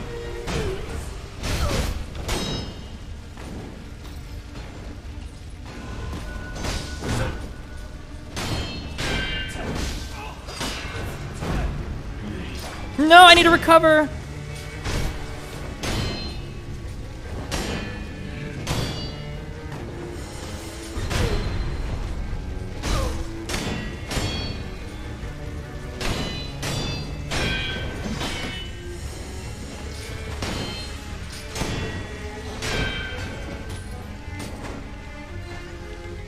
I'm out of... I ran out of fucking things. Oh my god.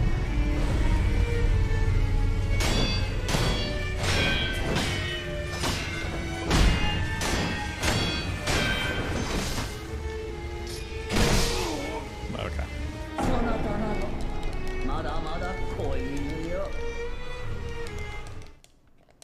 You'll never lose posture as long as you only parry. You know what? I said that to your fucking mom, my dude.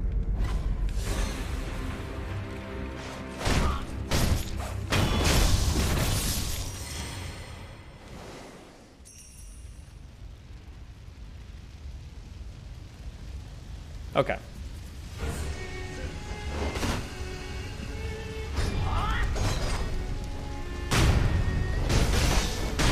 Oh, that doesn't stop her at all.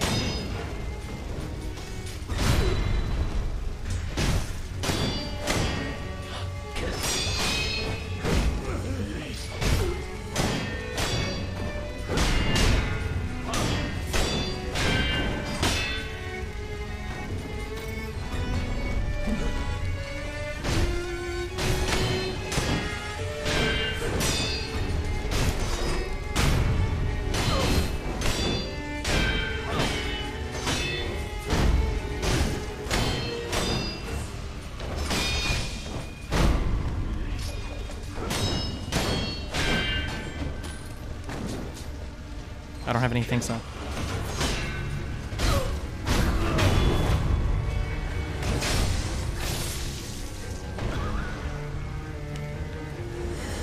think she respawns over here, or is it where I kill her every time?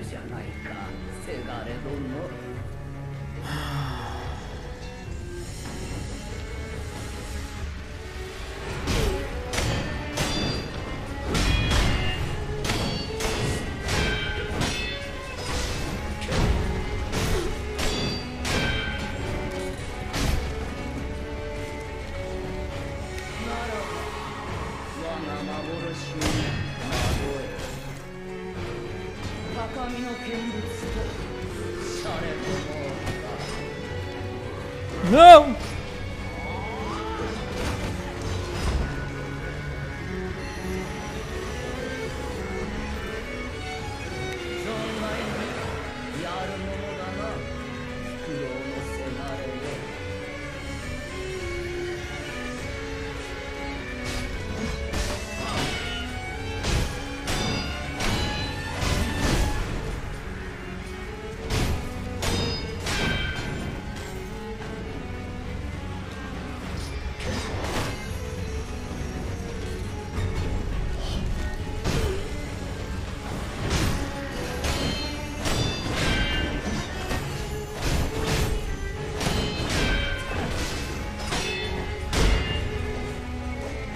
Damn, she's like...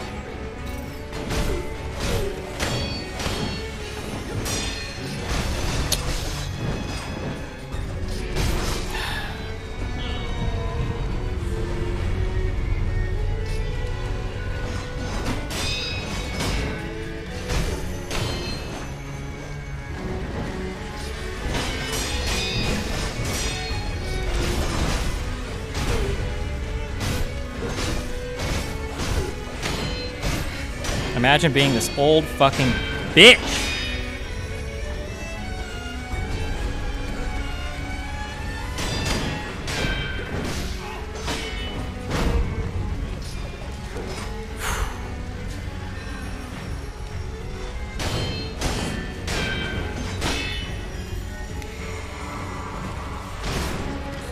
No! Jump!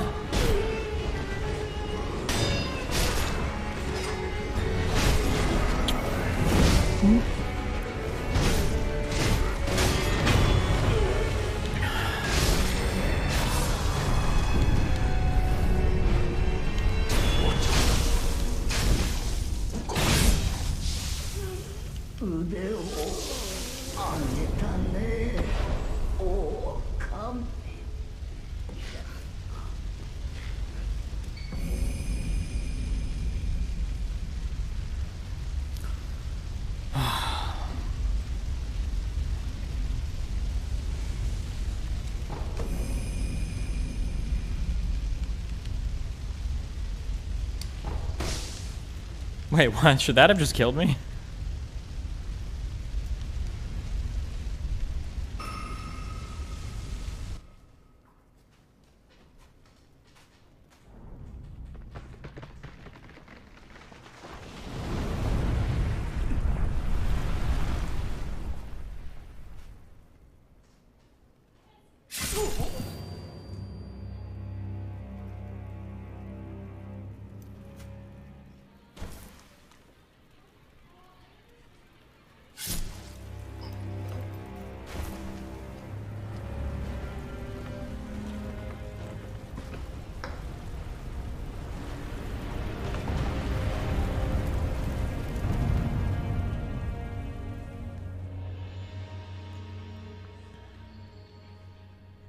Is it because I got hit by the mob?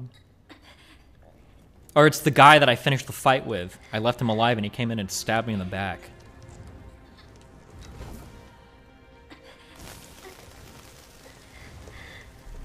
Is he supposed to have the prosthetic in the memory? I thought he got that after. Or is it just because it's a memory and you're playing the character and they want to, or some shit? This kid is strong. Holy fuck. It's time travel. Oh, okay. Don't question it. It's all kind of meme.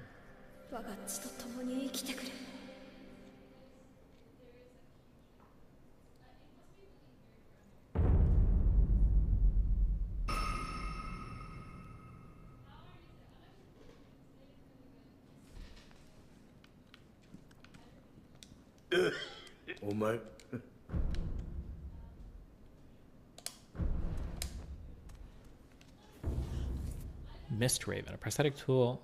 Mist Raven costs spirit almost used when attacked.